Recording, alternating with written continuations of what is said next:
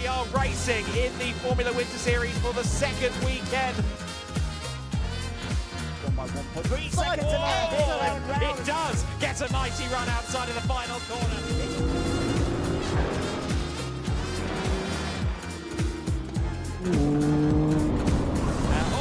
Danny Sufi loses it into the first corner.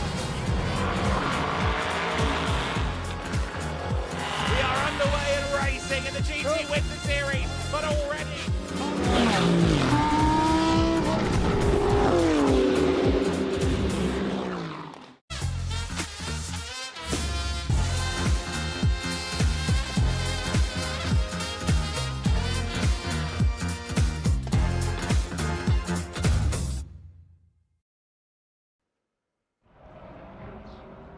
Last year, Gedlich Racing started a new project to go endurance racing with the 6 hours of Portimão and the 6 hours of Barcelona. Barcelona will be back in 2027 per the plan, but for now, the 6 hours of Portimão is our endurance race for the year of 2026, and we welcome you to the second edition of the 6 hours of Portimão by Gedlich Racing. This is the Autodromo Internacional do Algarve. This is Sunday. These are, believe it or not, some of the better conditions we've seen for this grid so far this weekend. We are expecting a very compelling 6 hour race with some leading GT3 teams at the sharp end of the order and very strong Cup and GT4 entries to talk you through as well. Myself, Adam Weller, here in the commentary box once again with Andy McEwen. Izzy Browning is going to be down in the pits and, of course, on the grid in the build up to this race. Last year, we had a phenomenal run around this 4.665 kilometre circuit. There was nary a safety car in sight. Green flag running from the beginning until the end of the 6th hour of the race. Can we do the same in what are currently fairly tricky conditions around the circuit? 15 corners, of course, around this circuit, a lot of elevation change, a lot of technical sections, which means you do not want to be on the wrong tyre. And looking at the conditions out there at the moment, I don't know what the correct tyre is going to be in about 20 to 30 minutes time when we get this race underway properly. There's the forecast for the next few hours. We're not expecting rain for the first few hours of the race. There may be a little bit later on. The radar says there's a chance, but that it isn't as significant of a chance as in previous days where we frankly had to get the kayaks out. The AF Motorsport car you see there in the back of shot, the Uta Racing car, just 2 of the GT3 entries out there on the circuit for this one. And a bigger entry list than last year, of course, and not just a big entry list or a bigger entry list, but a really nice spread among the classes as well. There are going to be very few lonely cars out there on the circuit. That's the hope, isn't it? I mean, a lot of the attention, understandably, on the GT3 class, where we've got plenty of competition from that group of teams and drivers, and we saw in qualifying yesterday that it could be fairly unpredictable. Yes, Greystone GT had the most consistent run across the 3 sessions, but there are other teams that have drivers who are more than capable of taking the fight to them. So it's going to be a really interesting 6 hours, and that's just within the GT3 class. Then you look at GT4, where SR Motorsport took pole position, but WNS Motorsport, top GT4 racing team, NM with their Mercedes, and Razoon, who of course won this race with a GT3 Porsche a year ago, now entered into the GT4 category with a Porsche Cayman. That's a competitive little lineup. And then we've got 3 Cup 2 cars, the Porsche 992 GT3 Cup cars that need to be factored into this as well. It's going to be a really interesting race, some slightly quirky pit stop regulations, which we'll do our best to keep you abreast of as we go through the race, but hopefully an intriguing 6 hours ahead of us. I think we are in for a treat, Adam. Absolutely right. We've got some great drivers up in the sharp end of the order. Some who have done quite a lot of GT3 racing, some who are GT3 rookies. That is the case for the starting driver in the Attempto Racing 86 car, Ariel Levy, and I got to speak to him a couple of days ago here in the paddock. We're here with a GT3 newcomer in the form of Ariel Levy of Attempto Racing. You've had some great success in Porsche Cup in Germany and in Super Cup as well, but this is kind of a new adventure, and how's it feeling so far? Yeah, it's feeling great. I'm really enjoying the higher level of downforce. It's a really great track to be in as well. And super excited to start my GT3 career. And of course in the Audi R8 as well, which has that glorious engine sound and has been developed now for over a decade, this model. It must feel like a really well-sorted piece of equipment. Yeah, sure, this car is really great to drive. In general, I also really enjoy the way it sounds, like you said, and also the layout of this car is really fun to drive. And yeah, I'm really looking forward to perfect it during the weekend. Getting the opportunity as well, of course, to share with Carrie and with Florian and a team like Attempto have done so many years with this car. I guess there's a lot of data around, data and knowledge to learn from.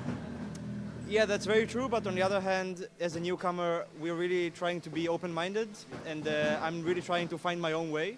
And so, of course, there's the data, but I'm also looking for my own answers. Okay. And Porsche Cup, of course, really competitive racing, a lot of wheel-to-wheel action, but fairly short races. Are you relishing the opportunity to do a 6-hour endurance? Well, of course, I'm really excited about such a long race. I've never done something like this before, and I guess it's also a different mindset, and yeah, let's see how it is in the weekend. And quite a competitive field as well. Quite a few of those driver lineups look strong. For you, what's your goal? Is it victory? Is it a podium? To be honest, as it is my first race, the first thing would be to prove myself that I can do it, which means that I really want to be on pole position tomorrow in qualifying. But yeah, then of course I would like to win as well, and I will do my best, and let's see what we can do. I like it. Pole position as a goal first time out is very bold, and I rate that. That's a great mentality. I look forward to seeing how you do out there on the circuit, and thank you for coming to the paddock. Yeah, thank you guys for having me here. So then the cars are down there on the grid at the moment. You see there towards the rear of the field some of the Cup 2 Porsches, of which we've got a quartet on the grid. Ditto the GT4s as well, 4 cars on that grid as well. 18 cars set to take the start. We were due over 20 initially, a couple of pullouts in the last 10 days or so, but still a really competitive order throughout the field. Jaden Kelly, the number 44 Greystone GT car, he will be starting that machine. He will be on pole position for this race. And Andy, we spoke quite a lot over the course of the last few days about where our heads were at from a favourites perspective. And Greystone will be up there. We understand that Izzy is ready down on the grid, so let's go down to the ground and see what's going on as we get ready for the 6-hour. Yeah, welcome down to the grid for the first time today. I have to, of course, start with our pole sitters in the Greystone McLaren. Louis and Zach alongside me. Jaden will be starting the race, so he is in the car. Louis, how much are you looking forward to this challenge today? Really looking forward to it. I mean, the start looks a bit tricky because it's, I think, drawing conditions, but really looking forward to jump back in the car later on during the day and hopefully have a bit of dry running. Yeah, we hope so. We hope the rain holds off. Zach, I mean, Jaden will be taking the start. How difficult is it, especially in these conditions that Louis just said, to kind of balance that risk and reward? Well, it all depends what happens into turn 1. Depends what everybody does there. But I believe Jaden will be able to get round, and in clean air should be able to go. So fingers crossed that happens, and good luck to him.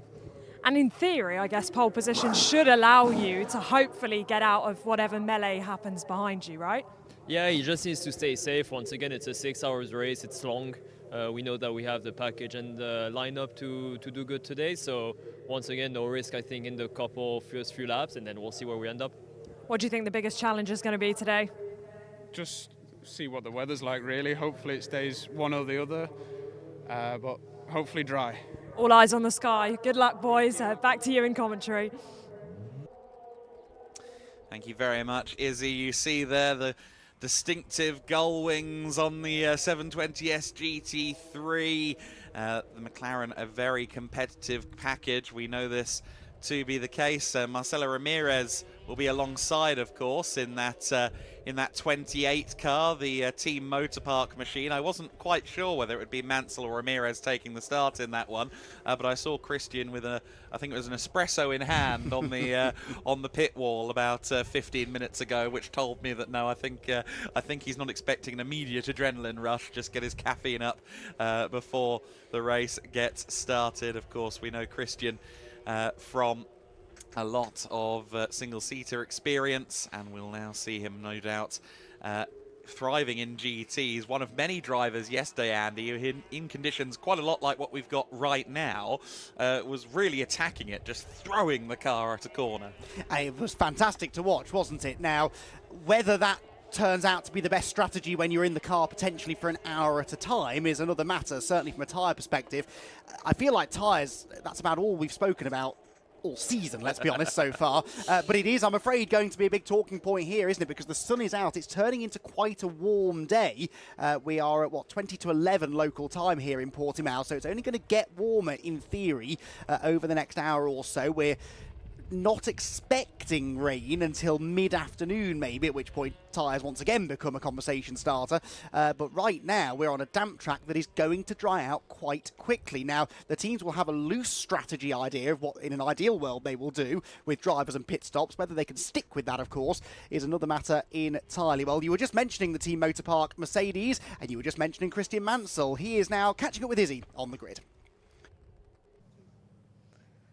He is indeed. Christian, I mean, you had a great smile on your face yesterday. You looked like you were really enjoying that qualifying session. Yeah, no, it was really good. I was really happy to be out there, and the car feels good, I feel good, and hopefully Marcelo and I can have a good day today. Well, you have taken, of course, a year out of racing. How excited are you to be back behind the wheel? Genuinely, I'm over the moon. I mean, having like the nerves today is like the best feeling in the world. I've missed it so much. It sounds silly, but I'm so happy to be racing. Well, it looks like you've taken to GT3 like a duck to water. I mean, a fantastic qualifying session. You've raced with Marcelo before in the 24 hours a few weeks ago. 6 hours, obviously a different challenge. What are you expecting today? Honestly, that's the thing. I don't know. This is my first time at Portimão, and I'm really enjoying the circuit. It is genuinely like nothing I've ever driven before. But yeah, I mean, what to expect today is, honestly, it's up in the air. Certainly is. So first time here, what are the challenges of this circuit? I mean, it's so up and down, so roller coaster like. Genuinely bang on. It is like a roller coaster. I mean, the first laps that I did, I kind of didn't realize just how much there was. Like, obviously I did some laps on the sim, tried to get prepared, but it just doesn't do it justice. It's so hilly. It really is. I mean, how mentally demanding is that? Not only physically, but also for long stints as well. That's got to be pretty taxing. It is, but I think because this circuit is so unique in how up and down it is, it's, I can only kind of compare it to Spa and places like that. It kind of does keep you mentally checked in because there's quite a bit going on. So you don't tend to zone out like in the places like 24 Hours of Dubai when it's so long and quite flat, relatively speaking, to here. You do find yourself quite able to dial in. And for Marcelo here at the start, I mean, yes, you're on the front row, but we know that kind of anything can happen. How much does he need to stay out of trouble at the beginning? Honestly, I think that's the most important thing, and what I have learnt in GT racing. Obviously, in Formula racing, it's not won on the first corner in the first lap, but, all these talks about, we can, take it easy on the first. It's like, it's all foreign to me because I'm the kind of person to just go flat out from the beginning, but it's having to learn a couple of new things, and that's why we're here. Yeah, it certainly can't be won on the first lap, but it can be lost on the first lap, and the Motor Park team will certainly be hoping that is not the case for them today. Great to hear and see Christian Mansell there. Christian, who I've known for, 5 years at this point, really great driver. Took a year out last year, of course, from competition in motorsport and is now transitioning over to the world of GT racing and has been taking to it very well indeed. Looking further down the field then at the Cup 2 class, one of the big stories for us in qualifying, Andy, was the sort of giant killing performance Velemar Motorsport. Leandro Martins and Dieter Schweppes 6th overall in the session and therefore on this grid, outpacing not just the Cup 2 rivals but some of the GT3s as well. And in wet conditions, that's quite impressive, isn't it? A GT3 car is a bit more user-friendly, I think, in those conditions, but they were both really on it, and very impressive performance. Of course, it was the average lap time across all 3 sessions that counted towards the grid, so they weren't just quick for a lap, they were quick over the entirety of the qualifying format, and that's why they ended up in 6th position and quite comfortably clear of LMR Motorsports number 27 car, which is the second fastest of the 4 Cup 2 entries this weekend. We've got the 77 car for Team Steiner Racing and the X Racing number 19 machine, so 4 cars in that class. It should be a reasonably competitive battle for the podium places, but the 911 car certainly yesterday at least seemed to have a fairly clear pace advantage. No, exactly right. Leandro Martins, of course, very quick in his own right, and one of those people you sometimes have to remind yourself, oh wait, Dieter's his driver coach. he's not a pro driver. The two of them pretty comparable often in terms of performance. Dieter Schweppes has done a good job with him, as he's done with many drivers in the Wind Series paddock over a lot of years.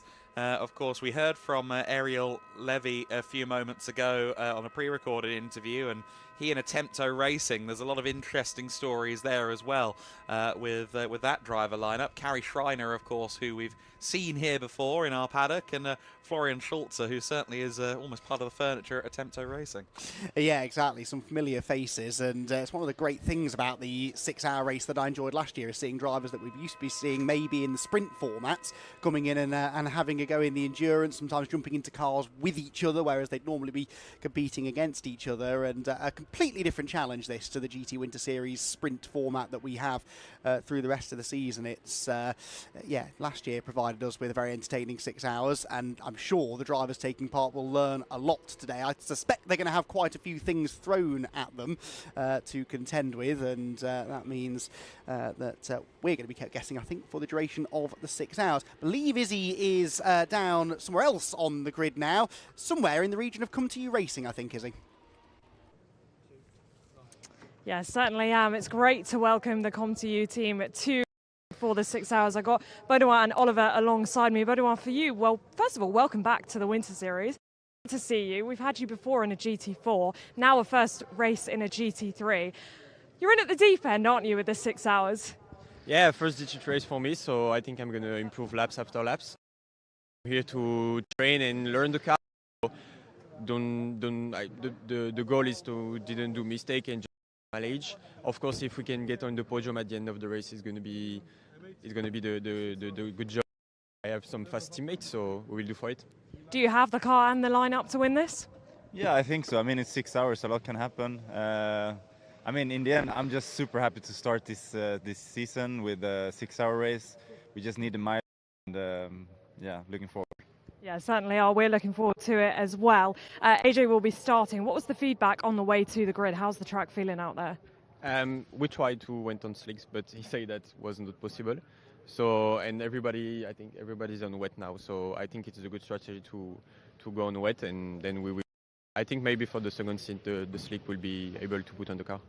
Yeah, it's tricky tricky for this track to dry up. It often takes a long time, but very best of luck, guys. And most important thing, enjoy it out there. Guys, back to you.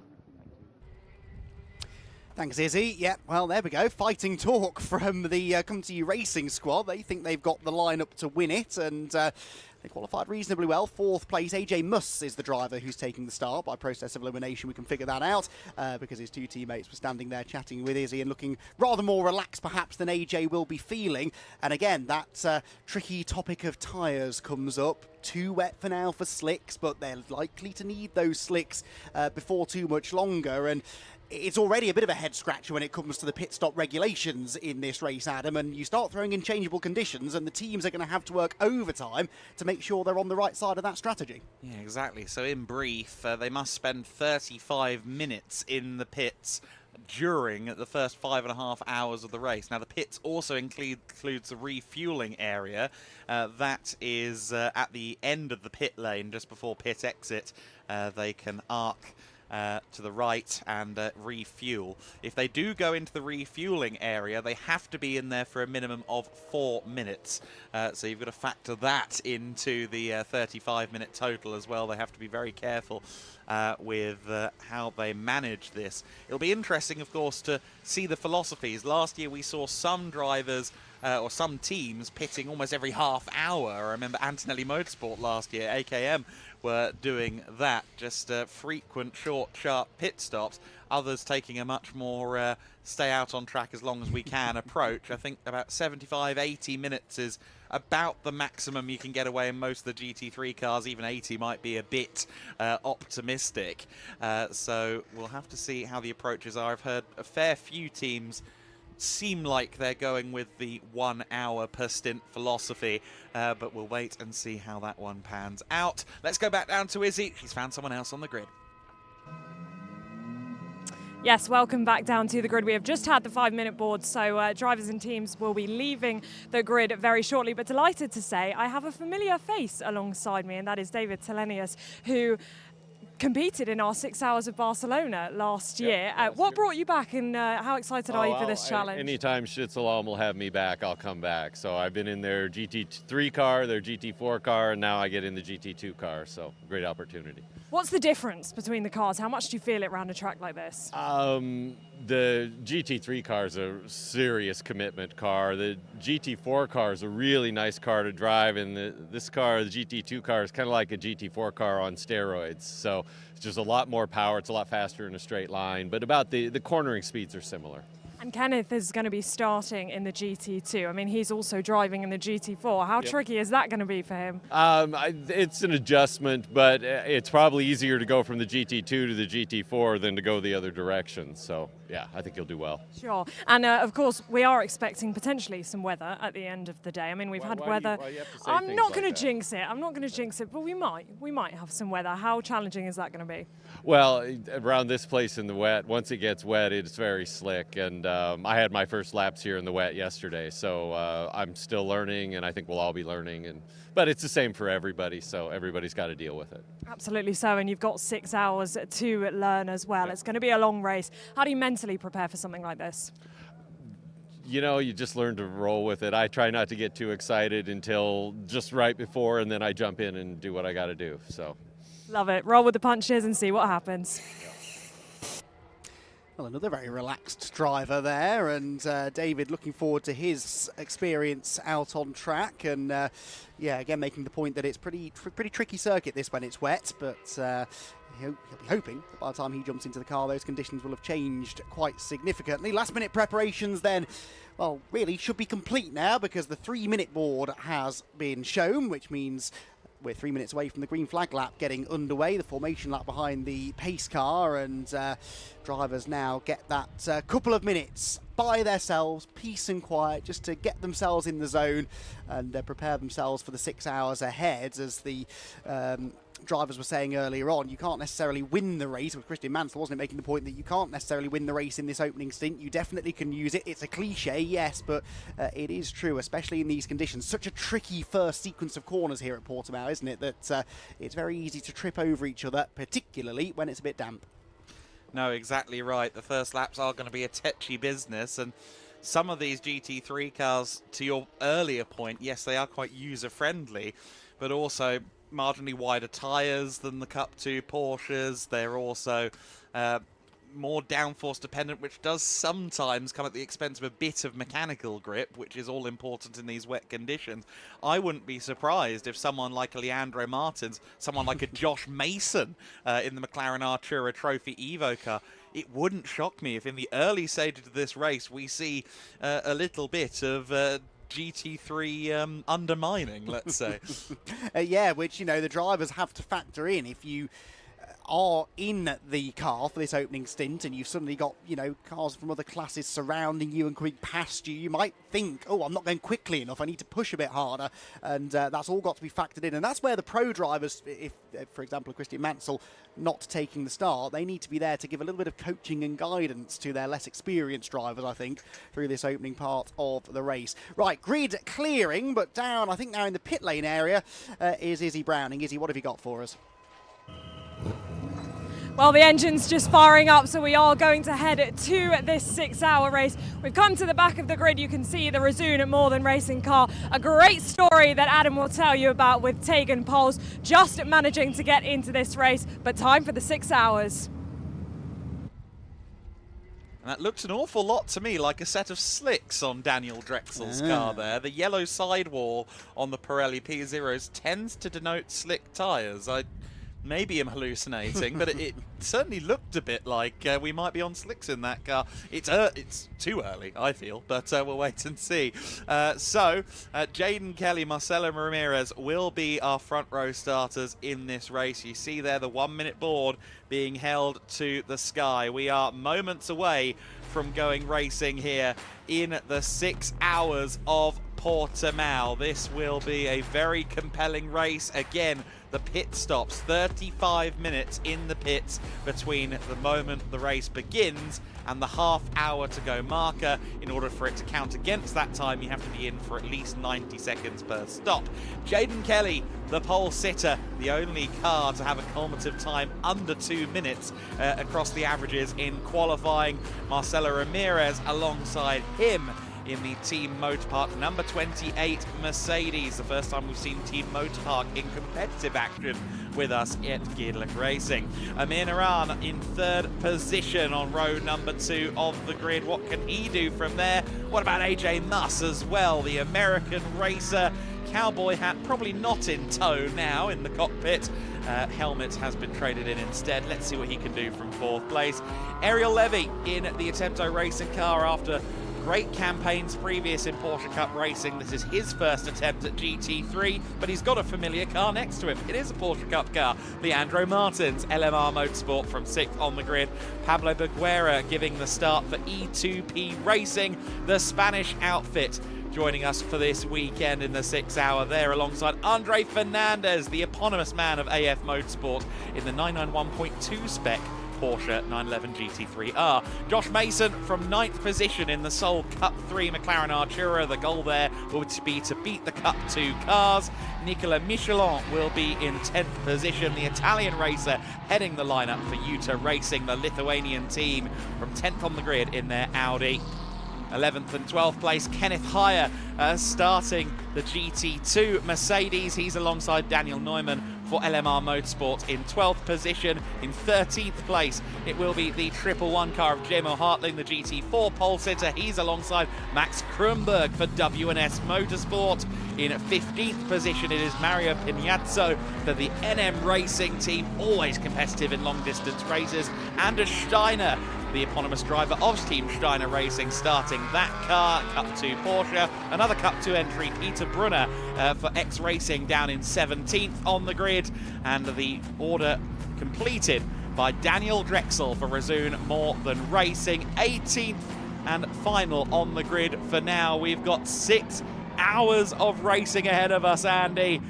The first lap does not decide it, but I think we are going to have an interesting one. It will be a battle of survival, I think, this first lap, particularly for the 3 cars that it's been reported are starting on slick tyres. You mentioned the Resume Porsche, that is confirmed on slicks, as are both of the SR Motorsport cars. So Kenneth Heyer, number 11, Jemo Hartling, 111, all confirmed on slick tyres. Bold, ambitious, but sometimes that's what you need in a 6 hour race. Last year here at Portimão, it was the first ever Gedlich Racing endurance event.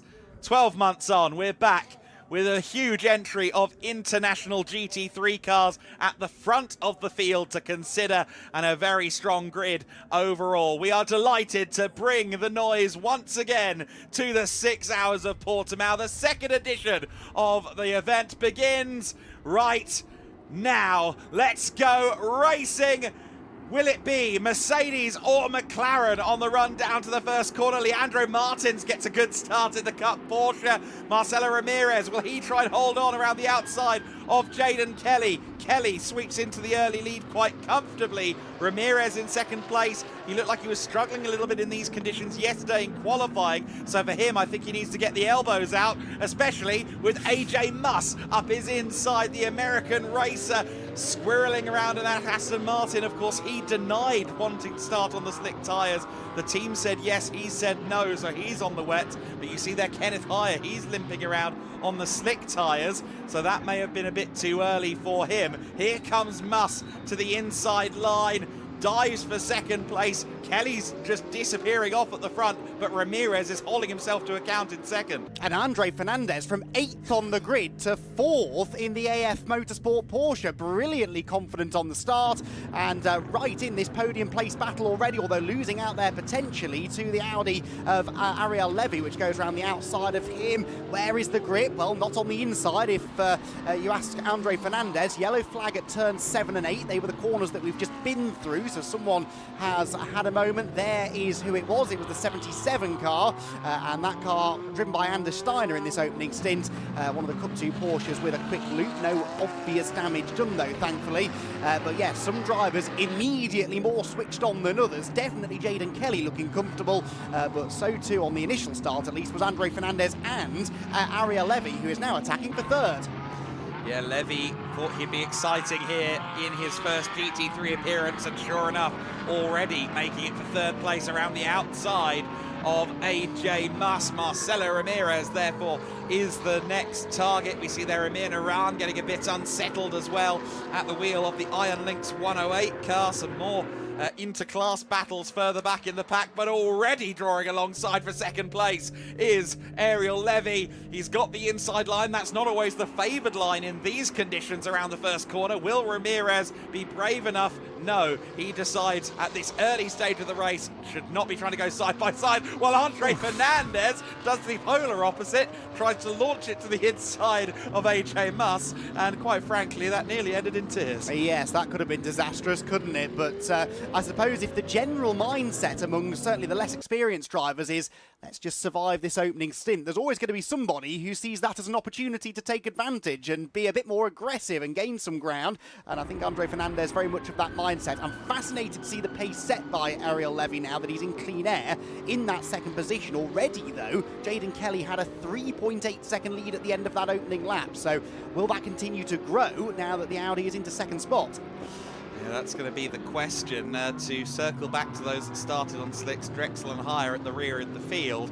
Jamar Hartling also dropping from GT4 lead to GT4 third place, so it's definitely not slick tyre weather yet, but they're looking 10 to 15 minutes in the future. It's going to be about survival until that point. And of course, if they can stay at least somewhere in the ballpark with their wet-shod compatriots, at the very least, they might be able to leapfrog due to not making a pit stop. Yes, that's exactly the thing, isn't it? You're not necessarily going to be the quickest car for the first few laps, but once it dries out, that crossover point can come quite quickly, and it's often very dramatic, the advantage that you then have from being on a slick tyre. So, yeah, I think those on slicks, it's short-term pain for, they hope, long-term gain.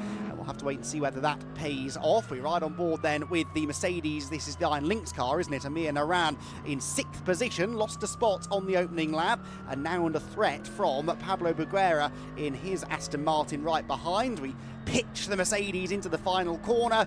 Wide line still on the wet tyres, hunting for the grip and trying to carry that momentum out onto the main straight.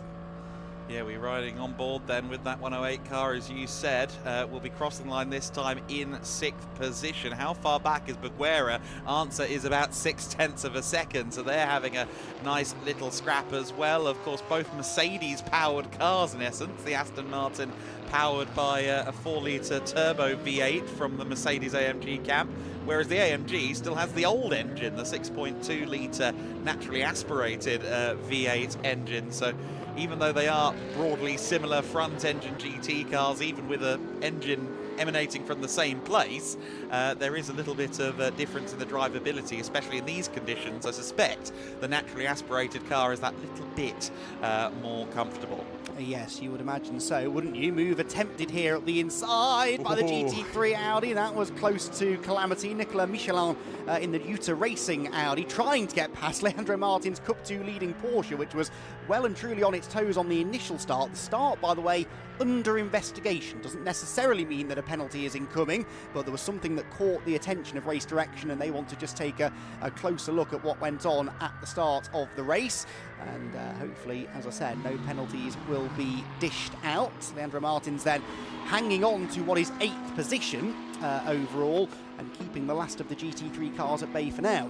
Andre Fernandez is listed as having not come across the line, or at least he's not been registered finishing the lap, but he is going through the sector split, so I think maybe the transponder is a little bit wary away side on that car, as we see now Beguera getting to the inside of Amir Naran. So Naran, who has experience of this car with a previous team with Get Speed, now moving into Iron Lynx ahead of what's touted to be a European Le Mans Series campaign, getting to grips with the car in these tricky conditions. But Beguera, who's done a lot of seat time in that Aston Martin with the experience advantage within these conditions, also becomes a pace advantage a lot of the time. It looked like the Comtoyou Racing car was going to shuffle by as well, the Cup 2 leading Porsche, Leandro Martins. Of course, Nicolas Michelin, a regular at Comtoyou Racing. He was part of the lineup that finished 3rd at the 24 Hours of Barcelona last year, so he knows a thing or two about getting through an endurance race with the Audi. Didn't actually get past Martins in the end, and is in fact now under threat from Daniel Neumann in the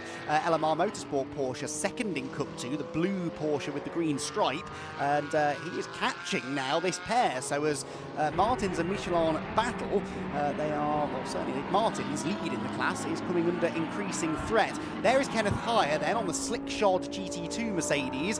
What of the other slick-shod cars? Well, the leading of those cars is still Jamer Hartling, as Kenneth Heyer demonstrates why these slick-shod cars are not going that quickly for now. Jamer Hartling at 2:13, he's about 5 seconds a lap off front-running GT4 pace, so we're not there yet, are we? And Drexel just did a 2:19 to that point as well. The Mercedes, the most powerful car here, well over 650 brake horsepower under Kenneth Heyer's right foot, and negative levels of grip. That's a very difficult combination, and it's not going to be long before the leaders are right there with him, so he's going to have to effectively discipline himself here, just keep the wheel as straight as he possibly can, keep the car as checked as he possibly can, as the likes of Jaden Kelly and Ariel Levy arrive on his bumper.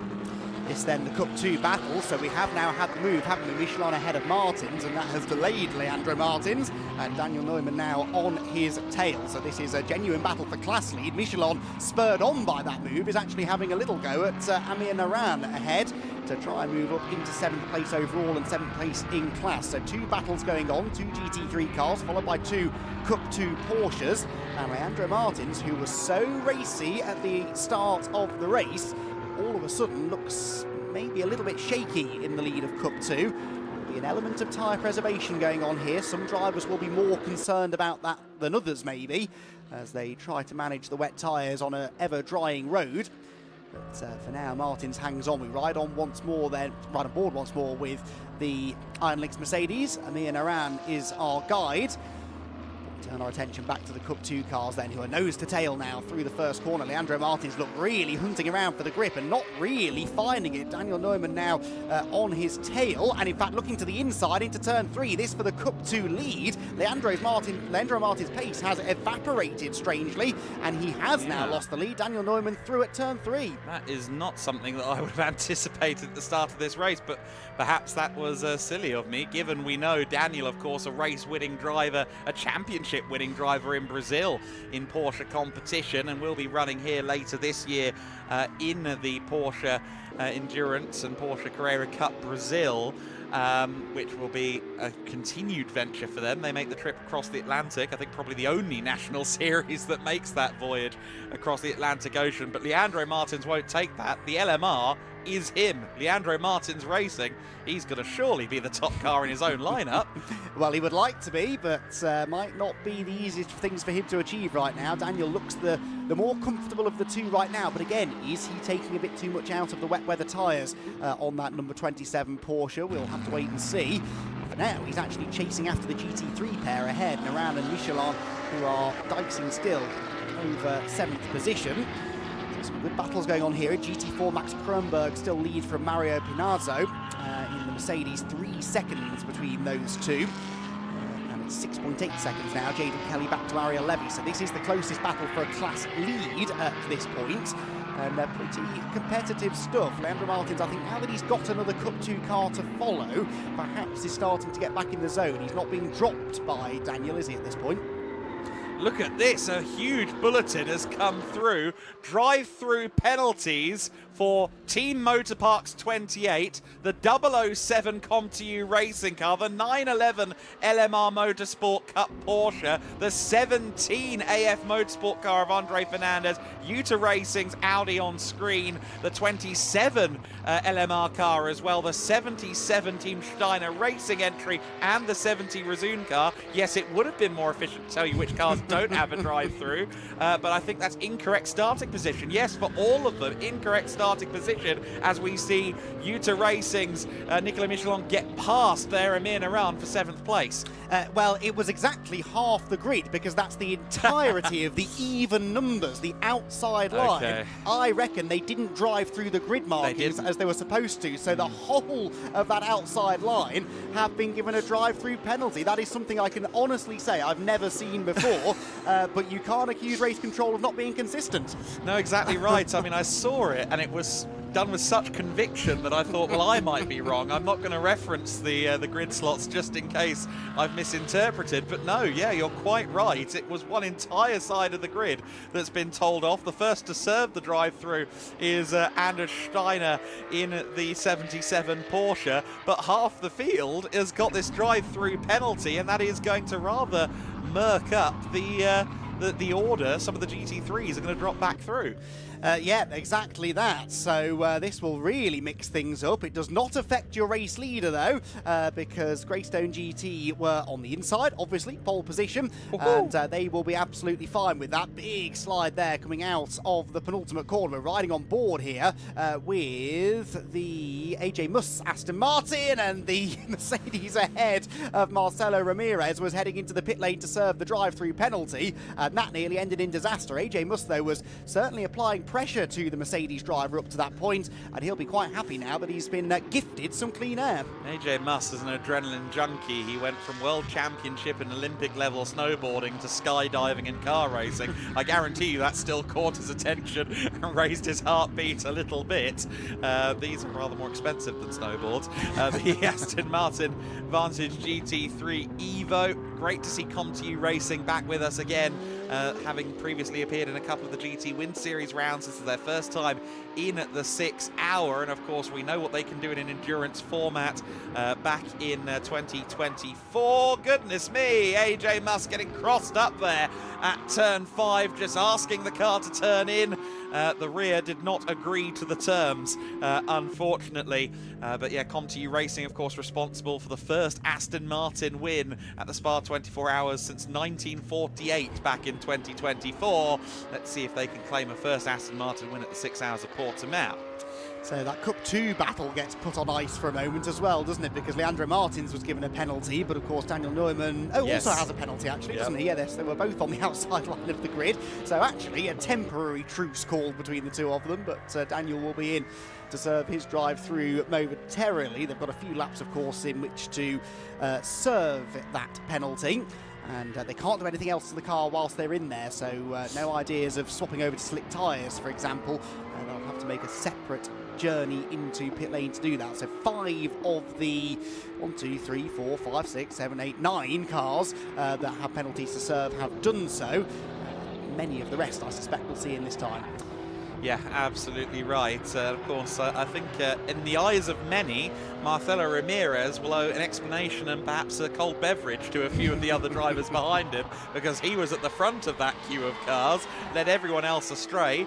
Yes, they do have their own, their own autonomy. They could have followed the rules, but they all followed the Marcelo Ramirez car, and we hopefully see the last 3 cars who are being reminded of their drive-through penalties through the lane before long. AJ Muss, I think, yes, has already started another lap, so he's yet to head to the pit lane, but him, the Utah car and the 27 LMR machine still owing us a drive-through, although Utah is in right now, so they are handling it.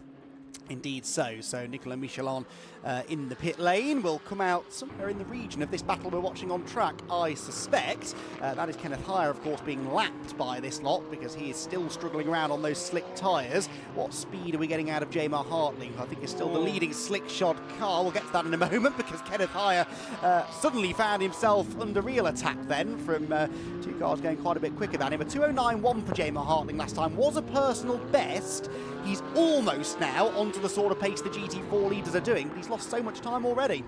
And here's the X-Racing car in a spin. That's the Cup 2 third place car at the moment, Peter Brunner, having a moment. The X-Racing team back with us for the first time with a Cup car. We saw them previously in a Cayman, although they do know the car well, so they can't use that as an explanation for that moment for Brunner. Indeed not. So Michelin then begins the recovery drive in the Audi, the Utah Racing car, and of course this is all for position now because he is having to fight his way back through. There's your GT4 leader, Max Kronberg, the WNS Motorsport Porsche, and that car, which was not the fastest in qualifying, was second quickest of the GT4s, but finding itself now in a really good position, 4.1 seconds clear of the rest of the GT4 field, whilst it's a 10.5 second lead near enough now for Jaden Kelly over Ariel Levy in second. Levy is only a few tenths of a second a lap slower than the race leader, but that is still slower, and the gap is still growing. Yeah, Jaden Kelly has a bit more seat time in the GT3, but not wildly so. Jaden's just been really showing out all weekend long, although of course, as we alluded to in qualifying yesterday, he was with us in the GT4 Winter Series at Portimão 3 weeks ago. So cumulative time around this track since New Year is probably over a day over the course of about 6 weeks for Jaden Kelly. He's been very busy around this circuit. AJ Muss has now served his drive-through penalty. Daniel Neumann is doing so as well. So they will now have a clean slate, no drive-throughs on the board.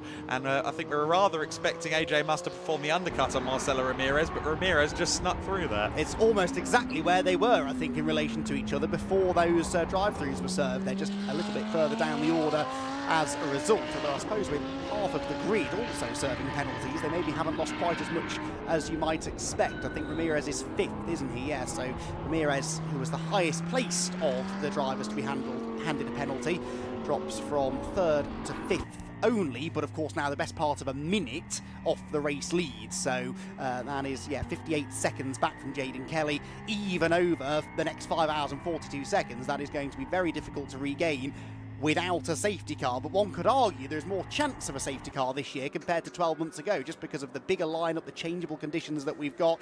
So you never know, you're not out of it yet. In endurance racing like this, it's really all about staying on the lead lap, isn't it, and sort of hoping that something goes your way safety car wise.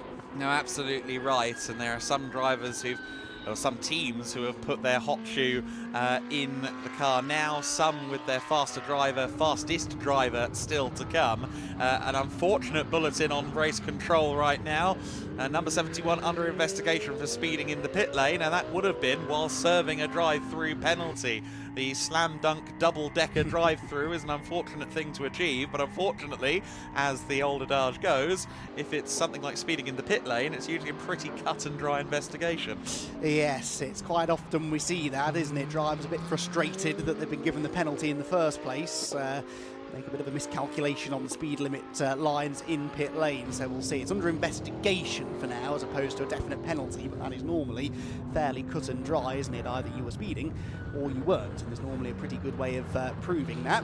Ariel Levy here then in the Comtoyou Racing Audi, continuing on his way, continuing to pump in personal best lap times. Now interestingly, Jaden Kelly on the previous lap did, I think, the first sub 2 minute lap of the race, a 1:59.3, so we're getting down towards some of the quicker times. I think a 58 was the fastest time from qualifying yesterday.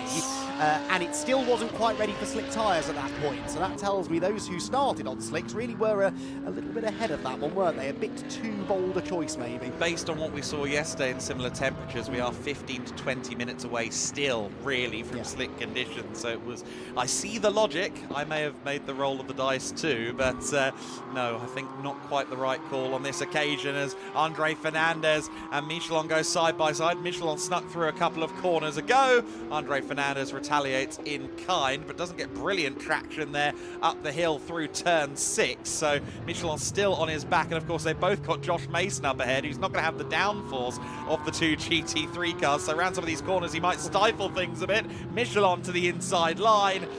Does he have the traction on the inside? No, not in these conditions. It's still not forthcoming. Fernandez and Michelin still side by side. Thankfully they don't go too wide through the sweeper at turn 9. And Andre Fernandez moves up to 8th position once again. Mason proving to be the cork in the bottle here in an interesting 3-car battle. Michelin sweeps around the outside. They are going to try and go side by side through 12. Michelin thinks better of it. Well, a move is coming, I think, isn't it? They both want to get past this McLaren as quickly as possible. Fernandez, I think, was in the process of doing so, and now, Josh Mason, very sensibly, I think, gets himself out of that situation, but that almost worked to the favour of Michelin. Twice there, he tried to use the McLaren as a bit of a pick and trap Fernandez behind it, but just wasn't quite able to make the move stick. Now they've both gone through. It's going to be even more difficult, I suspect, for the Audi driver to make the move stick. Didn't really get through the final corner as well as Fernandez did either, so the gap just grows slightly between them. The next car ahead is the Resoon More Than Racing Porsche of Daniel Drexel, still sort of struggling around on those slick tyres. J-Mo Hartling, though, interestingly, did 2:06 last time. J-Mo is now quicker than the GT4 leader Max Kronberg by a fair amount, about a second quicker that time. So we might have actually reached that crossover a bit sooner than we thought. Okay, interesting stuff. J-Mo, I imagine, probably hanging it out there, trying to find that lap time in these conditions where it's visibly still greasy. We just saw again the ongoing exchanges between Fernandez and Michelin. Fernandez refusing to give up. He's just not that kind of guy when there's a wheel-to-wheel battle to be had. For now, it looks like Michelin has just about covered off the threat, but Andre looms in the mirror still. Indeed so that's move made for now. We'll see whether he can make it stick. Should have the pace, I think, now in clean air to get away. Tell you what, though, if I were a team manager, I'd be watching the bottom end of that timing screen with some interest. J-Mo Hartling's next lap at 2:05.3 was 2.5 seconds quicker than the GT4 leader. So who's feeling bold, who's feeling brave, and who wants to try and get on the slicks? If you've had to serve a drive-through penalty already, this could be your opportunity to buy back a fair chunk of that time you've lost. Yes, exactly right. We saw there a little bit of a hesitant turn into turn 12. Well, really a turn in that never happened. It was at turn 13 as well. Goodness me, Aaron Mudd. AJ with a bit of a spin or a bit of a slide there coming out of turn 14. But you can see just how hard both parties are now finding it on wet tyres that are probably starting to now build temperature they are not designed to deal with. The slick shod runners are starting to find the track in their favour. Oh, and the Aston Martin really performing well in a straight line there. AJ Must closed right in on Ramirez down the main straight, but Marcelo keeps the Team Motor Park Mercedes ahead for now.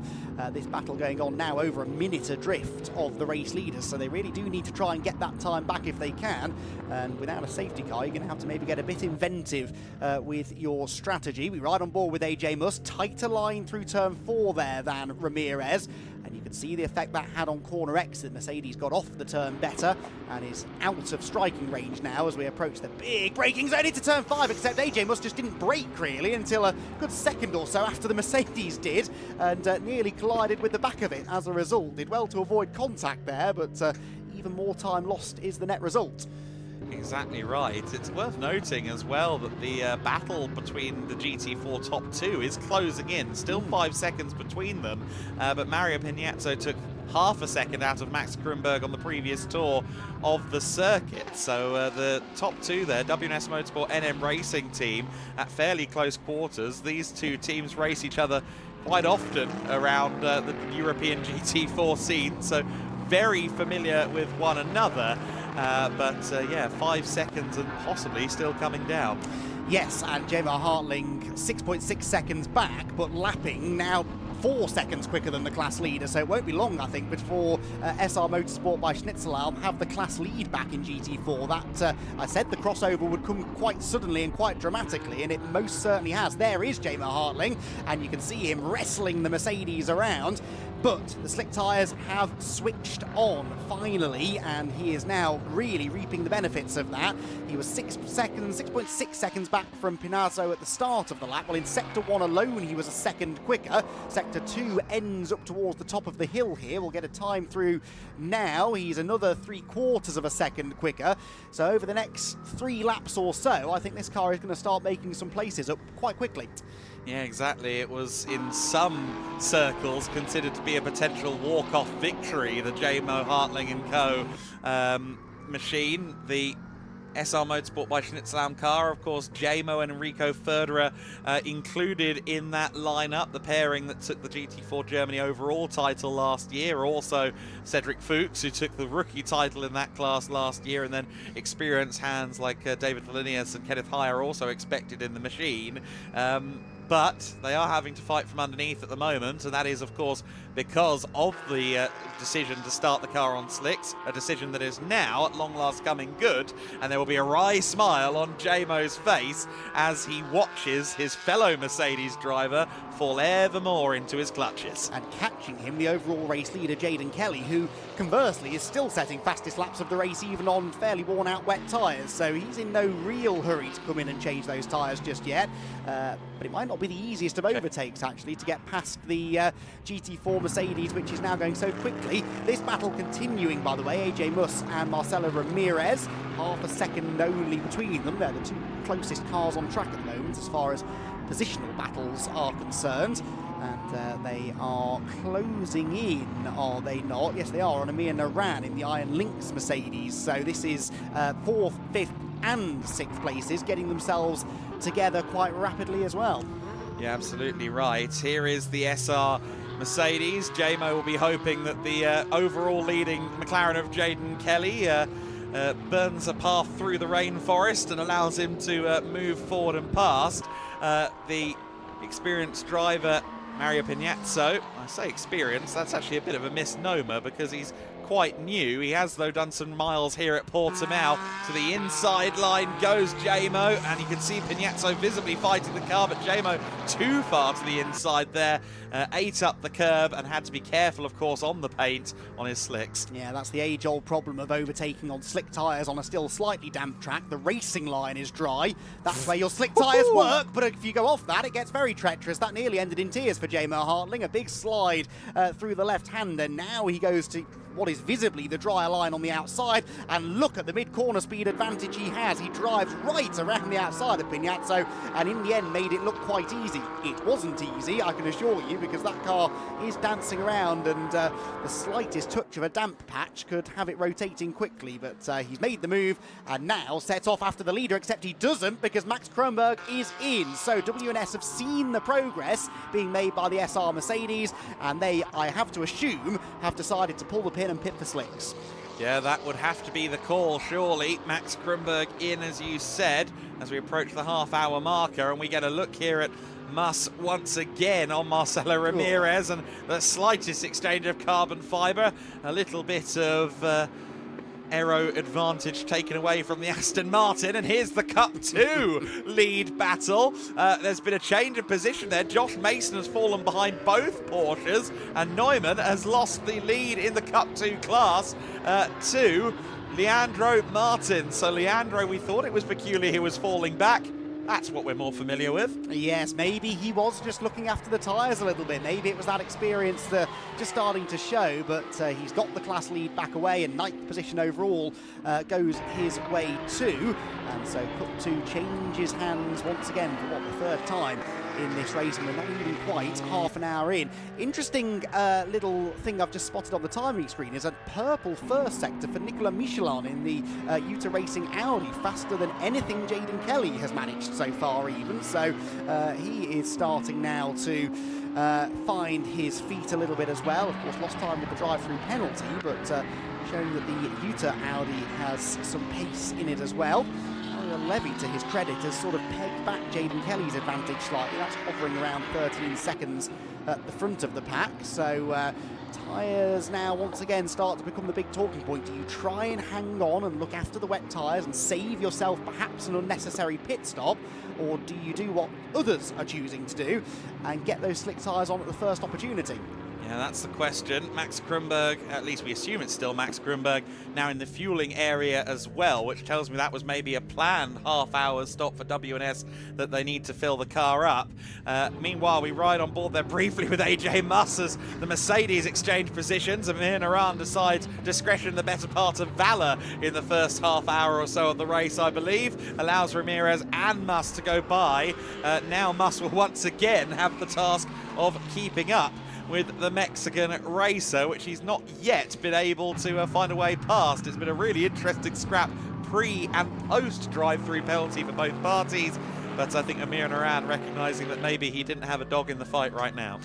Yeah, two very, very evenly matched drivers here in evenly matched cars as well, as we said, similar in design, and really nothing to choose between the two of them. And yeah, the Aston Martin driver AJ Muss just struggling to find a way past this motor park car, which we expect to fly in the hands of Christian Mansell, of course, afterwards. Marcelo Ramirez, in fairness, is doing a good job, and had it not been for the penalty, would have been keeping pace with the podium runners, but yeah, has now given Christian a bit of a job to do, I think, when he jumps in the car a little later on.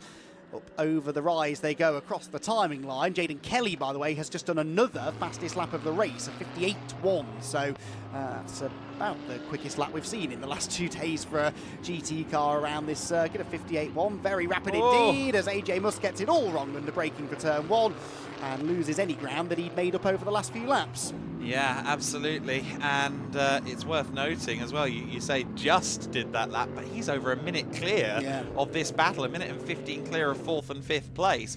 Of course, if he is able to, before end of his stint, possibly trap a majority of the GT3 class down a lap, that could be really advantageous going forward.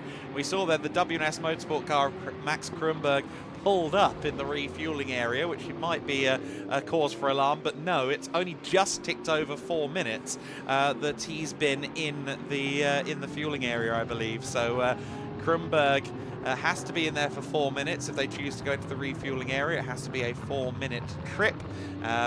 And there will be another trip to pit lane for Utah Racing. Unfortunately, Nicolas Michelin confirmed to have been speeding in pit lane during the previous drive-through, so they've racked up another.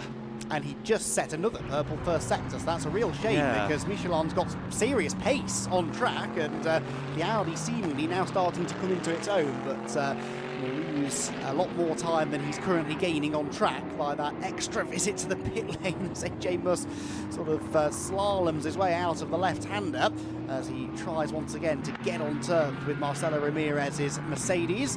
This, I remind you, the battle for 4th position.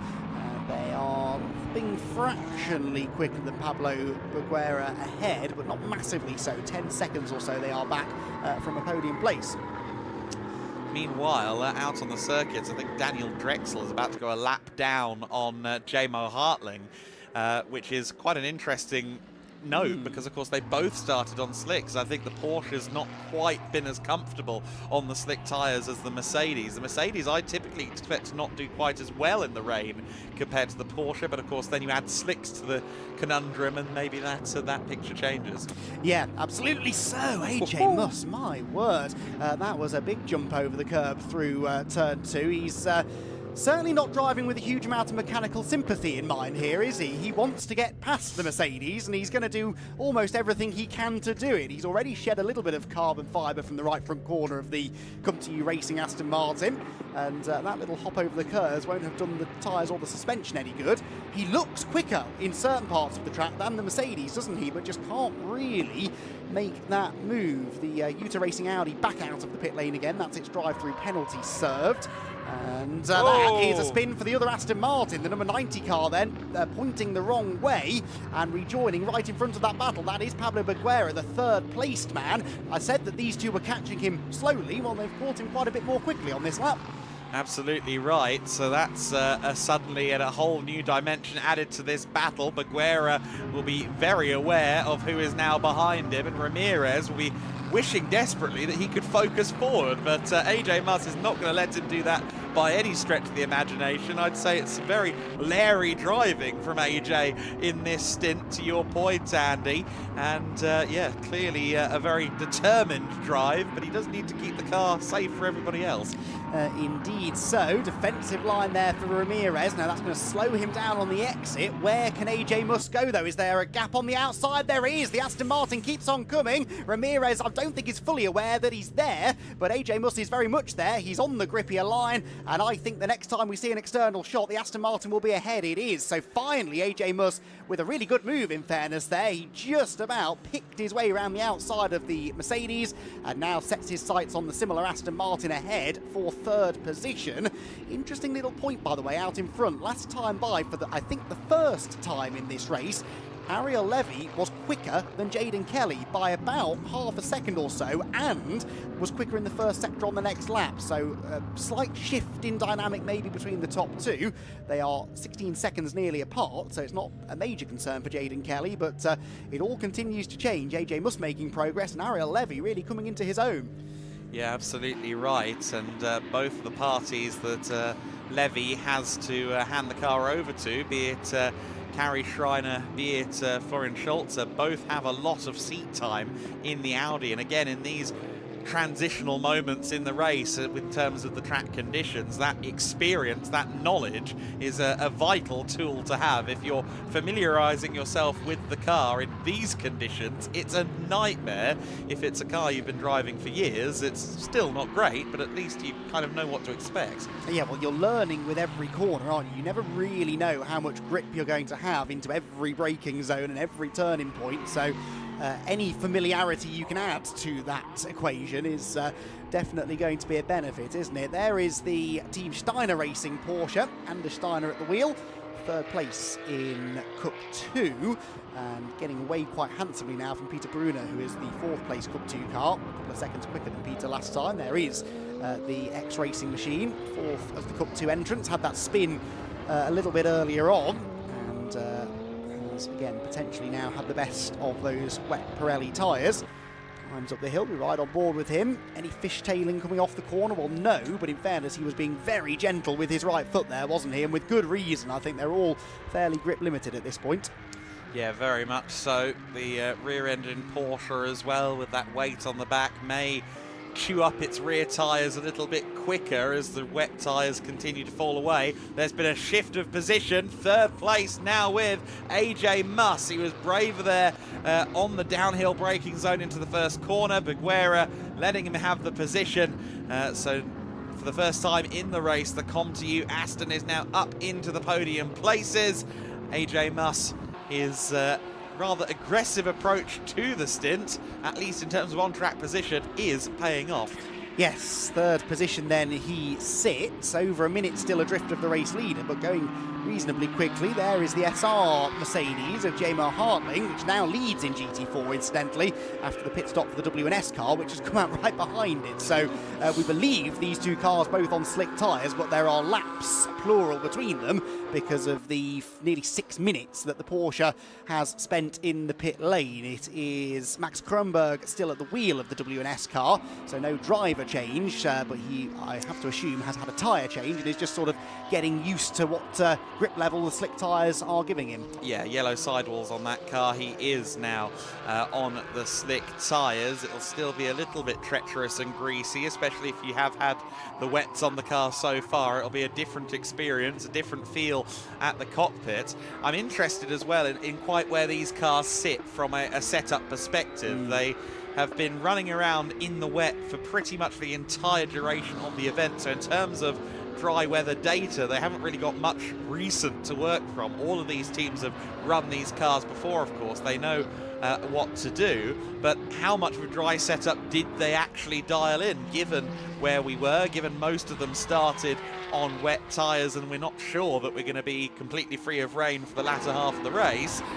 I'm very intrigued. I think once we do get to full dry conditions, the dynamic of the race will shift. Well, that was the point really I was about to make, because what setup do you go for? Yeah. Do you plan for the dry? We expect maybe 2-3 hours optimistically of full dry running, or do you bank on there being more rain at the end? It's a 6-hour race. You can't just focus on what the conditions are like when you roll the cars out to the grid.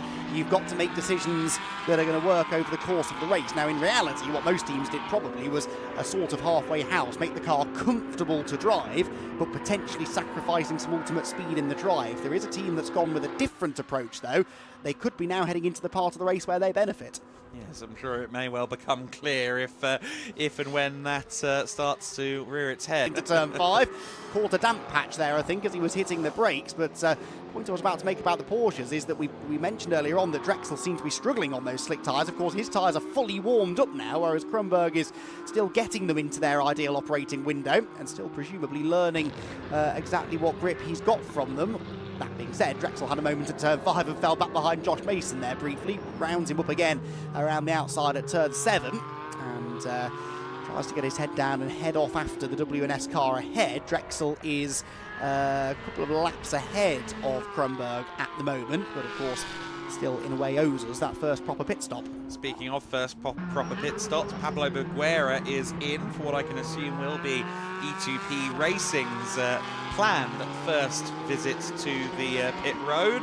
I imagine that they'll probably switch out for a driver as well. I wonder if Oliver Campos may get his first opportunity. We're speaking to Oliver in the build to this weekend, and of course we saw him last year racing in Creventic with E2P, but prior to that he'd taken a 7-year hiatus away from racing, moved outside of Europe as well, came back a couple of years ago and wanted to get right back into the saddle, and he did so with E2P Racing, a team that he was racing with as far back as 2008, running in the Spanish GT Championship, so a long partnership that's been reignited in recent times, and he's joined up with Boguera and Sonero, who have been driving together for a number of years. Before Campos re-emerged on the scene, they were driving with Javier Morfillo, who's one of the bigwigs, team manager down there at E2P Racing.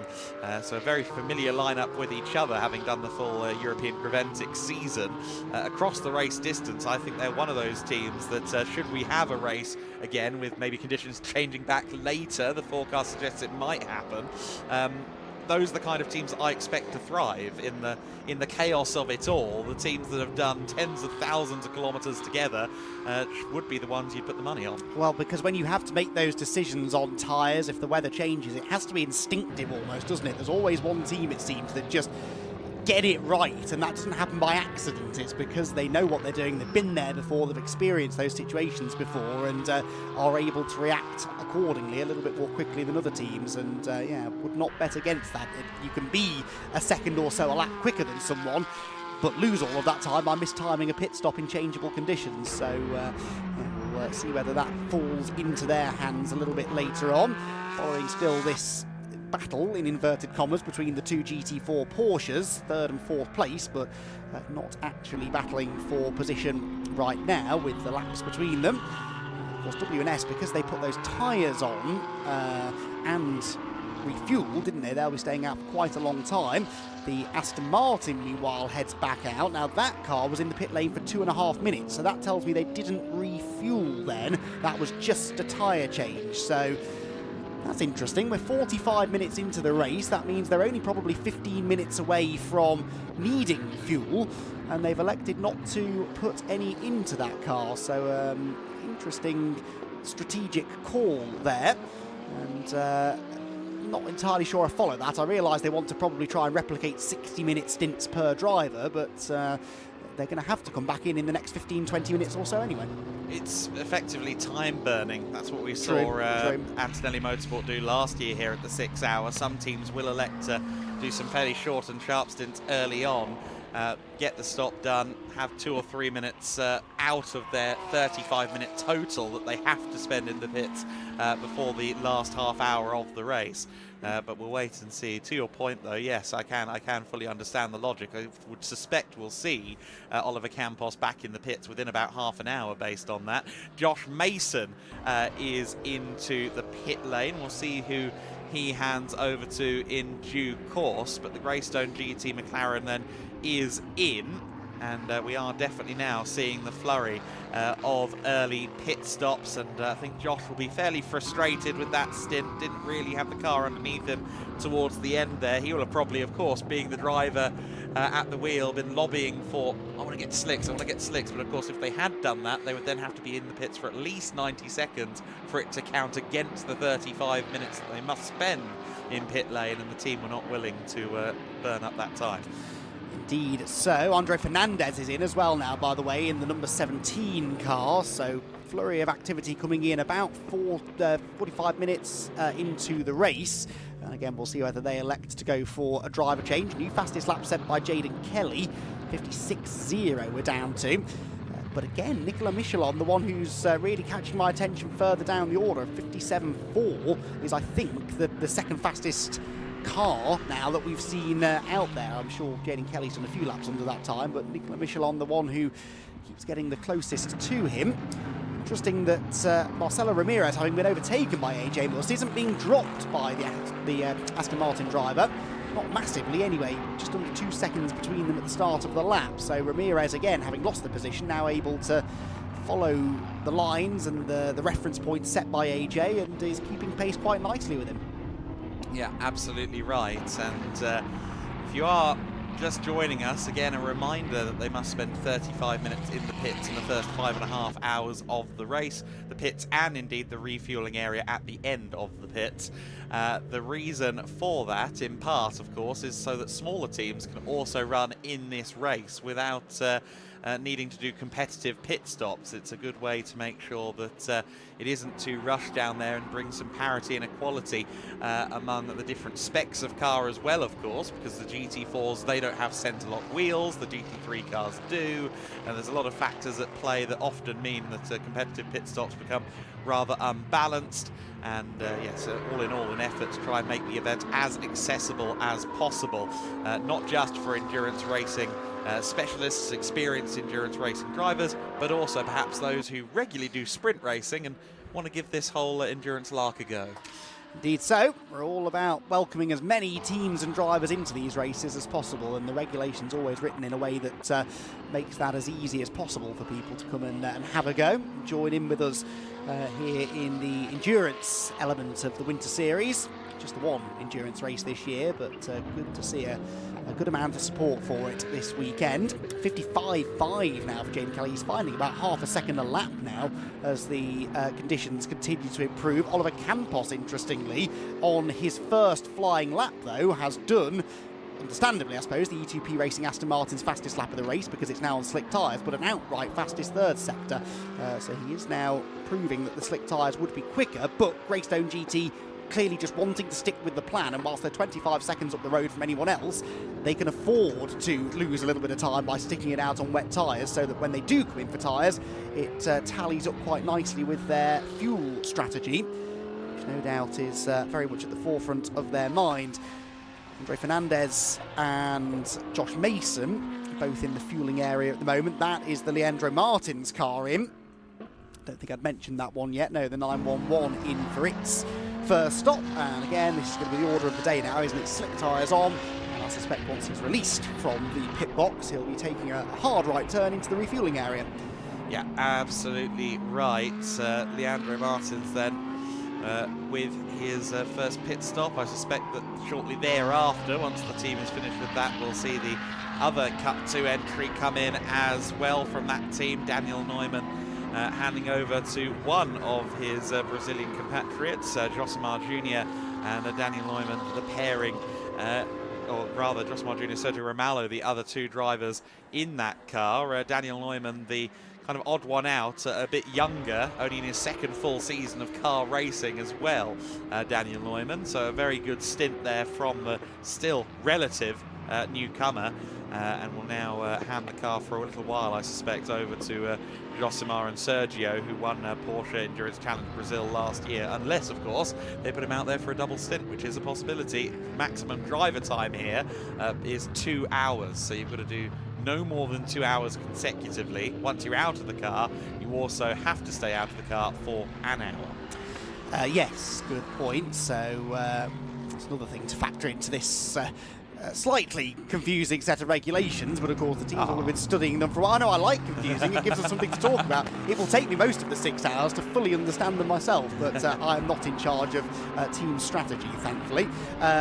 Interestingly, Leandro Martins did not refuel. He changed tyres and went straight back out on track. So again, burning up some of those 35 minutes needed to be spent in the pit lane. We have, by the way, a new fastest lap of the race, and for the first time this morning, just about still, it has not been set by Jaden Kelly. It was set by Oliver Campos. So officially now, a slick tyre is quicker, 154.203, 6/10 quicker than the race leader. That car, remember, was running 5th, wasn't it, I think, before this opening cycle of pit stops began, and well over a minute adrift of the lead. So it'll be interesting to see how much time they can buy back now by being on the slick tyre for 10-15 minutes, maybe longer, than some of the front-running cars are. Through the first corner goes AJ Muss, and the Aston Martin driver, he's 1 minute and 8 seconds off the lead. And still only 1.5 seconds ahead of Marcelo Ramirez, so that gap just will not grow, will it? Marcelo doing a good job of hanging with him. So Jaden Kelly is in the pit lane. Yes, well spotted, sorry. Jaden Kelly is in, so the race leader then pits for the first time. So actually came in just as I was saying that they might stay out for a bit longer, and so Jaden Kelly with, what, 52 minutes more or less for the race complete is into the pit lane. And unless Ariel Levy decides to come in, which he didn't, he's gone through, he will now take over the race lead. So the Audi leads, and Jaden Kelly pits a little bit earlier maybe than we expected. I was rather preoccupied noting down X Racing's first pit stop time, and I wasn't sure if you just said that the leader had pitted, so I wanted to make sure. But yes, Jaden Kelly is in. We'll see whether that's a driver change. Again, one would suspect that is the case. Jaden, of course, with Zach Meakin waiting in the wings potentially, though they may also place Louis Pret into the car. Louis, the Monegasque racer who has his countryman in the form of Stefan Ortelli as his kind of driver, coach and mentor. Now, did it look to me as if Kelly had gone straight through to... No, there has been a service already on the car as they now bring it into the fueling area. So we'll see whether Jaden has stayed in. I would suspect, given it's been about 1 minute and 18 seconds since the car came in, maybe they've kept Jaden in the car. Meanwhile, at the opposite side of the Greystone garage, Josh Mason has caught up with Izzy after his first stint of the race.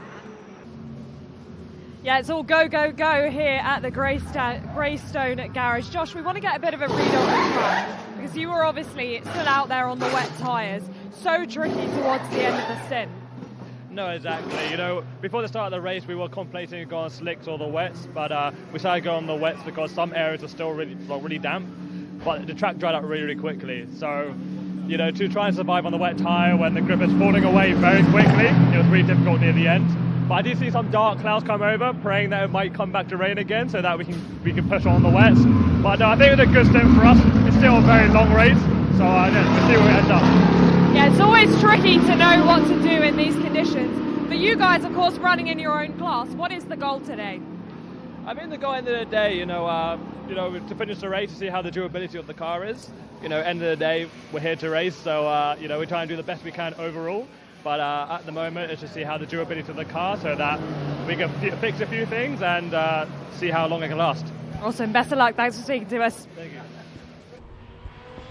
Well, there we go. Josh handing the car over. So now it is Hugo back at the wheel, who we've seen this year already with us in the Gedlich Racing paddock in the GT4 Winter Series, now driving the Artura version, the trophy version of the Artura, I should say, which is effectively based on the GT4, but with quite a bit more power and some slightly more advanced aero as well. That's not a new steed for Hugo Back. I believe he's done a little bit in this trophy spec car before. Of course, he's also driven in Lamborghini Super Trofeo, which is kind of a similar principle, high power and less downforce than a GT3. We're just watching there the 17 car go past the McLaren, now in the hands of Angelo Fontana. So Andre Fernandez has passed the car over to another AF. Indeed so. That's fitting, isn't it, for that team? And yeah, across the line he will go. I've been monitoring the pace set by Oliver Campos, a 150.9 last time by.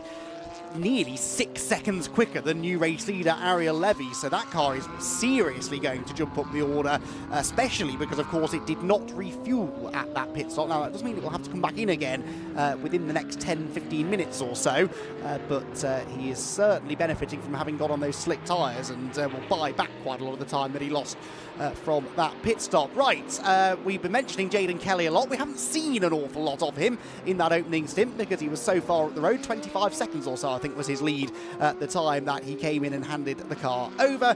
We do get to see him now because Izzy Browning has found him down in the pit lane.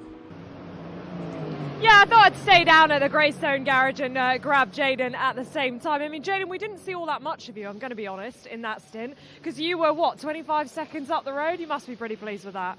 Yeah, I'm sorry I couldn't be a bit more entertaining, but, you know, team told me to go, I had to go. It was definitely a bit of a tough stint, drying track, you know. All weekend this has been the difficult thing, trying to balance wet and dry. I think we managed it really well. We've just sent Louis out on slicks, I believe, now, so pace is only going to keep coming up. Yeah, Louis in the car now on slicks, as you rightly say. How frustrating is it when you're kind of, you know that you don't have the right tyre underneath you, but you're still trying to do your job? Well, realistically, you just have to look at what everyone else is doing. You know, you're lapping all the guys that have put on slicks too early, and you're pulling away from everyone who's on wets because they're getting destroyed. So even though it feels horrible, you're actually doing an amazing job compared to everyone else because everyone's in the same boat. So we managed it well. I'm very happy. So.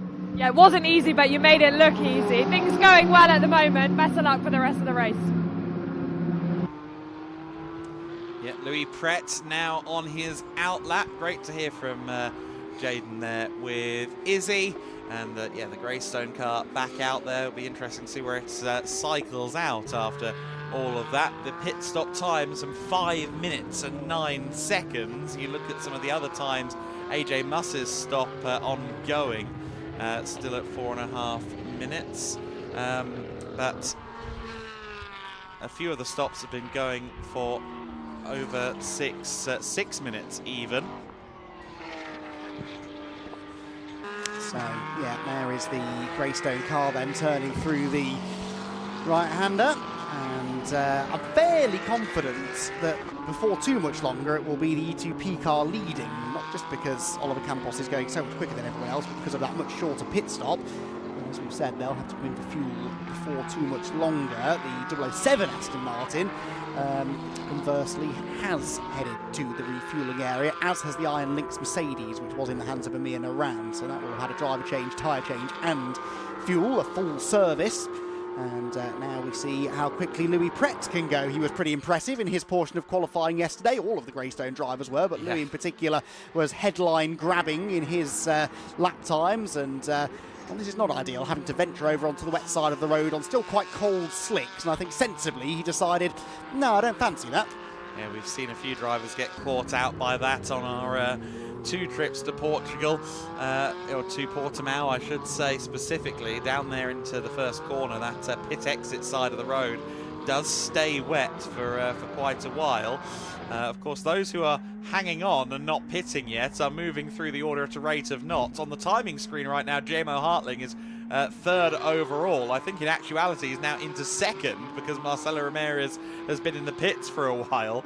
So he may end up with a GT4 car briefly and with a mighty asterisk in the overall lead at some point. Ariel Levy, of course, also has not yet come into the pit lane. His first into the race almost at an hour now. I wouldn't be surprised if it's too long before we see the V10 Audi R8 into pit lane. He does actually come into the pits right now, so Ariel Levy just before the hour mark comes in.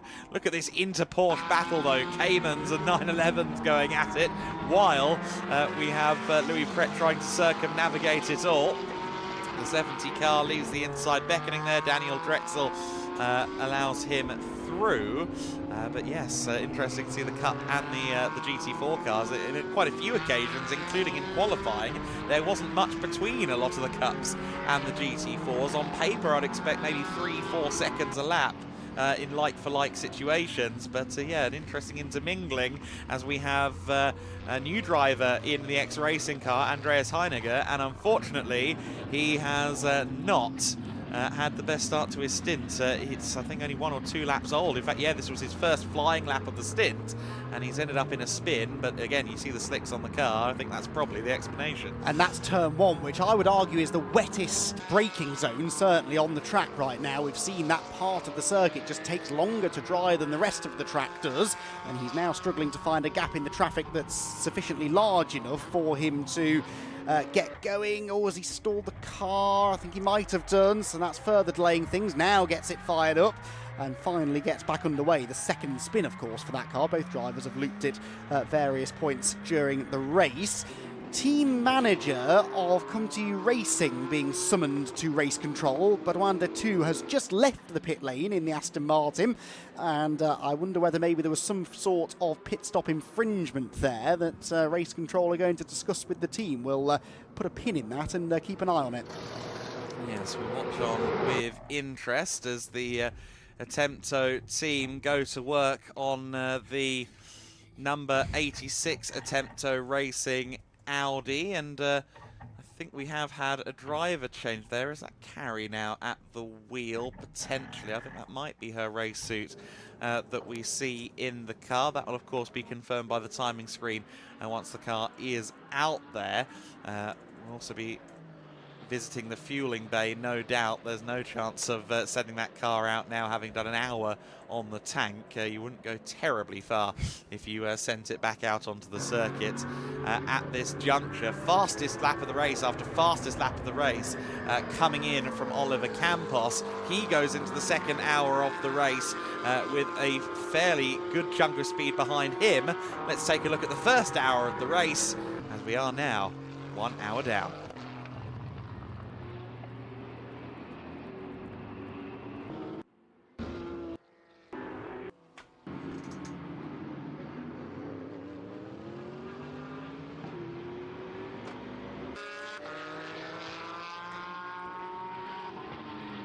Come back to that in a moment. The number 108 car, Sean Rashid, now at the wheel of the Iron Lynx machine. So Amir Naran has handed this car over. Of course, Rashid has done a lot of single-seater racing, but had some first experiences of sports cars in the previous year. The first hour of the race then started with the entire left-hand side of the grid receiving a drive-through penalty for being not in the starting blocks as the race started. So soon drive-through penalties would come, but in the early stages, Jaden Kelly was well clear at the front of the field. Meanwhile, Ariel Levy had a very good start to his race, picking his way through the field to move up to second position. LMR Motorsport had a monopoly on the Cup 2 class, but it wasn't decided which car should be the leader. Daniel Neumann in a ongoing scrap with Leandro Martins throughout the first stint of the race.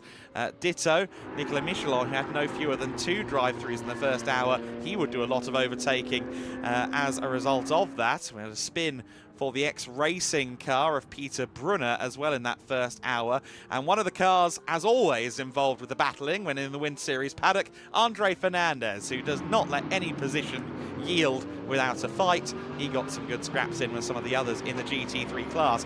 AJ Muss was determined to get past Marcelo Ramirez, even if it cost him some carbon fibre. There were at least a couple of incidents that we saw where the two cars would have a little bit of contact, but eventually sweeping around the outside at turn 15 to move up to what was third position at that juncture.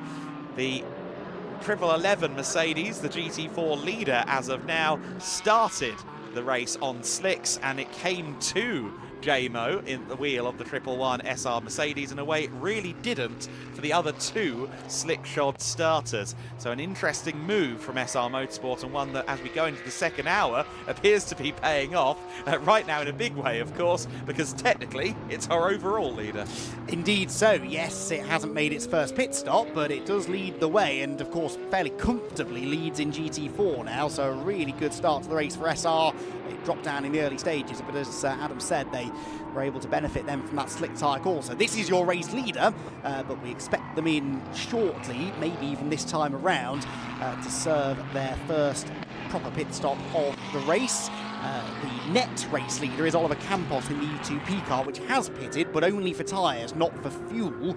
So the highest placed car that has made its first fuel stop is the Greystone GT McLaren, now in the hands of Louis Pret, which, as you can see now, has reclaimed the fastest lap of the race, a 48.265, and is running 6th position overall. They have burnt up just over 5 minutes worth of their pit stop time, but there are teams, Adam, that have burnt up 6 or even 7, getting on for 8 minutes of that pit stop time.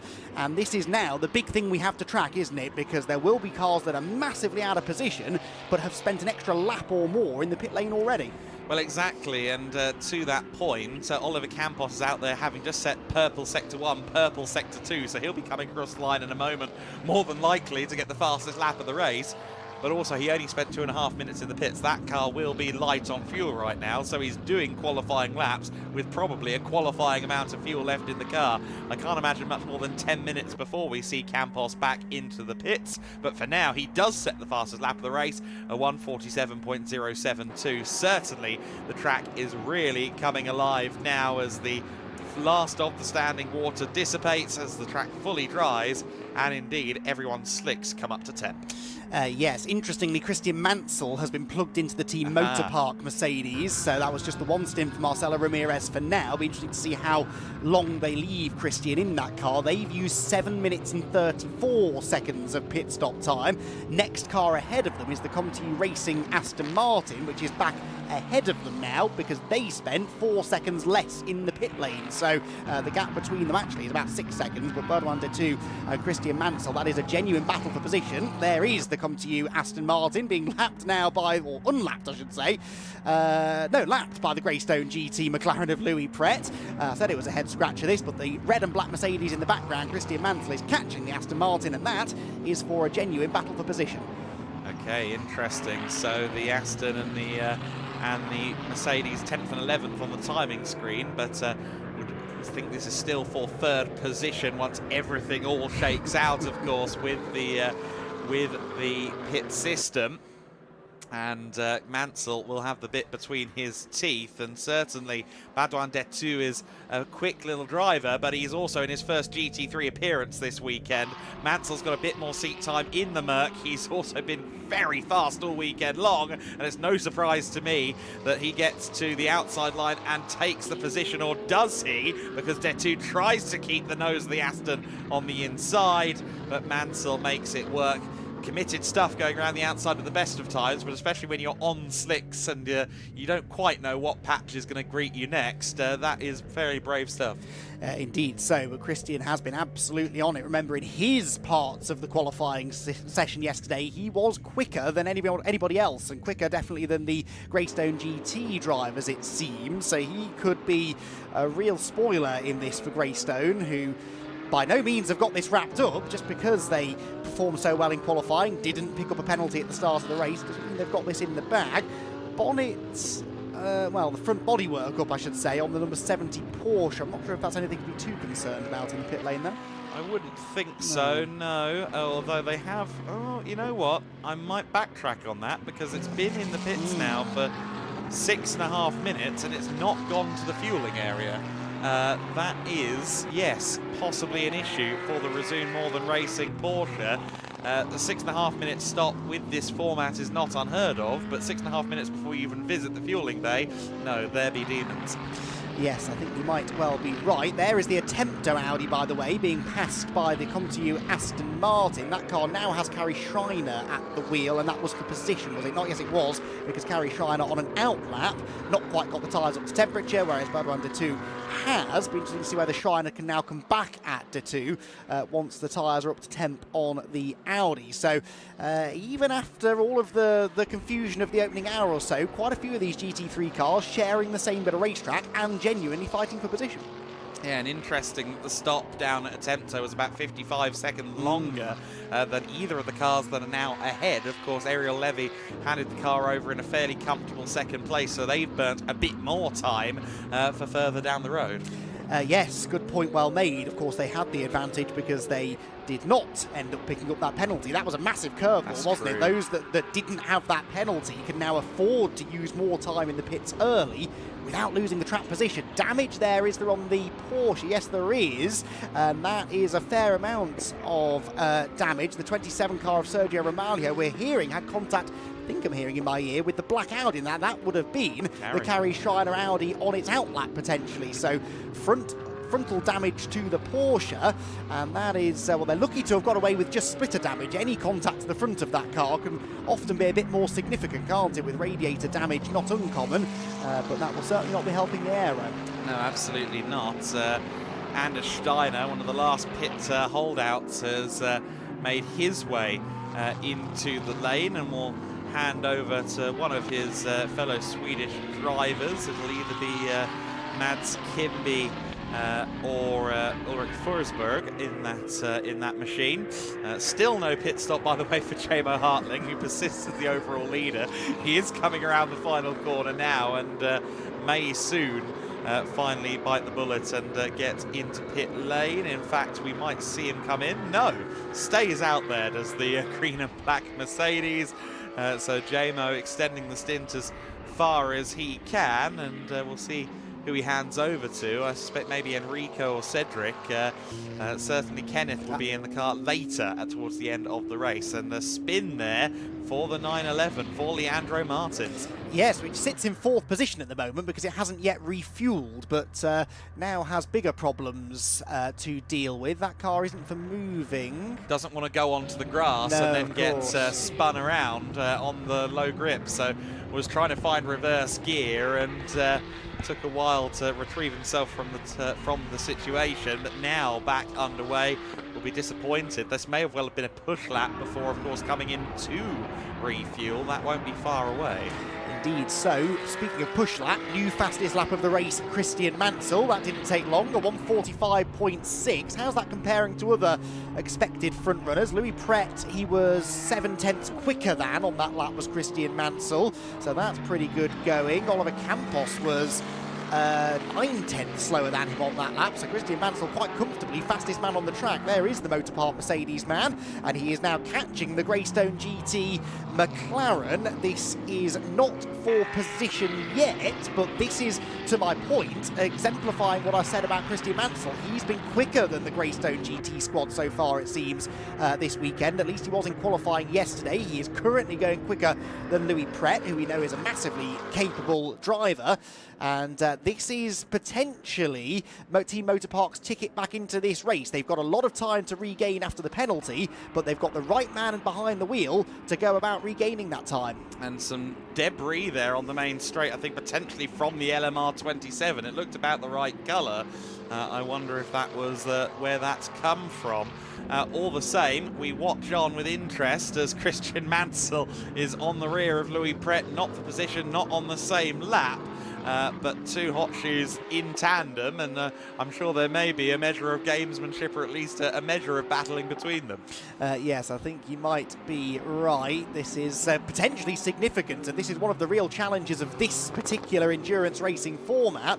Right now, they're not battling for position, but it's imperative that both drivers understand, as I'm sure they do, this could really matter when we get into the final half hour or so of the race. There is that debris. I think you might be right about where it came from. It's just off the racing line, but race control won't like that being there, will they? No, it was the full front splitter off of the 27 Porsche, so that is a fairly significant chunk to be sat there on the main straight. Still no movement from Drexel in the pits. The Razoon car seems to have an issue. 11 minutes plus now, almost 12 minutes in the pit lane, which is a huge shame for the entire team. A last minute entry week of the race, they found out definitively that they would be racing, but unfortunately that car's not out on the circuit right now. No, it is not. We're about to have a lead change, by the way, for what it's worth, because Oliver Campos has almost caught Jamie Hartling. There they are, look side by side at the top of shot. So the Aston Martin, the E2P Racing Aston Martin, the next car about to come into view is your new race leader. There he is, ahead now of the black and green Mercedes of Jamie Hartling. It's not of a huge amount of significance. They are in different classes and on different strategies after all, but Jamie Hartling's moment in the spotlight as race leader comes to an end. His stint, however, does not. This is now an hour and 15 minutes that he's been out there. They're getting very good fuel mileage from that Mercedes. Yeah, and we can go down now to Izzy. She's in the pits. Yeah, I am. I thought I'd come down to the Razoon garage and try and get a word on what has happened with this car.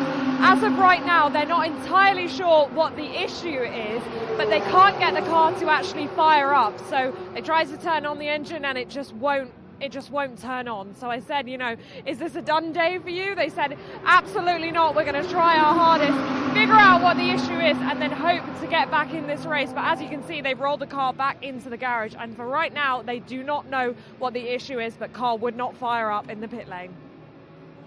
And while that's going on, thank you for the update, Izzy. There is a full course yellow expected momentarily. Now the full course yellow is declared on the circuit, so everyone must slow down, and to a speed limit, I think it's 80 here rather than a code 60, but all the same, full course yellow. That is to retrieve, of course, the front splitter from Sergio Romalo's car.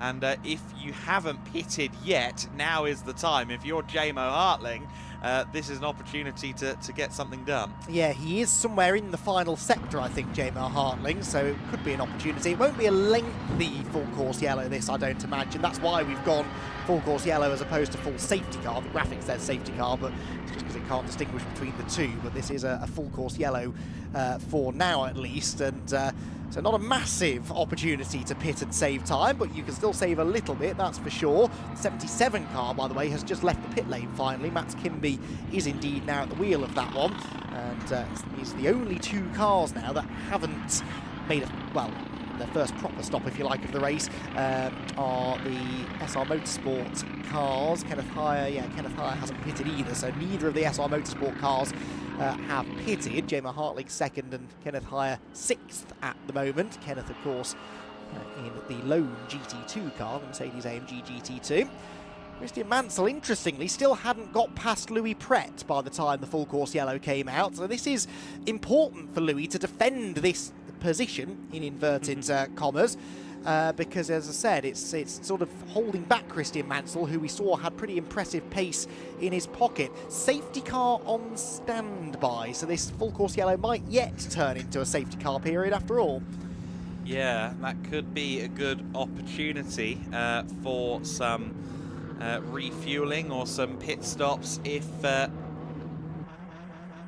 teams so desire. We ride on board with Louis Pret in the 720S GT3 Evo.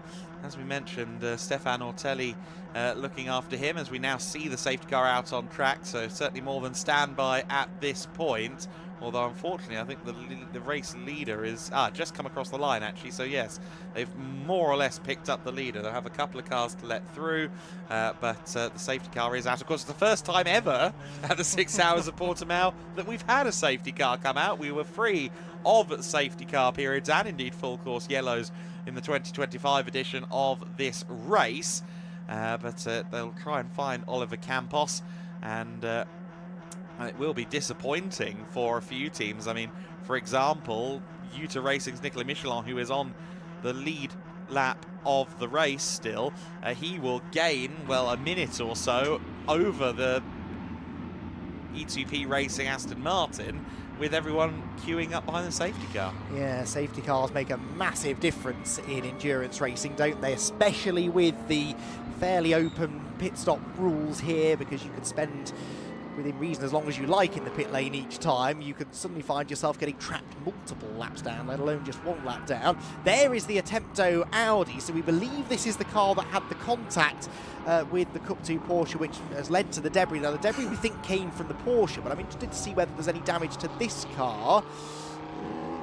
Maybe a slight sign of damage left rear quarter, but nothing major. I think they got away with that seemingly pretty lightly, considering the damage that was done to the other car involved. So the Attempto Audi, which at one point was the fastest car on track in that opening stint, is seemingly undamaged after that little collision. Just to circle back on the full course yellow safety car point, you can enter the pit lane during this time, but it will not count against your time for the total pit stop of 35 minutes that you have to serve before the final half hour of the race. So if you're running out of petrol, you can, but you really don't want to. And actually, that's going to be hair-raising for the likes of Campos, the likes of Jamo Hartling, who have not yet gone to the fueling area. Campos has pitted, but it was only a tyre change and a driver change. Jamo has been out there for the entire race. They're going to be hoping against hope that they don't have to come in and refuel and it not count against their time. That would be a huge loss. Yeah, most definitely so, because it's not the work of a moment to refuel the car, is it? And I presume that 4-minute rule still applies, yeah, even though it's not counting towards the total pit stop time. So they would lose a lap still, at least, even though it's behind the safety car. It shouldn't be a terribly lengthy safety car period, one hopes. I think it is just that debris that needs to be cleared from the start-finish area. So I'm hoping one more lap might be all that's required. Both of those cars we mentioned are staying out. Campos, the overall race leader, there, the Aston Martin, and a few cars further back, the GT4 Mercedes of Jamo Hartling, both staying out this time. So they're both hoping, at least, that they have enough fuel in the tank, quite literally, to get them around the remainder of this lap. Yeah, it'll be heart and mouth for SR Motorsport in general, because both of their cars have been out since the green flag flew. So as both cars, you'd suspect, are not far away from needing a top-up of the Gulf Racing Fuels fuel, which is the new supplier for 2026 in the Wind Series paddock. A switch over to Gulf Race Fuels, which means we've got some rather lovely classic Gulf liveried barrels knocking around the paddock, which is a nice little addition to the scenery. Safety car then out for the first time in this race, and certainly going to cause a little bit of drama. Someone like Christian Mansell and for Badouin Detu and for realistically all of the drivers that have been to the fueling area, I do think it's something of a gain, because they will get anywhere from a handful of seconds to a full lap effectively that they quote-unquote lost by doing a longer pit stop first of all. So it really does stifle the momentum of some and enhance the efforts of others at this juncture. Let's see how long then this safety car proceeds. Of course, the race control won't want to send someone out onto the live track on the main straight until such time as there aren't cars intermingling around the circuit. So once the queue is effectively full, I think they will scramble to get the debris off the circuit, and from there it should not be a terribly long safety car period. No, I think you're right. There are still some cars, I think, that haven't quite caught the train, though, so that's just delaying that process ever so slightly.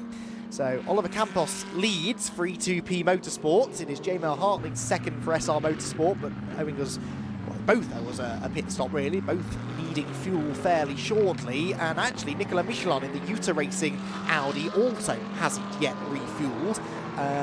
Nor, I believe, has Leandro Martins in the LMR Motorsport Porsche. No, so they're all going to need fuel. The best placed of the cars with fresh fuel in the tank, relatively fresh anyway, is Louis Prett's Greystone GT McLaren, and that car is on the lead lap, crucially. So to your point, they've gained massively out of this. Yes. They stayed on the lead lap, and they're now going to buy all of that time back. They are going to be, what, a matter of a few seconds adrift of the race leader, who will have to pit fairly shortly. So big win this for Greystone. Yeah, really good pick up there, Andy. That is a critical factor. They are going to gain huge amounts of time from this based against everybody else. I mean, just behind them is the second placed car of those that have taken fuel. So effectively, Greystone now has a lap on everybody and will have more than a lap on everybody that has yet to visit the fueling bay. This is a big win for the number 44 car, which we already were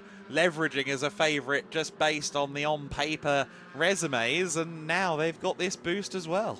Yes, indeed so. And Christian Mansell, who of course is directly behind that car on track, is 2 laps behind them in reality. So that is, if only they'd got ahead, although I suppose they would have still been trapped behind the leader. But yeah, 2-lap deficit. Now, yes, they have spent longer in the pit lane, in fairness. Greystone have done 5 minutes 9.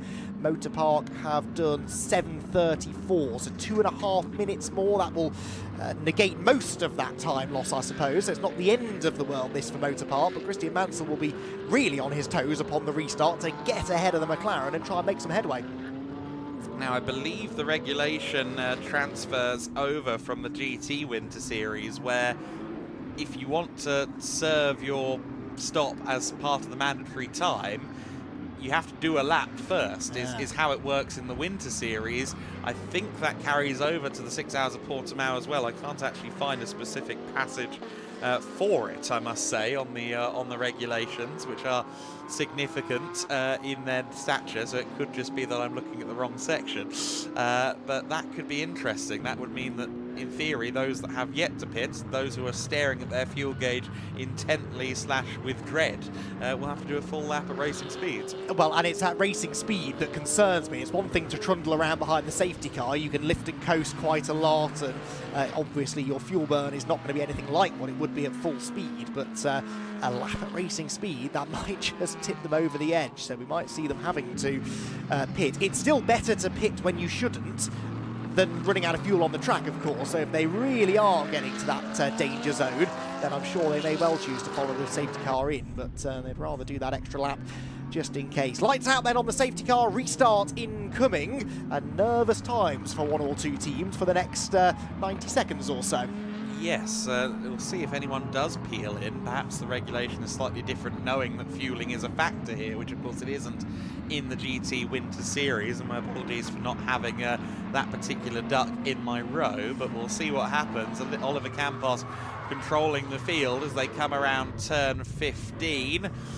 Directly behind him is the Iron Lynx Mercedes of Sean Rashid. Of course, they're multiple laps apart, so neither here nor there ultimately, but Campos blasts around the final corner and does stay out on the circuit. It looks like everyone else that we're querying is also arcing to stay on the track. Indeed, J-Mo Hartling stays out, Kenneth Heyer stays out, so yes, they are continuing on for the time being. I'd suspect the Merc GT4 at least can probably get to about 90 minutes if they really stretch it, so that should be okay. But here's the intermingling then, all the different classes, all the different laps and all the different strategies have converged into one, and Carrie Schreiner gets rather pinched there by Fontana in the AF Motorsport Porsche, and indeed J-Mo Hartling. That would have been very uncomfortable for Carrie. They've already made contact at one point in that Audi, and that was involuntary, very much so, but a secondary contact in the race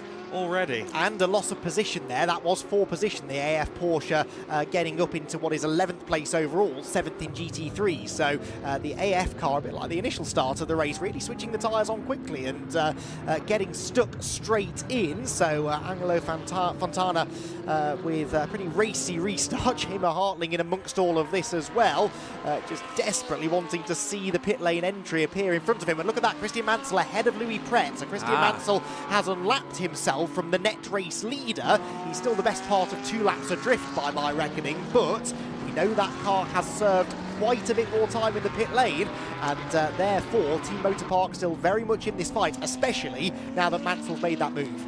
It is very busy out here on the circuit right now. Christian Mansell on the rear now of Carrie Schreiner. This is not for position, but Schreiner, I think, just trying to focus forward at this point and start pounding the laps in, and doesn't want to be yielding for someone like Christian, but gets through to the inside, and Mansell now has a little bit of clear track. Kenneth Higher into the pit lane, so he will be making his way in. I think JMO has he stayed out? We'll see in a few seconds.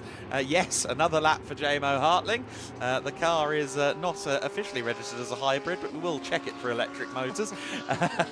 No, still just about within the realms of realistic mileage, but certainly similar fuel burn should be a factor. The Mercedes in, as we see there, Schreiner losing out to Louis Pret for the on-track position. The AMG GT2 and AMG GT4 have the same engine configuration, albeit with probably about 200 horsepower of deficit. So it's not unsurprising that JMO can continue on for at least a couple more laps. I'm a little more surprised that Oliver Campos continued on, though, so they weren't quite as close to running out as maybe we feared, and so the E2P Aston Martin continues to lead the way. And that, again, is the same engine configuration, True. actually. It's the same Mercedes AMG twin turbo. So we'll wait and see. It certainly won't be long. If the GT2 was getting thirsty, it won't be long before Oliver Campos and the Aston also makes his way into the pit lane, but again setting incredible sector times, personal best and a purple on just his second lap out there. Of course, he's the only one with the luxury of a fully clear track as well.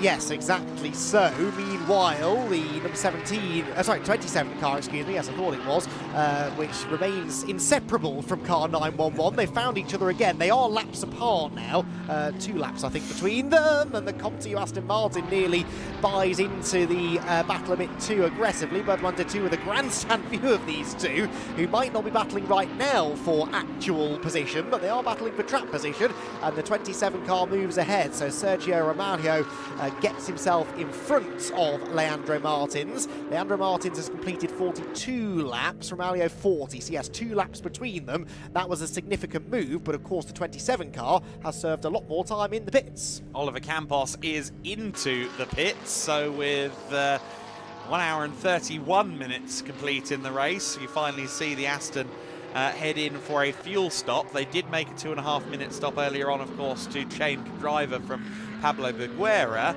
but all the same, an interesting move there to finally come in. Safety car restart is under investigation. I did see some looking like they were tempted to make passes before the line. I wonder if that might be it. Meanwhile, the GT4 is in as well, so JMO Hartling finally makes his first pit stop in the GT4 leading car. They've got several laps, 4 laps, 3 laps between themselves and the second place car, Max Kronberg for W&S Motorsport. Of course, if they do a 6 or so minute pit stop to go to the fuel bay as well, they will lose pretty much all of that, if not more, enough to fall back. As we watch there, Louis Pret getting very racy there on the 71. Nicolas Michelin still at the wheel. Of course, he'll be sharing with Tyler and Mark Shaheen, the pair from the United States, Sharon, I believe we agreed on saying. Yes, the 71 car still in the hands of its original driver for now. Nicolas pushing it to the limits of the maximum stint time, which is 2 hours. No driver can stay in the car for more than 2 hours consecutively. Indeed so fuel going into the E2P car and to JMO Hartling and Kenneth Higher's SR Motorsport Mercedes then, as we expected. Christian Mansell having got past Louis Pret, actually not getting away from him particularly to this point. Safety car restart under investigation. Now again, that doesn't necessarily mean that penalties are incoming. But the last time we had a similar message, it was followed by 9 cars being given a drive-through penalty. Let's hope this time they've behaved themselves a little better. I suspect that will be a little bit of overtaking maybe before the timing line that's being investigated.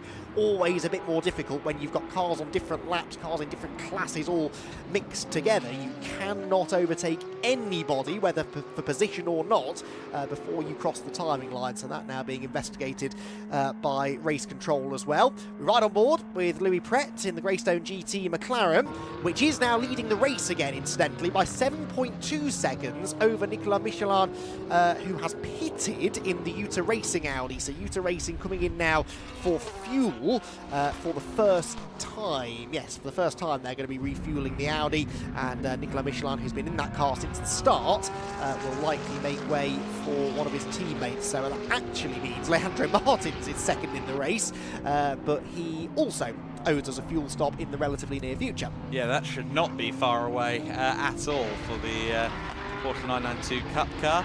Of course, the 27 car, Sergio Romano, we saw Sergio go past Leandro on the circuit a lap or so ago. He'll have to be a little bit careful to not chew up the tyres on the front axle now that they're down a splitter.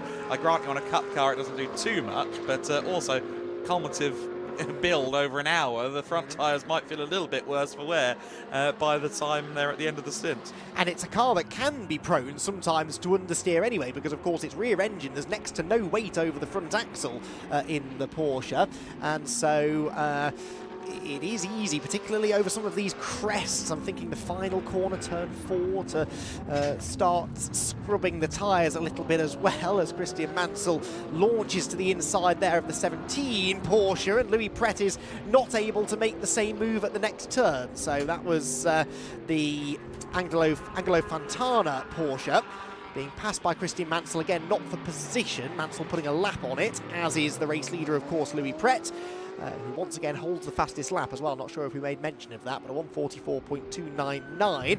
Drive-through penalty, car 86, Carrie Schreiner, for overtaking before the line. So that will be the end result of that investigation. There is the confirmation on screen.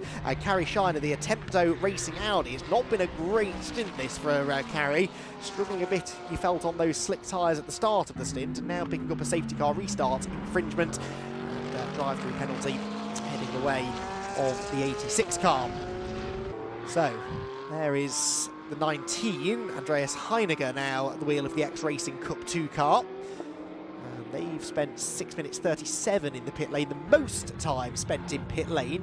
Just giving the timing screen a cursory glance, appears to have been the Attempto Audi, actually 7 minutes 55, 56 seconds, let's call that, spent in pit lane. There is the number 11 car, now in the hands of Willy Kuhn. So Willy Kuhn taking over from Kenneth Hyatt. Long time pairing at SR Motorsport, of course. We've seen them competing for the same team for a number of years in Winter Series. And the GT2 Mercedes looks and sounds great, doesn't it? Much closer to its road-going counterpart, the GT2 car. That's the idea, really. A lot of power, but not a huge amount of aerodynamic grip, and so that makes them a little bit of a handful, but good fun to drive, says everyone who I know who's driven a GT2 car. Mercedes in particular has an awful lot of circuit presence. E2P, by the way, are back out, and interestingly, Oliver Campos staying at the wheel of the Aston Martin, and Oliver Campos staying in for another stint then in the Aston, and he of course took over, didn't he, from Pablo Buguera at 42 minutes, so actually he didn't do a full stint the first time round. Anyway, right, I mentioned Kenneth Hyatt has got out of the GT2 Mercedes, and he has jumped into conversation with Izzy Browning in the pit lane.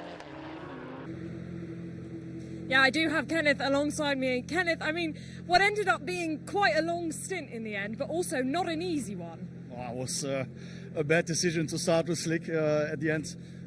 We don't think that it took so long. I think it was until the 40th minute where the rain tires were still faster, so I was struggling. The first 10 minutes was like on ice. We start with warm tires, but they are cooled down even in the lap before the start. So yeah, it was really a fight. Bring the car home. That was the biggest toughie then, and yeah, after the 40th minutes, then it's going better and better. So I could do very good lap times, but grab half of the lost back. So pretty bad stint at the end, but yeah, a lot of stress in the car, a lot of struggling, a lot of understeer, oversteer, very cold tires. And the GT2, you have to be so sensitive on the throttle because you have so much more power.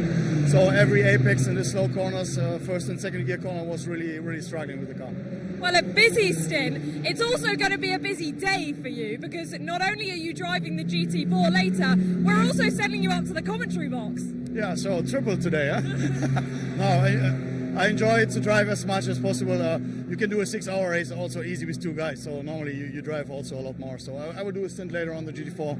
We'll enjoy it, hopefully in constant weather for me, all the right tire decision, and yeah, we'll enjoy it. And later on with Adam, talking a bit together over the race. Yeah, we'll see. Enjoy it. We'll send you up to the commentary box now. Adam, he's coming your way. Excellent, thank you very much, Izzy. That'll give Andy some food-related reprieve in a few minutes' time, I reckon, sir. But for now, the number 11 car now in the hands of Villicuna, who I believe is doing his first ever mileage at all this week. Certainly his first race in a GT2 spec SR Motorsport Mercedes. Previously, of course, raced Cayman Trophy spec cars and indeed GT4s here with us in the Winter Series classes. But a major step up for Villicuna, and not one, when I first met him, that I'd have anticipated him making. He seemed quite happy with his level with cars of around GT4 performance, but here he is with a lot more power under the right foot. I guess he wanted to see those straights disappear a bit more quickly. I suspect he's enjoying himself out there, especially because he's jumped in as the track is starting to now get to a really good point condition-wise, and that is sort of emphasised by the pace we're seeing from certain drivers out there. I was half expecting Christian Mansell to set a new fastest lap of the race. In fact, I think he did for all of a second or so, because then Louis Pret went slightly quicker with a 1:44.219. So good pace being set by Louis. Got the two Aston Martins here, sandwiching the number 27 Porsche, which is still running around without that front splitter. There are the two fastest cars on track, though, and yeah, Louis Pret, initially it seemed, didn't quite get the tyres in the window as quickly, or maybe didn't have the confidence on cold tyres that Christian Mansell had, but now the McLaren is really coming into its own, and as I said, it's not beyond the realms of possibility that these could be the two cars in the conversation for the race victory in 4 hours and 20 minutes or so. So although they're not battling for actual position right now, it's a significant moment in this race potentially if Pret can move his way through. Yeah, but really great to see just how comparable they are as they get very close together. Mansell and Pret are proving that they're pretty much of a muchness, as indeed are the two cars. Mercedes versus McLaren in a really interesting battle that we've got going on here. The 44 car just dancing around the back of Christian Mansell's Team Motorpark entry. Pret, the race leader, trying to put a lap. He's like, where are the blue flags? Well, I'm not sure you need them, guys.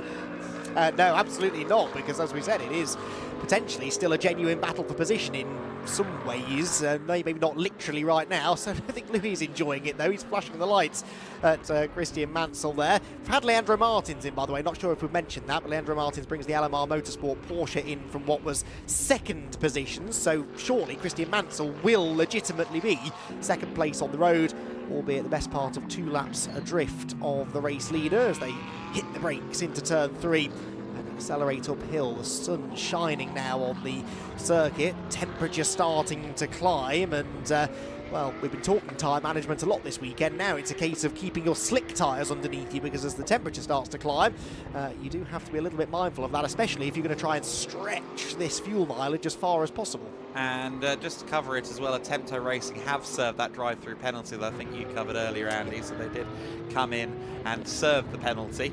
So that's now been taken away from the board. Meanwhile, we're back down at Razoon with Izzy, hopefully with good news. Let's have a look.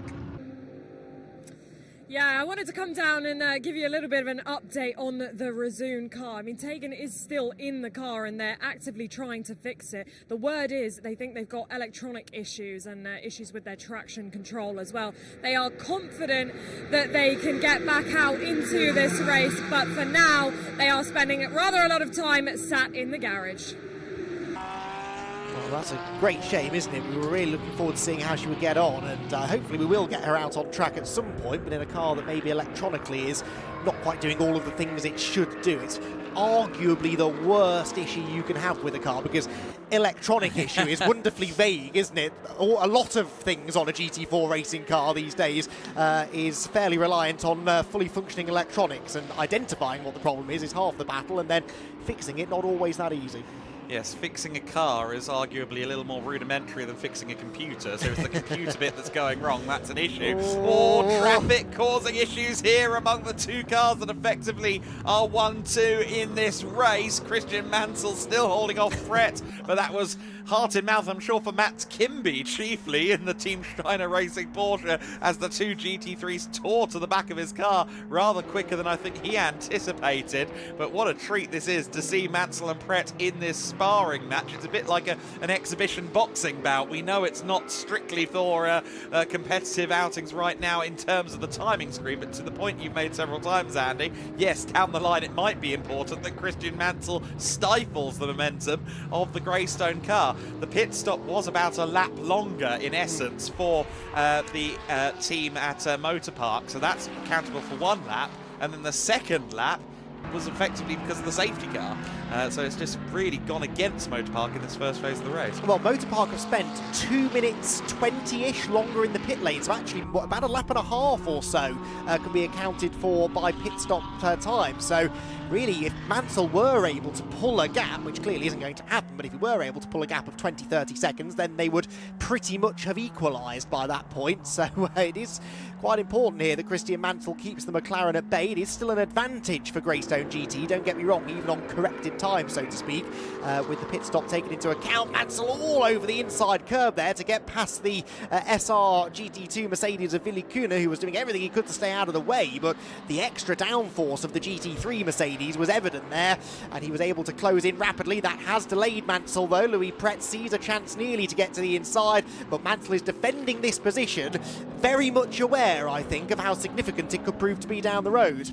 Yeah, absolutely, this is a real treat. You'll forgive us 16 other cars for maybe not giving you as much camera time for the next few moments, because what a little scrap this is proving to be. We ride on board on dash effectively with the McLaren from Greystone GT. Great view there, and it is a stint that has been a consistent view for Louis Pret. All he's seen so far is a red and black Mercedes. Nothing else matters, and he won't get out of his way. No, definitely won't get out of the way, and I'm sort of hoping that we can somehow end up with a situation where these two are battling for the win in 4 hours or so. That will be quite the thrilling finish. Not beyond the realms of possibility. We've seen how safety cars can give and take already in this race. Defensive line again by Mansell. Louis Pret not for the first time, looks to the outside.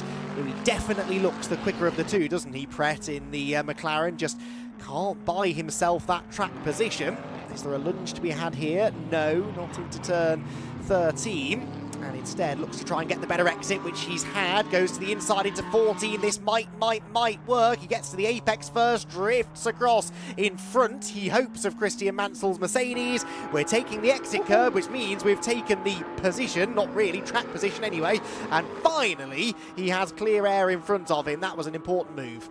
It was an important move, one that Christian loathes to allow Pret to make, but I think finally enough is enough. Something had to give there because Louis was getting increasingly aggressive in his pursuit of clean air, and now he is through and can lead that charge through the traffic for a while on his own accord. And very polite driving there from Luis Liberal in the NM Racing Team Mercedes, allowing them a clear line through on the inside.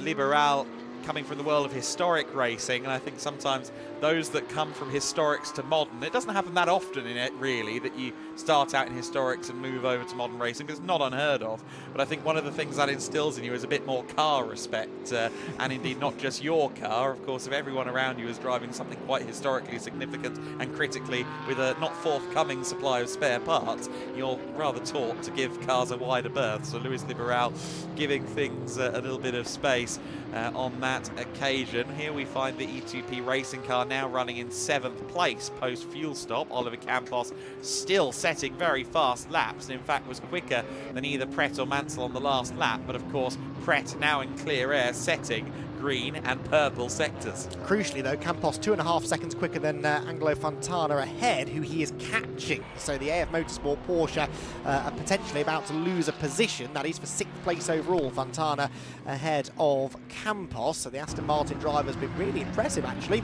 in his pace. There is the green Porsche. Actually in between them is the Budweiser 2 Comtoyou Racing Aston Martin. De 2 running a solid pace at the moment. He too was quicker than the leaders that time. Again, the battle helped that, but he was running in the mid-45s. That's not a bad pace at all for De 2, who is, I think, relishing the drier conditions now. Really feels able, I suspect, to sort of push on a bit more, learn a bit more about the car. But he's about to find himself right in the middle of a battle for position. That is the 3rd placed Aston Martin De 2, by the way. And so running very strongly in a podium place at the moment with 7.8 seconds in hand over Sergio Romaglio. So that gap is coming down quite swiftly.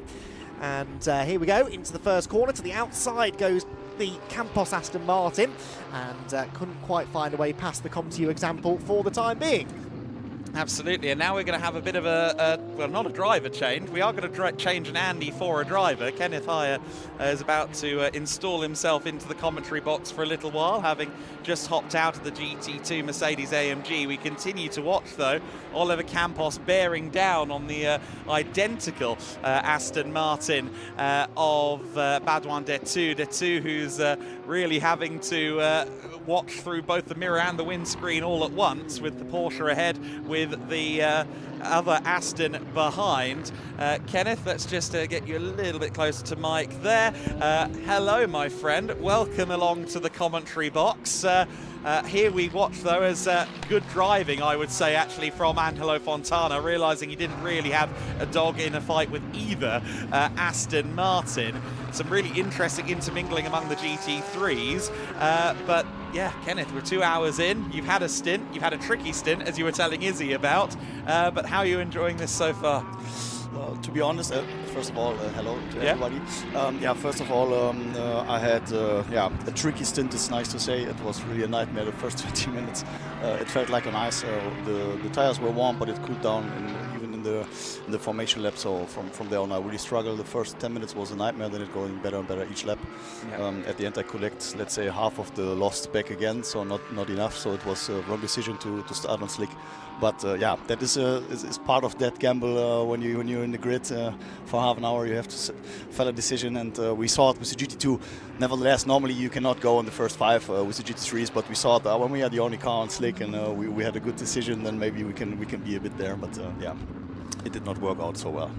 No, and of course, with the conditions being what they are, and indeed given how little dry running we've had, I imagine there's been some compromise in terms of car setup as well. Where are you guys? Are you on a dry setup? Are you on something a bit softer? With the GT2, the team is quite new. As you know, Günther is quite good in everything. He's so precise, and also there's a bit of a gamble. I think we had something in between, because for today it was not expected that it's so heavy rain like in the last days. We had a very good car in dry conditions. Then the GT2 is really almost close to the GT3 cars on this circuit and this conditions. We will see. It's for us as a test. There are some guys in the team maybe want to do a little bit more with the GT2. I know the car very well from the beginning when we built it in AMG. So I think it's a very good choice for guys don't want to be the next cup car driver. So it's a very good car. Of course, we've seen Ville Kuhne, who's at the wheel currently, kind of through his development as a driver. Some of his very earliest appearances came here in the Wind Series in the Porsche, then he moved into the GT4 Mercedes, which we're seeing him in at the moment in the ongoing GT4 Wind Series season. But now he's up in the GT2, a significantly more powerful car. I have to imagine after his first couple of goes there was a big smile. Yeah, there was a very big smile. I think he didn't expect so much power on the rear, and it's a completely different style of driving a race car. So much more round through the corners, as fast as possible, straight steering, that you can go on full throttle. Like here with the GT3 car, you are almost steering and on full throttle because you have so much error here. You have to wait a bit longer, go more wide, and put the car directly straight. Yeah, Willy is enjoying it in the team. Thomas Anger is doing a quite well decision to move him in several different cars to have a feeling what is his ambitions and what he wants and what he likes. So, but I think he enjoyed it, especially now for him. I'm very happy that it's not wet, because then the car is really a beast. No, exactly right. Baudouin Detu into the pit lane. That will be Oliver Söderström getting behind the wheel then of the Comtoyou Racing Aston Martin. We already saw AJ Muss at the wheel for the first phase of the race. So Söderström, the Swedish racer, former Swedish Touring Car Championship race winner, among many other things. Let's see as well if we head into the fuel bay. It'd be good to ride on board into the fuel bay, actually, so we can get a look at that and see quite how it works, because we haven't done that yet so far this weekend. Kenneth, if we do turn in, are we going to? Yes, talk us through the process. Looks like. Yeah, from now on it's 20 kph. the first entry is not so tricky, but now we have not so much roundabout for the cars, so the steering don't let you go very inner circle driving. So as you will see now from him, he will go totally to the right. On next to the wall. Now it's very slow with 20 kph, so we have to talk slower. Now he's going to the wall. Now he's turning left. That's a bit of a gamble because, as you see, it's very, very close and thin for the car. Yeah. But he did it quite well. Yeah. And now we have to wait for a long time. Yes, minimum 4 minutes, of course. So not the work of well. It's not the work of 5 minutes because it's the work of 4 minutes. English phrasing doesn't always work out well. But what's the tank on the GT2? Is there an endurance spec for the GT2 Mercedes? Yeah. The car. It's not that the fuel, the tank is different to the car when you go in the GT2 European Championship. Okay. But it's just it's allowed to fuel 120 or 100 or 90. Okay. As in the 24-hour series for many years, they change a lot of the rules, for example. So you can do everything what you want with the tank from the GT2. Absolutely, and of course there's a big difference from the GT2 to the GT3, or even GT4 to GT3, in that the GT3, at least for now, not for much longer, but is still a naturally aspirated car for now, with the 6.2 V8 versus the turbo unit in the GT2, the GT4, and indeed the Aston GT3 running the same motor. Talk about the drivability difference between the two. Yeah, let's say it a bit gentle in the way that the GT2 car is more or less a street legal beast. Yeah. So it's quite close to a street car from the balance of the car, the weight transfer when you brake, even when you drive piff-puff corners, left, right, or right, left. It's a lot of movement in the car. You have not so much aero. So nevertheless, the advantage is the power of the car. It's the same with the GT2 Maserati or all the other cars, or the Lamborghini is also a good example. So it's more to the Super Trofeo than to the GT3, the GT2 Lamborghini, for example. So the GT3 cars in general have a lot of more speed in the corners, quite a lot of more speed in the corners. So it's a really an endurance car. Our car is now in the 7th year, more or less. When you say the facelift on top, it's even more. So I think we built a very, very good GT3 car in the past. When you see still today, everywhere it's competitive. It's the biggest advantage of the GT3. It's more brake. You have better mid-corner speed. The exits are faster. But it's not that it's completely different in the driving style. When you drive a GT4, GT2 or GT3 Mercedes, you feel quite fast home because the buttons are more or less the same and so on and so on. Ah yeah, we have a good fight. We have a good fight. This is for position. This is the Artura, I think, just coming into the pits, actually. That was the Greystone GT car of Hugo Back, yes, heading into pit lane, but actually just behind Dieter Schweppes at the moment is Carrie Schreiner. So while, of course, the pit lane system does its thing and shuffles up the deck a bit each and every time, Carrie Schreiner actually needs to get past Dieter for position for 6th overall. And what are you pointing out there? Yeah, we still have so many cars in the same lap, and it's just 3 little mistakes and you are close to it. So it's not that we have an endurance race where everything is split after 1 hour, after 2 hours already. So it's quite. I think everyone in the GT3 class can still win the race. So it's pretty good, and I think it's a very good competitive race today. Yeah, Greystone GT definitely caught an advantage with the safety car, which effectively gifted them a lap versus the Motor Park team in the first of the GT3 Mercedes. So that was a big loss for really everybody else in the class. Just so happened that Greystone got themselves quite a lot of time at that juncture with the safety car period. Of course, initially a full course yellow that transitioned into a safety car. Interesting to see Iron Lynx here, of course, as the FIA World Endurance Championship representatives for the Mercedes-AMG crew. So quite a significant team in the Mercedes arsenal, let's say, with you guys at SR, with Motor Park, with Iron Lynx. A lot of very, very potent Merc teams, and NM, of course, who are one of the leading GT4s. Yeah, very, very good teams at the start. Was also when I saw the entry list before the weekend, I was very surprised. Nice competitive GT3 cars. When you see their teams doing a 24-hour race all over the planet, GT World, Endurance, so the really biggest GT races in the world, or even DTM with Comtoyou Racing with the Aston Martin. I think I've thought of something that you haven't done yet, Kenneth, which is hard to say in DTM. your career. No. What? running a GT2, a GT3 and a GT4 in the same race? No, I never did. No, that's true. Yeah. We've got the cars to do it here. Yeah. It's true. One of these days. Yeah, we have to speak with Thomas from. I think the biggest chance there is with Schnitzelarm. Yeah, for sure. The cars are all here. Let's make it happen one of these days. That would be very entertaining. But to be honest, it feels a bit different with 47 driving a 24 race in the sprint race on the same weekend compared to being 25. So to be honest. I'm sure I'm in my 50s. It's not something I'm very looking for the next seasons.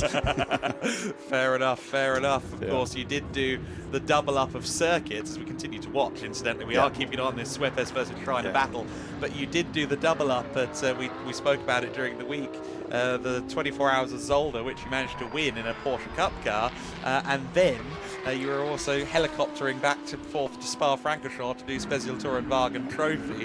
That was not the first time I think you've done that, but it was quite entertaining.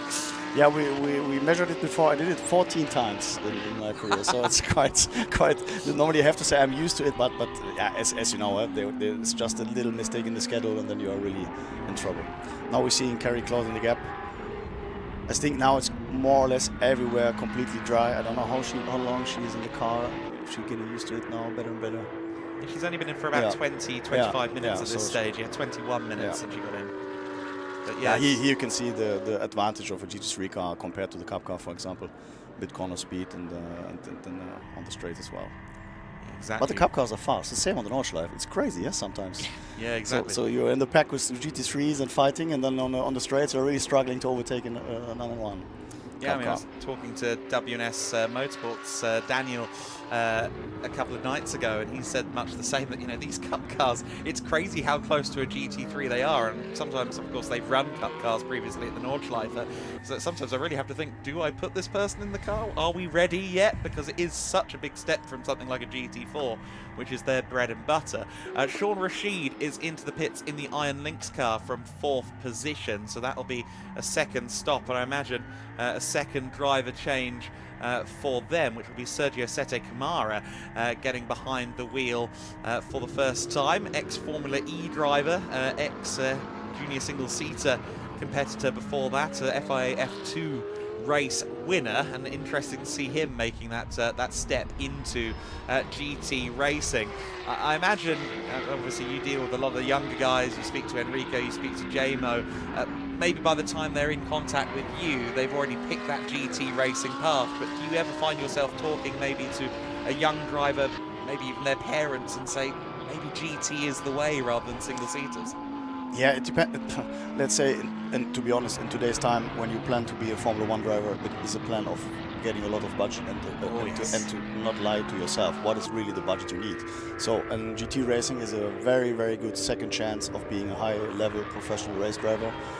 When you see when Rattel starts GT3 in 2007 or 6, seven, then the European Championship and so on. So it's so long ago. The system works everywhere for endurance, for sprint. So he did something quite well, I think. As you know, I'm pretty old. I drive already the GT1s in his times, and the Prima Series and IMSA and so on. So I think when the GT3 was coming, everybody was a bit like, it's a street legal car, 9 and 7 Cup cars, the base. But in today's time, it's just great to see how this developed and how many GT3 cars we have on the planet. So for sure, when you are a single-seater racer and you're not focused on being a prototype driver, because sometimes it's a bit strange. You speak to the young guys and they have that prototype stuff not so much on the list. Most time the step is really, like, say, from Formula 3 or Formula E, like you say, to the GT, because then you have so many races on the planet, so many possibilities. For example, when you decide to being a Porsche driver or a Mercedes, or in the past Audi driver, when you see how many cars are running over the planet, it's more or less the same like the guys riding 3-4 series with the Cup Porsche. So you have a lot of chances to be a paid race driver. Exactly right. Louis Pret into the pits in the leading Greystone GT McLaren. While they are in a service, let's have a look back at hour 2 of the race. Some highlights of what we've seen so far in the 6 Hours of Portimão in hour 2.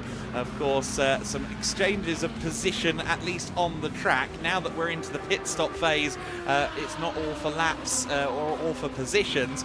The number 27 Porsche lost its front splitter in contact with Carrie Schreiner, and unfortunately that caused not just a full course yellow but a safety car that grouped the field together. What it also did was give Greystone GT quite a leg up against Team Motorpark and Christian Mansell, who's currently at the wheel. Carrie Schreiner got into it with J-Mo Hartling as the race restarted. A lot of fighting for what was limited track position as the field got back under racing speeds, of course, with a jumble up of GT4s, GT3 and Cup classes. Space was at a premium. 86 into the pit lane for its second service of the race shortly thereafter, and then we had Christian Mansell going at it with Louis Pret post safety car period. These two were having what I call an exhibition bout. It wasn't for position, they were 2 laps apart, but no one told them that. They had a brilliant battle. After about 10 or 15 minutes, Christian Mansell had to yield to Louis Pret, who is still the overall leader. The McLaren is currently in the fueling area, so that means it's going to be a stop that lasts a good 3.5 more minutes yet, and that could hand Christian Mansell, at least momentarily, the lead in the race, although he has just gone over 1 hour in his stint, so I suspect that Mansell won't be far behind. Of course, you got a view of a couple of things you didn't see there, and I think in particular the moment where they went either side of the Team Steiner Porsche caught you out by surprise. Yeah, it was a good move from Mansell on the right side, because on the inner side you have the view also to see what happens with the other 2 cars. So he felt the decision quite fast to go inside, so it was a good decision, good overtaking. Nice when they fight, even when it's not for position. That's why we're here. So enjoy the race and the fights in between. And the GT3 cars are very close together this weekend, so it's pretty nice to see. Yeah, some really good competitive. Pit stop finished from the 1:08. Yeah, exactly right. And how was it? It was a good stop. Let's see, where were we? The Iron Lynx car with 5 minutes and 13 minutes and 15 seconds. So something to repair, I guess. No, 6:15. No, 6:15. So it was going to cut together. I was looking at the wrong column. Yeah. So that's about right for a fuel stop. So that's no cause for alarm. I am interested though to see that Amir Naran is at the wheel. Now, I understood Sergio Setikamara was to compete, so I don't know whether or not maybe he's been taken out of the driver rotation. If he was, I haven't been notified of it. But for now, Amir Naran is in the car for a second time. Of course, we saw Carrie Schreiner in the pit lane as well in the Attempto car. That will therefore be a changeover probably to Florian Schulze. We saw Florian. Yeah, she jumped out the car. Yeah. She came out, but it's whether or not it's Florian in or Ariel Levi. I think actually Ariel, it wasn't an hour ago that he was in the car, so I think yes, it will be Florian Schulze. I imagine that's one of many names you've known for quite a long time. In fact, I saw Tom Coronel and Stefan Ortelli bump into each other. I saw both. Yeah, they bumped into each other in the hospitality. Long-term enemies. Yes, they were taught 20 years ago. They were both in Seats in the World Touring Car Championship. So yeah, and Stefan did also a lot of GT1 and GT2 racing and the FIA GT. Before it was GT World and before it was Bumper Endurance Series. So Stefan was one of the front runners, also driving Celine with Oreca and all that big bumper cars. And of course, he did something that I doubt we'll ever really see again. If you think back to 2003, Spa 24 Hours, he won that race in an NGT or GT2 car against GT1s, and we're never going to see the equivalent of that again at one of the major events, are we?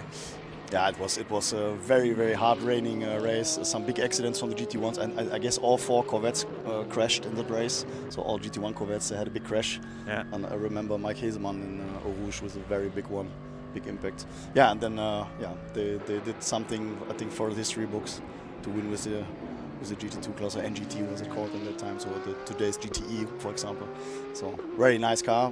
Was it not BMS Scuderia Italia Porsche? I think yes. It's Freisinger. Freisinger. Yeah, I remember. Yeah. With the green, white, yellow. And they were so loud, bro. Yeah. when they were next to your pit, it was like wow. Yes. Quite right. Well, so Christian Mansell, as we somewhat anticipated, has taken over the lead of the race. Greystone GT have just got the car back out there with Zach Meakin. Fairly short fuel stop, actually, 5 minutes and 8 seconds. So that would have been a 27 car in a spin. That is in the gravel, I think. Yeah, it'll be in the gravel, yeah. he'll have done well to have stayed out of the gravel trap, but I think the rear axle will be firmly embedded, unfortunately, in the car. And that was Daniel Neumann back out for a second stint. He was on his out lap as well, so only 4 corners into the lap. That's going to be cold tyres doing their thing. I think yes. And even when they're warmed, you need to scrub them a little bit in the first lap. I want just to mention that Mansell is also doing since 5-6 minutes more or less the fastest lap times of the whole field. So before the pit stop, he really pushed. Now we have a safety car, or what is it? A full course yellow. On the left side we say safety car. Yeah, full course yellow for the time being. We'll see if it goes to a safety car. Would like to have that, because then we get the field together every time. So for the fighting, it would be nice when the race director is doing that. So maybe he can hear us. So I would be nice. Race control. Kenneth wants a show. Kenneth wants a show. Yes, for Daniel as well. Daniel Neumann, who's now in the gravel trap. That's also good. It was a 6-minute stop, which means it would have been a fuel stop, which means the tyres would be ice cold. I imagine they lose. I mean, they don't have really any temperature to begin with, but if you then go into the fueling area, spend 4 minutes, they must be absolutely almost refrigerated by the time you get out of the track. I think that's true. There we see it. Yeah, but no, it's by zone. So was it? Well, no. Was that not with the 28 cars held? He didn't touch it. It was just by zone. Yes. Yeah. Are you sure? I think yeah, I saw it. He was on the throttle, full throttle, and then close, very close, but I only caught the end of that, and you are a Mercedes man, so I had to make sure that you weren't lying. Wasn't a mistake from Team Motor Park. Excellent. Well, that is a real blow, I think, to their race for sure. The 2017, we kind of expected Cup 2 to be between the two LMR Motorsport cars, the two very strong lineups in that category. And it's also quite important if you pit before such a full course yellow in that time, like Greystone did it. So you do it afterwards, then you have quite a problem. Huh? So yeah. And for a Temto Motorsport, this is useful as well, because Carrie Schreiner, or rather, I think it will be Florian Scholzer once he comes out of the pits. That car is in the fueling bay and was in the fueling bay before the safety car. Yeah, that's very good. Yellow, so they're now profiting. Yeah, very good for them. Very, very good the pit stop then. We don't see it in the first 20 minutes, but when the next pit stop happens, then the advantage is there, because you don't have to get in and yeah, very good. But it's a bit of a gamble. It's luck, so you cannot calculate on that. No, exactly right. Actually, during that full course yellow period that became the safety car earlier on, you had been out there for the entire race to that point. It was just at the end of your stint. How much more fuel did you have left? How dangerous was it at that point? Let's say when the restart happens in the third corner, I had fuel level low, so it would be just one more lap. So it was good that the marshal runs to collect the parts. It was quite close. We had a feeling that it would probably be close to empty by that point. Yeah, we were already on the radio speaking about it, if I had the fuel level low or not. So I know already. Okay, it would be just 2 or 3 laps, and then the full course yellow comes, and I was like, oh, it can be bad. Yeah, absolutely right. If you're just joining us, welcome along to the Gedlich Racing 6 Hours of Portimão. Myself, Adam Weller, in the commentary box, kindly joined by Kenneth Heyer, who's driving 2 cars and doing a spot of commentary between the 2 stints as well. My esteemed colleague Andy McEwen will be back from his lunch break, I'm sure, fairly shortly. Full course yellow conditions at the moment, 2 hours and 12 minutes of the race in the books, and it is Team Motorpark's Christian Mansell, the car we see on screen, the 28 Mercedes AMG GT3 Evo that leads the race, currently with a lap over Zach Meekin, but the story is a bit more complicated than that so far in terms of total pit time, and they must do 35 minutes in the pits before the final half hour of the race begins. Christian Mansell and Team Motorpark, they have served 7.5 minutes of their time so far. Zach Meekin and Greystone GT, they've already done 10 minutes and 17 seconds in the pit lane. So that is a net lead still for Greystone GT as things pan out. It's an interesting strategy game, this, isn't it, with the pit system that we have here in the 6 Hours of Portimão, because you could rush your stops and then maybe have 10 or 15 minutes of buffer later on in case something happens to the car, or you can just try and very carefully place these longer stops in. Yeah, but first of all, you thought it's just that you put out a bit of stress in the pit stops, but it's not like that, because you have, as you said, you cannot gamble on, then I have to stay with the last pit stop for 9 minutes, for example. So sometimes you have to calculate, for example, like we had it, you are less with 4 laps on the fuel, and then you can gain for a full course yellow or a safety car, or you can not gain for it. So it's pretty intense how they have to measure and calculate everything every time. Team Motorpark are bringing Christian Mansell in. Now, under full course yellow, that doesn't count towards the pit stop time. So that is either a misinterpretation of the regulations or simply running out of fuel. It has been, how long that they've been out there? They had been out there for about an hour and 10 minutes, I think. So this was also not from the driving, because you can do 2 hours? Yeah, you can do 2 hours. Christian's been in there for only that stint, so that's not the... Oh, they change it? Okay.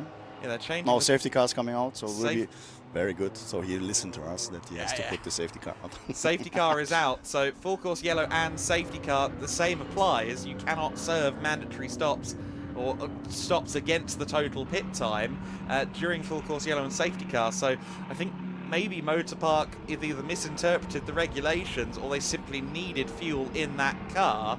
I think it may be the latter. Motorpark is not a team that does things by half measures. Yeah, that would be surprising. Yeah, Timo's the kind of guy to sit there with the rule book and read it to the fullest degree. And Alex Süßling as well, one of the best engineers on the planet with Mercedes, so yeah, they will have a plan for that for sure.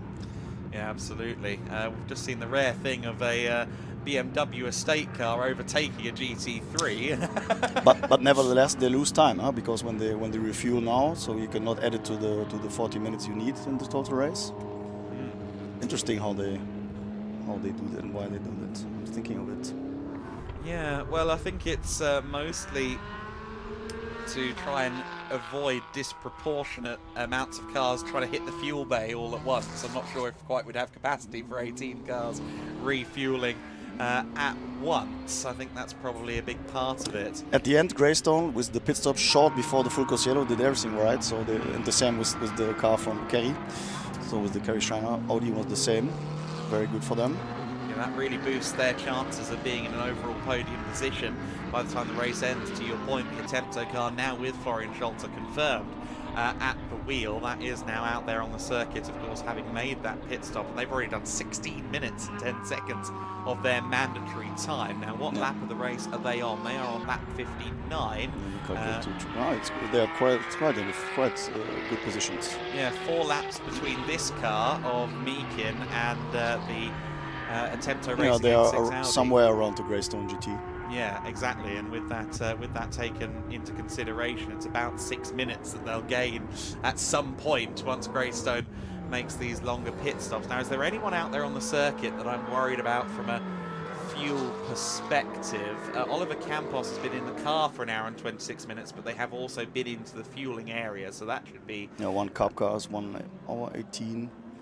Having already 6 minutes 37 in the pits, so it's also somebody who has to calculate and measure in the moment. And that's Andreas Heinegger, who's in the car now. Yeah. An hour and 18 minutes on this stint, we are told on the timing and scoring. Peter Brunner started that car. I'm just thinking, have we seen Gunther Benninger? No, we haven't. So yeah, that car has legitimately been out there for an hour and 20 minutes. So it's going to be the same thing. I think stick it in 6th gear and hope for the best.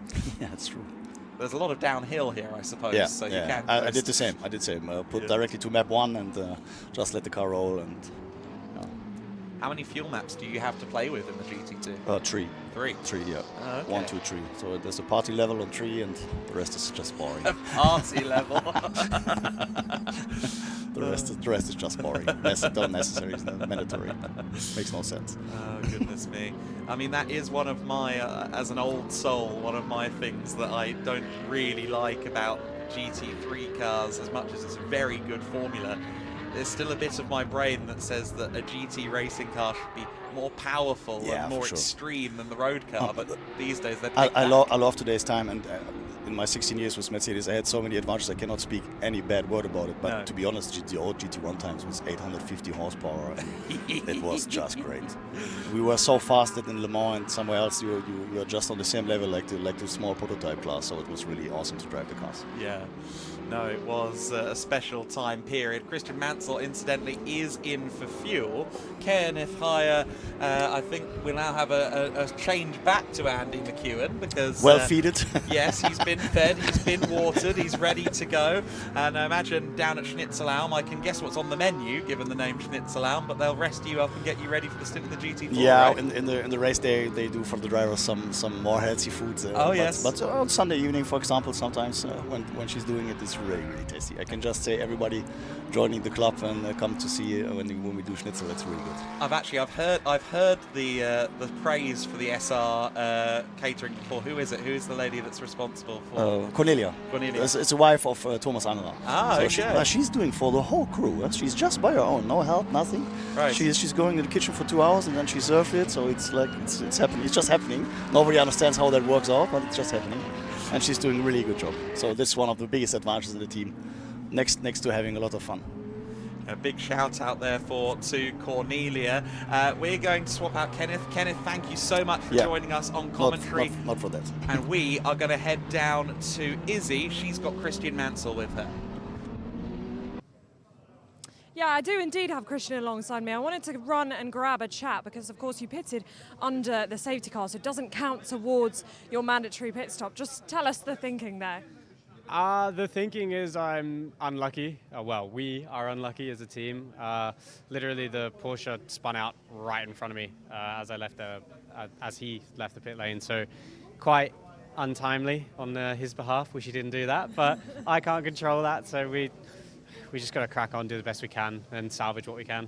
Yeah, absolutely. As you say, these things happen and you can't control what happens around you. You can only control your job. How physical is it out there? Because when you got out of the car, you're looking pretty tired. Honestly, I have a bit of a snotty nose, so I'm just really blocked. So it's not too bad. It's quite warm, but yeah, I mean, it's hot. And a bit of a break for you now. How do you kind of reset before you get back in later? Music. Just listen to nice music, just relaxing music. Good answer, I love that. Right, go and listen to music, enjoy. Yeah, so interesting situation at play here for Team Motor Park. They came in under full course yellow and then became a safety car, and as we know from discussing earlier on, they cannot do that. They are not allowed to make pit stops that count against the minimum pit stop time on the race of 35 minutes during a full course yellow or a safety car. They had to come in for fuel to keep the car going out there on circuit, but they did it all very quickly. They got Christian out of the car, put Marcelo Ramirez in, and then I think they did less than 4 minutes in the fueling area. So I wonder how that works, because we were discussing this earlier on, Andy. It is 4 minutes minimum once you visit the refueling area, but my question is, does that apply if it's not a quote-unquote mandatory stop, if it's not a legal stop anyway? I fear, from a procedural standpoint, they're still not allowed to skim time off of the visit to the fueling area, even if it's not counting against their minimum pit stop time. Yeah, I can see both trains of thought there. I mean, I suppose if it's not counting, then maybe it's more like an emergency service type situation where you're allowed to put a bit in, but I don't really know is the honest answer, but someone will in race control.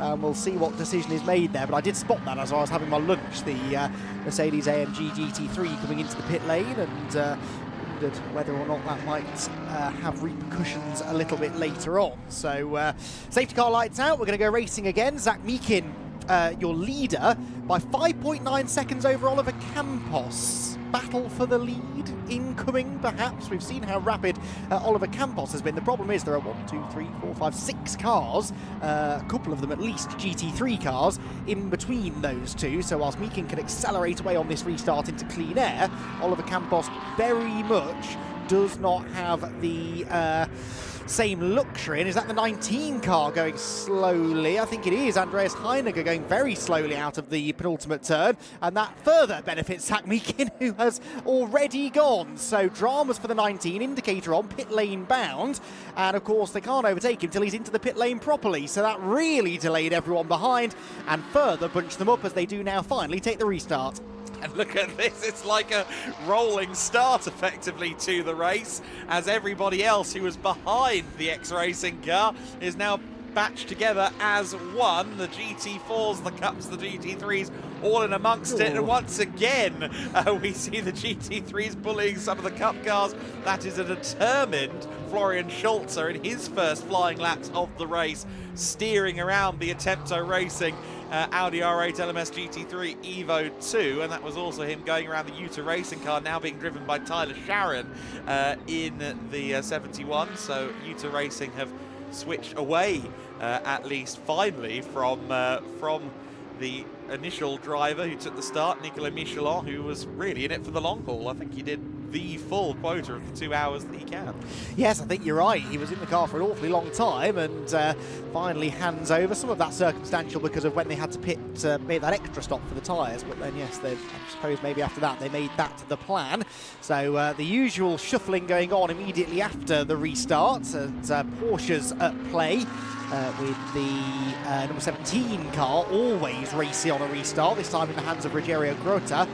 Moves through up the inside. That was for position, actually, I think, wasn't it? Yes, it was. Different classes, of course, but that was for 12th position. Ahead of Neumann, and then around he goes, just as I was saying. A good move he made. Around goes the number 17 Porsche, the screeching of tyres, and he now has to wait and wait and wait and wait, and now finally can select first gear and continue on his way. There is Oliver Campos, so he, I thought, might have a chance at challenging Zach Meakin for the lead off that restart. He was 9 seconds back at the line. He's 12.5 seconds back now because of the way that restart unfolded. But that E2P Racing car, they're on a slightly different strategy to some others, but actually they seem to have sort of normalised that now slightly, and they're still very much a contender. Yeah, absolutely right. So 10 minutes and 17 seconds of Greystone's allocation is made so far, as we've alluded to. The E2P guys owe us 2 minutes worth of pit stop, so there is a lead battle now. We've got a lot more cars on the lead lap, excitingly, but of course it is with the asterisk of the pit time as this race continues to unfold. So we were rather treated to a lack of safety cars back in 2025. Or Marcelo Ramirez, I should say, trying to open the door on Oliver Söderström, who wasn't really willing to hold it for him. But we now see that he is through, so Ramirez did get by. Söderström, though, wasn't forthcoming in letting that happen. No, not at all, and that was not the first time we've seen that Aston Martin certainly involved in a little bit of contact in this race, so has been at the centre of a lot of the action, and they're now being warned for the final time about infringing track limits. So snowball effect is the phrase that springs to mind here slightly. It's all starting to unravel a bit for the Comtoyou Racing Aston Martin squad as Ramirez launches up the inside of the slightly walking wounded number 27 Porsche, which sits third now in Cup 2. Dieter Sweppers leading for LMR Motorsport. That car's hardly been out of the top 6 all race, and it runs 4th at the moment as we await for further pit stop shuffling. Already nearly halfway through the race, Adam, 3.5 hours or so to go, and still absolutely up for grabs this one. Greystone GT in a good position for sure, but not an insurmountable lead that they have. By no means, no. I'd say they are firmly in the danger zone. We watch there as the 007 car hounding the rear of Marcelo Ramirez. So having been dispatched, Oliver Söderström says, actually, no, I don't think we're going to let that happen. This too shall not pass. In fact, you shall not pass me, as we've got the Artura Trophy car just ahead as well, which of course will have a slight straight line speed advantage, I think, over the GT3s, but not as much aerodynamics to work with. That's Michael O'Brien at the wheel of the car, who's done a lot of miles in an Artura Trophy machine. Mats Kimby into the refueling bay, incidentally, in the Cup 2 Team Steiner Racing Porsche. That's their second visit there of the race. They've only done 6.5 minutes of their mandatory times. They've been owing us a pit stop for a while, and SR Motorsport seem to be taking the approach of getting the stops done when they need them and burning away some time for the mandatory 35 minutes later on. Both of their cars have served less than 6 minutes of 35 total that they have to serve in the next 3 hours and 2 minutes. Indeed so. So the big question for me in this stint then is what margin can Zach Meakin build over this car on screen now, the Team Motorpark Mercedes? You quite possibly have already covered this as I was venturing back to the commentary box, but that Mercedes has served 2 minutes more of its pit stop time and is not 2 minutes behind the race leader anymore. So this is game on, isn't it? But yes, I think that time right now includes the illegal stop. Yes, so I think there's a complication there that needs to be taken into account. In fact, if you could write it down, 4 minutes and 34 seconds they spent in the pits. That shouldn't count against the total pit time, courtesy of the quote-unquote illegal stop under full course yellow and safety car. They're running low on fuel. They didn't really have much choice. They'd been in the Christian had been in the car for over an hour, and they needed petrol and had to make the pit stop and did a full service. There is still a question mark as to quite whether I've got my minions looking into this at the moment. Quite whether it's legal to trim from the 4 minutes that you're supposed to spend in the fueling area if it's not a legal stop anyway. I think it's treated as two separate situations, but we'll have to confirm on that front. We're expecting that there might be a bit more to that pit stop in the postscript with Team Motorpark. For now though, great on-track tandem running between the Motorpark entry and the Comtoyou Racing team. Of course, Motorpark getting more and more involved with endurance GT racing now. I think initially they did GT Open first, sprint racing, and making more and more of an impact, more and more of a footprint in GT racing. Historically, of course, very much a single-seater team, especially specialising in the former F3 class, what we used to know as Formula 3. It seems ever more that they're setting their sights on not just GT but endurance.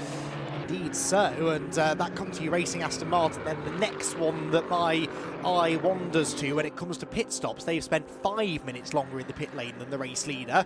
I'm just trying to work out exactly how far back they are. They are 3 laps down, so okay, that's touch and go, but they might still be in a decent position. I presume there are no question marks over there pit stop visits, so they've played the strategy game well up to this point, but we're not even halfway through it. You can gain 5 minutes out of nowhere. You can quite easily lose that again through a mistimed safety car. I think also still very much in podium contention is the car at the front of this queue.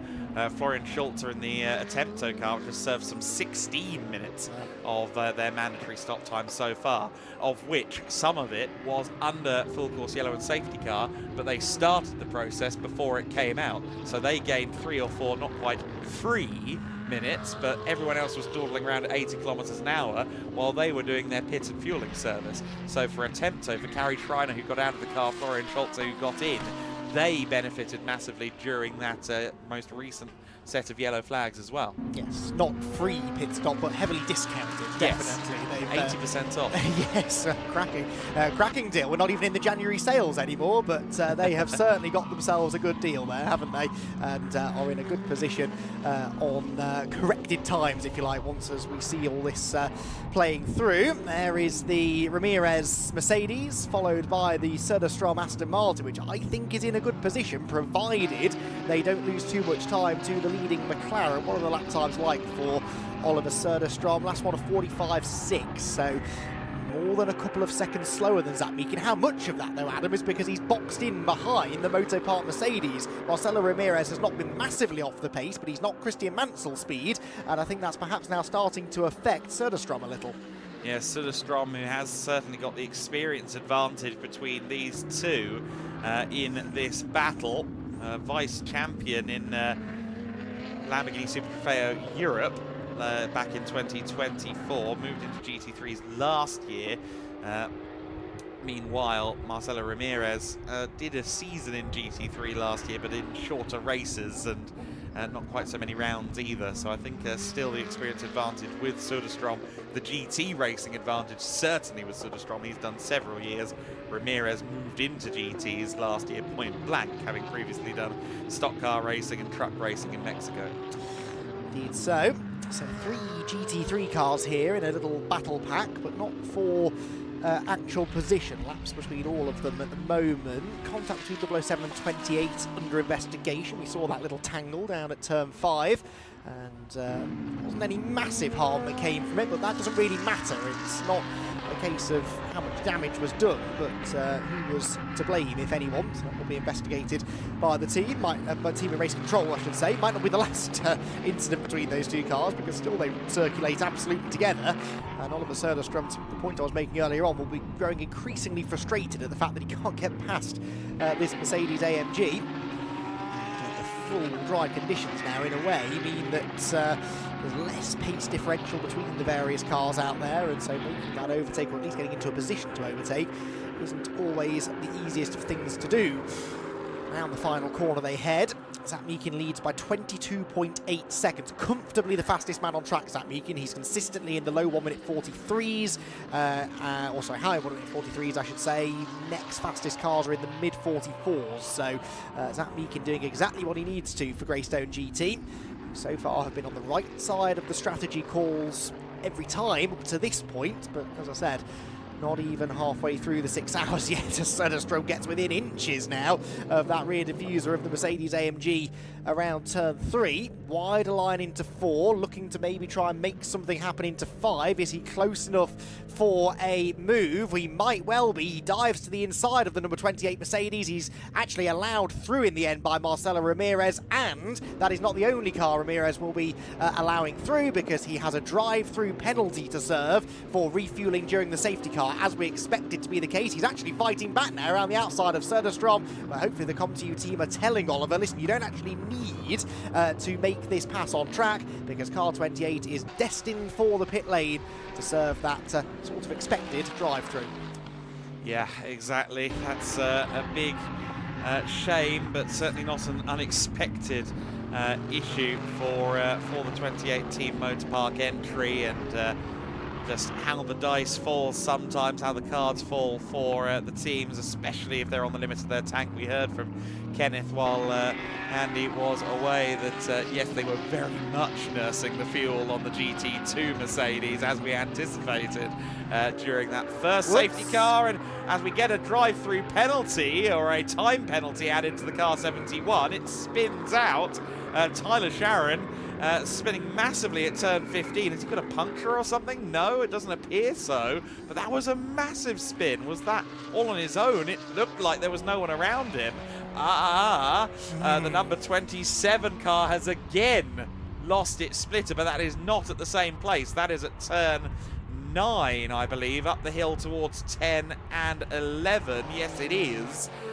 Again, that Porsche has had an issue, but not the same issue that caused Sharon to have his spin. But that looked really hairy, not somewhere you wanted to lose the rear of the car for Tyler Sharon. Now car 007 picks up a 5-second penalty for exceeding track limits as well. So Race Control being kept very busy. No time for a lunch break for them. They have got lots of incidents to be dealing with. Yeah, that final corner, an incredibly quick corner. It is maybe not quite as quick as turn 9, but it's a much more challenging corner than turn 9. And so, yeah, that was not a nice place to be losing control for Sharim. And there, the 27 car, we saw no front splitter now on that car. They'd lost half of it earlier on the start-finish straight. They've lost more of it now at turn 9. Now, the last time they started shedding bits of bodywork, we had a full course yellow that became a safety car period. So logic would tell us that we might be headed for the same sort of thing now, because of the bit of debris just on the road there through one of the fastest parts of the circuit. Yes, it's off the racing line, but in a race like this where you've got lots of lappery going on, and so we're seeing quite a few good side-by-side battles for position, the cars don't always stick to that racing line, and so that will be of concern to Race Control. So they've been through 2 splitters down at the 27 team so far. It's once again without its splitter, although they did reinstall one, but it was still at an angle. So I do wonder if it maybe wasn't contact, it was just it wasn't holding strong in its position. Villicuna is into the pit lane in the GT2 Mercedes for their second stop of the race with 3 hours and 22 minutes left to go. So it does seem about an hour and 20 is the maximum you can get out of the GT2 spec Mercedes. So we get a replay here of Sharon losing it, and oh yeah, it was just that bounce point, that compression at turn 15, catching him out in the mid-engined Audi, and oh, that would have been a heart raiser. Well, it looked like the car was very softly sprung there. Now, I wonder if that's a team that have gone for more of a wet setup, and now that it's dry, they just don't have the grip that they need. The car won't be generating as much downforce if it's riding further off the ground, and, as we saw, was quite bouncy, to use a technical term, as it went over the hill at the final turn. We've got E2P in then, so Oliver Campos, I believe that was an hour and 7 minutes, hour and 6 minutes or so, that stint between stops, fuel stops anyway, which we anticipate that one will become. And yeah, the SR Motorsport number 11 car also in the refueling station for the time being. Right on board with the third placed car of Dieter Schweppes, the Cup 2 leader. And this car has been running pretty well so far. They haven't used as much pit stop time as some others, admittedly, but they are quite considerably ahead of the rest of the Cup 2 brigade. And as we can see here, taking the fight to some of the GT3s. The race control saying that there's debris at turn 9, which we've seen, and that it's out of the racing line, which as a message somewhat implies to me that they don't intend to do anything about it. But given routinely one has to drive off the racing line in a GT3 with the GT4s and the Cup cars around, if it were me, I think as much as you maybe don't want to cause yet another safety car, yet another full course yellow, I think you have to take that decision. We need all of the track with an endurance race multi-class. I tend to agree with you, and it's just as close to the racing line as the bit of debris on the start-finish straight was. But leave that to race control to discuss and debate upstairs. Yeah, denoting that it's out of the racing line is one thing, but there is no one definitive racing line. So big wobble there for the 911, and Dieter Schweppes battling away with the GT3 McLaren, having just bounced over the curb quite heavily, and under threat now from the GT3 example, which slips to the inside. So that is the second placed car being unlapped essentially by the 11th placed car, such is the topsy-turvy nature of the fuel strategy, and the GT3 example, as you would expect, able to slip through quite quickly. Got a good lapping coming here for Oliver Söderström in the Comtoyou Racing Aston Martin. Personal best first sector, outright best second sector. He's about 40 minutes into his stint, so we're getting to that point where the fuel load is burning off quite nicely, but the tyres are clearly still underneath him. And the 007 Aston Martin, it's got this penalty for track limits, but it's going rather quickly as we get another look there at the acrobatics of Dieter Schweppes at turn 1. Yeah, that's a little bit too much curb there. Still just no movement as to whether we get a full course yellow or anything of that nature for the turn 9 debris. In for fuel at the moment is Marcelo Ramirez. Okay, so that's interesting to know. They didn't take on a lot of fuel. There was some debate ongoing as to whether or not they took 30 litres or more than 30 litres when they visited the pit lane. There is a ruling on that front. In the case that you're out of fuel in the car, you can pit to do 30 litres of fuel. You have to spend a minimum of 1 minute and 50 seconds in the refueling area in that circumstance. They did 3 minutes, so actually they spent longer, which made me think maybe they'd taken more fuel than they were supposed to.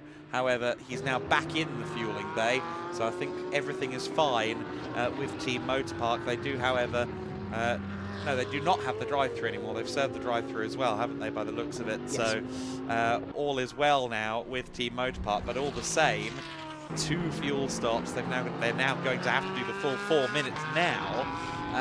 It's still a huge loss, all being told. Yeah, they lost a fair amount of time before, and yes, another 4 minutes in there, so their total pit stop time is going to be a little bit different to everybody else's as they move forward in the race, approaching half race distance. We did get a new fastest lap, by the way, from Söderström. We're watching him now coming through the penultimate corner at 1:43.068, so getting properly quick now. And he, by the looks of it, has got himself ahead of the Attempto car in the relatively recent past. So the next car he's chasing for on-track position is actually the GT4 leader, Enrico Förderer, now at the wheel of the SR Motorsport by Schnitzellaum GT4 Mercedes.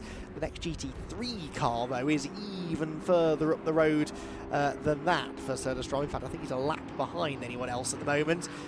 But they hope at Comtoyou that will all come to them in the second half of the race as others start to serve more of the pit stop time. Yeah, absolutely right. Comtoyou with a really interesting driver lineup here. Söderström, the third driver to get in the car. We suspect it will be AJ Muss back in for the next phase of the race. They've been splitting it pretty even, pretty much at the hour marker.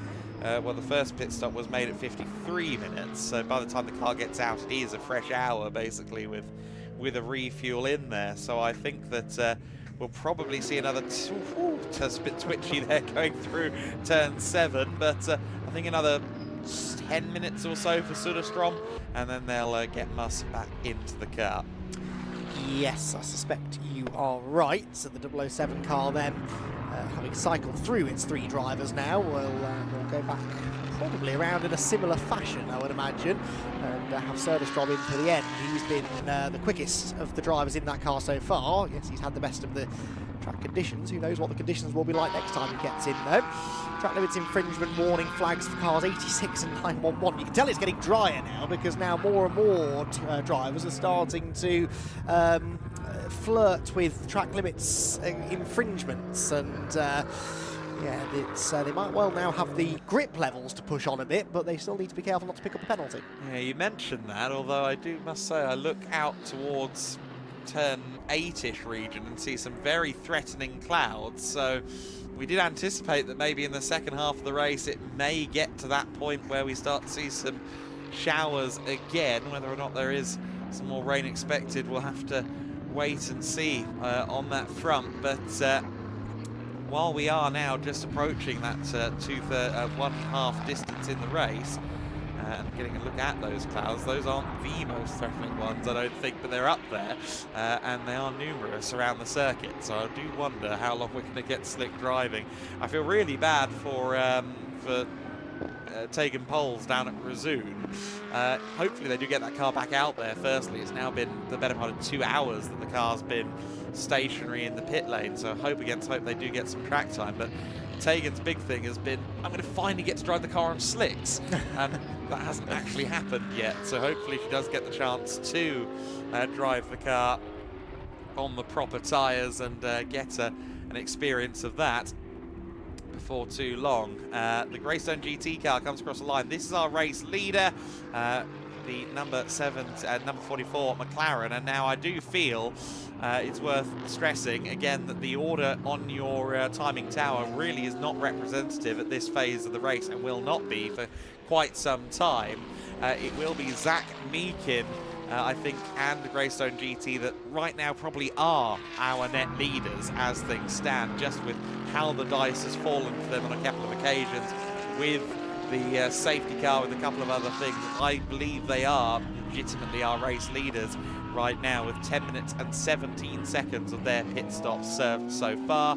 They have to take 35 minutes worth of time in the pit lane before the final half hour of the race. And I believe that they will be leading right now. Not such a legitimate position is the second place car. Dieter Swepers not in actuality in second place once things shake out, but they've done a mere 7.5 minutes of their pit stops so far. I would suggest that in second and third place you're most likely looking at, and I'm not sure in which order, but Söderström, Ramirez and the Attempto car of Florian Schulze. So I think Comtoyou Motor Park and Attempto are, while again not on track fighting for position, I think ultimately what they're doing out there on the circuit right now will eventually unfold into a battle for the podium positions towards the end of the race. I'm pretty convinced that Greystone has a buffer right now, but it remains to be seen quite how this all pans out. We've got a bit of a GT4 battle, not for position, but taking place on track here. Indeed so. WNS Motorsport Porsche here trying to gain a bit of ground, and that's the GT3 Mercedes. I thought it was the GT2 example for a moment. The Iron Lynx car of Amir Naran coming through, and we've got the 17 car and also then the Artura trying to come through. So it's a busy section of racetrack this. 5 of the 17 cars currently circulating, all trying to occupy the same bit of the Portimão circuit, and that has rather separated those two GT4 cars. The WNS Motorsport Porsche, which is running second in GT4 at the moment, and that was the NM Racing Team Mercedes, which currently sits third. I agree with your Greystone GT point, by the way. They are, I think, 3 laps ahead of Comtoyou Racing, who I reckon are the team that have GT3 team competitive on anyway, that have spent the most time in the pit lane. And they are 3 laps ahead of them with 5 minutes more to serve. So I think that should be more than enough of a buffer for them to serve those extra 5 minutes and still come out in front of the Aston Martin. Car 86 now given a 5-second penalty for track limits infringements. And that list is growing rather rapidly, isn't it? Drivers definitely now relishing the opportunity to properly stretch the legs of their cars in the dry conditions, but stretching them maybe a touch too far. And that gets added at the end of the race, so we do have to keep an eye on that as it progresses as well. If someone stacks up a nice minute or so worth of penalties, that could determine whether or not they win the race, whether or not they finish on the podium in their class et al. So we'll keep an eye on that one.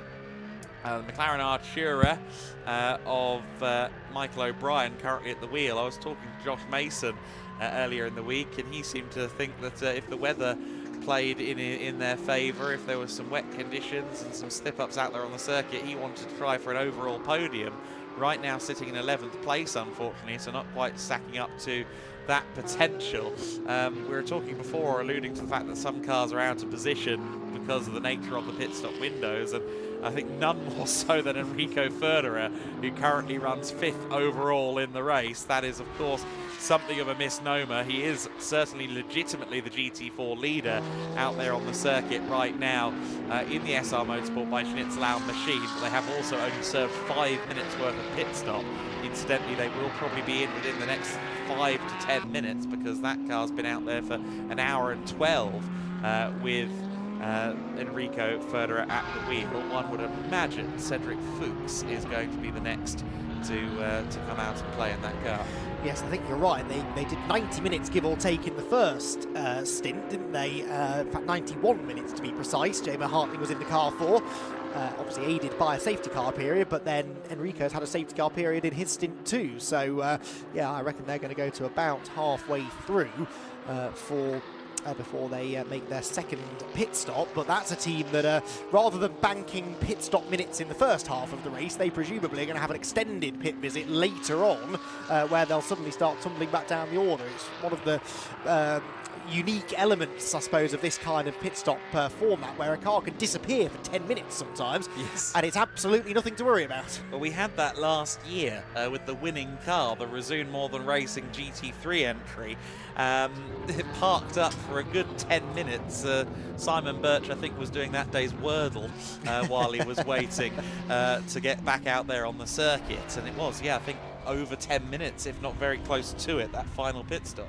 Yeah, exactly so, and there are several ways of thinking about this. I do think getting that out of the way early sometimes can be good, but then we've seen the peril, haven't we, of pitting early, losing laps, getting stuck laps down, and they don't want that to befall them if they can help it. A second time penalty in quick succession for car 86. That's now 10 seconds worth of track limits penalties they've picked up, and it's been Florian Scholz at the wheel, I think, whilst both of those penalties were handed out. So Florian is really pushing on in the attempt to Audi, but sadly now starting to cost the team a fair amount of time. Well, he got 2 final warnings in about a minute and a half, so I was wondering if there was to be a couple of penalties applied.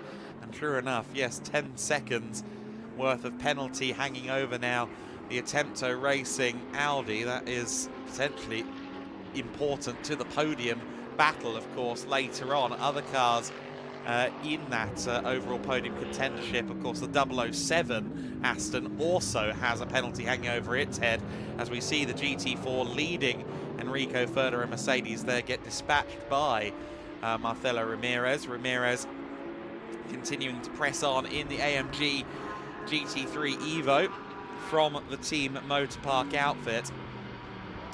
And we were talking with Kenneth a little while ago about just the quality of the Mercedes teams in the lineup this weekend. Of course, Motor Park have long since been considered a leading light in, well, single-seaters, and then more and more so in GTs, and SR have so many achievements at the Nürburgring, here with us in the GT4 Germany series, etc, etc. Iron Lynx, of course, represent Mercedes-AMG in WEC, and then NM Racing Team are serial championship winners at a GT4 and a GT2 level. Here is the 86 Attempto Racing Audi, in a class of its own, seemingly for track limits infringements right now, but in a very populated GT3 category.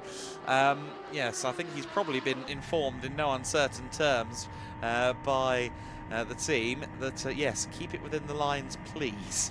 Yeah, did seem to back it off on that lap. A 146.7 is some way away from the best that car's done, so maybe just deciding to rein things in slightly. That being said, Zach Meakin, even our race leader, is now being given a final warning for track limits infringement. So if everyone starts picking up penalties and it all evens itself out, it matters slightly less, I suppose. Enrico Ferderer is in, as we suspected would be the case. The SR Motorsport GT4 Mercedes, GT4 leader, is in. And we are 6 minutes away from halfway point of the race. And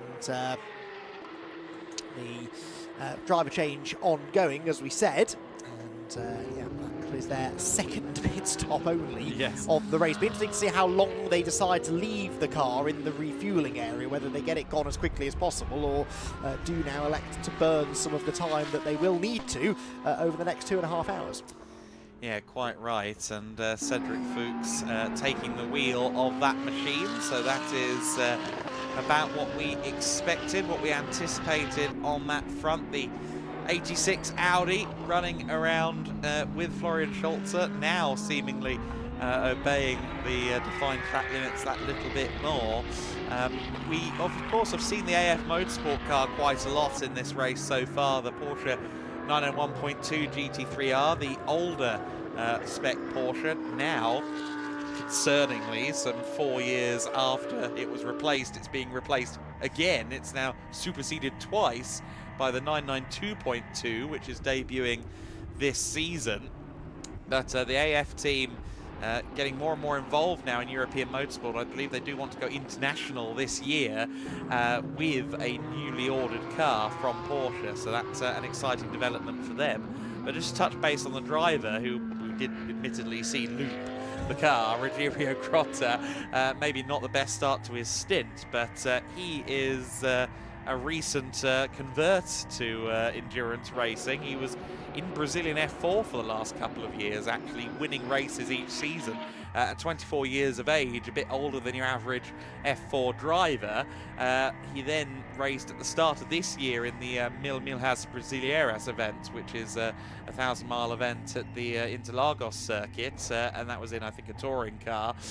Now it's his first time driving a GT3, and he's certainly learning on the fly, and interesting to see that combination of the AF team and Grotta. Maybe that could point towards their driver lineup for some of the future efforts that they want to put forward in international GT racing. Yeah, indeed so. And as we continue to ride on board, we get a great view of the Audi driver at work here, and the rollercoaster nature of the Portimão circuit. Big armfuls of opposite lot there through the left-hander at 13. Interesting point I was noticing just as you were chatting there was that I think the fastest, or one of the fastest cars, maybe the second fastest car on track right now, is the number 11 SR Motorsport Mercedes of Moritz Fiskirchen. The GT2 Mercedes is suddenly now starting to really show us what it can do. A 1:46.1 last time by was quicker than everyone but the leader, Zach Meekin.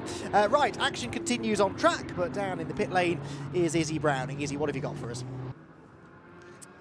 Well, I've got our GT4 class leader alongside me, Enrico Federer, who's just jumped out the car from a fairly lengthy stint, but a stint that you enjoyed nonetheless. What did you say? I didn't hear. A stint that you enjoyed nonetheless. So yeah, it was a perfect stint for me. I was a long time in the car. Now Cedric is in the car. The car is super fast. We are leading the GT4 class, so it's perfect now. And you're leading quite comfortably. We've just hit half distance on the race, so is it just, you know, rinse and repeat until the end of the race, and you should be on for a good result? Yeah. So for now we have a very, very big gap. So for now it's just drive safe and bring it home. Best of luck. Well done.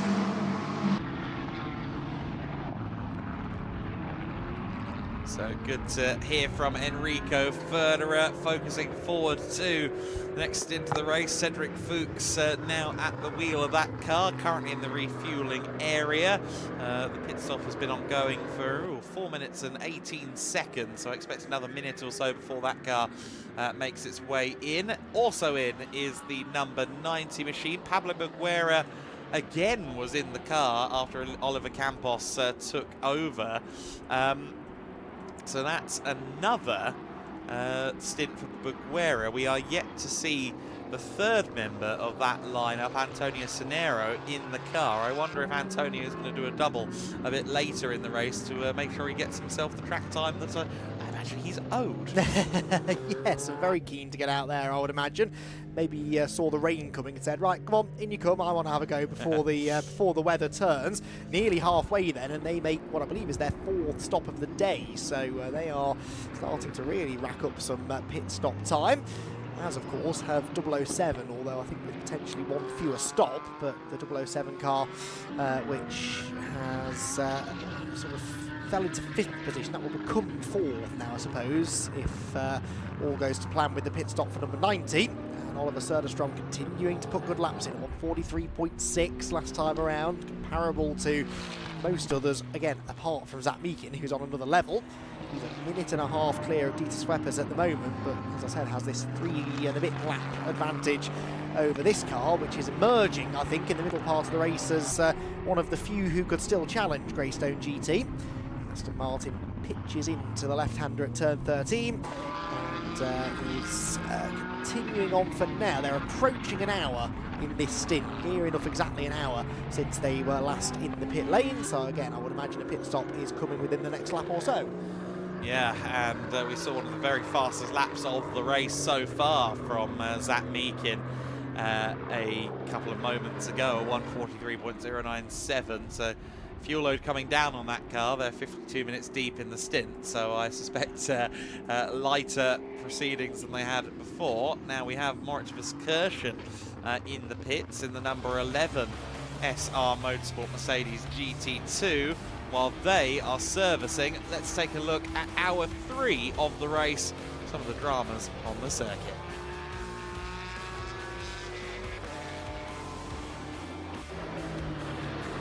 So Carrie Schreiner at the top of the hour, handing the car over to Florian Scholzer. That would prove to be fortuitous as they were serving during this full course yellow and this safety car a lot of their pit stop time. That was very useful. We saw then Neumann, the cause of that spin. I must admit I was looking down away from my screen at the point that that spin was shown on camera, and I had to take Kenneth Hyer's word that the Mercedes wasn't involved, which had me wondering if he was telling me the truth, because of course he would back the Merc, wouldn't he? But he was being truthful. It was a spin for Neumann all on his own. Post-safety car, once the Porsche was recovered, once again it was a multi-class scramble. Everyone tried to find themselves some track space, some track position, and get back into the swing of things. And we have seen quite a lot of fighting so far in this race that hasn't been for position. They see a car in front of them and they go for it. This is riding on board with the Comtoyou Aston Martin, which snapped firmly out of the hands of its driver. I think it would have been Söderström in the car at that point, and he did well, I think, to let go of the wheel momentarily there, lest he cause himself some damage to his wrists. A big moment for Tyler Scherin as well in the Audi R8 LMS GT3 over Evo 2 from Utah Racing, just on the compression at turn 15.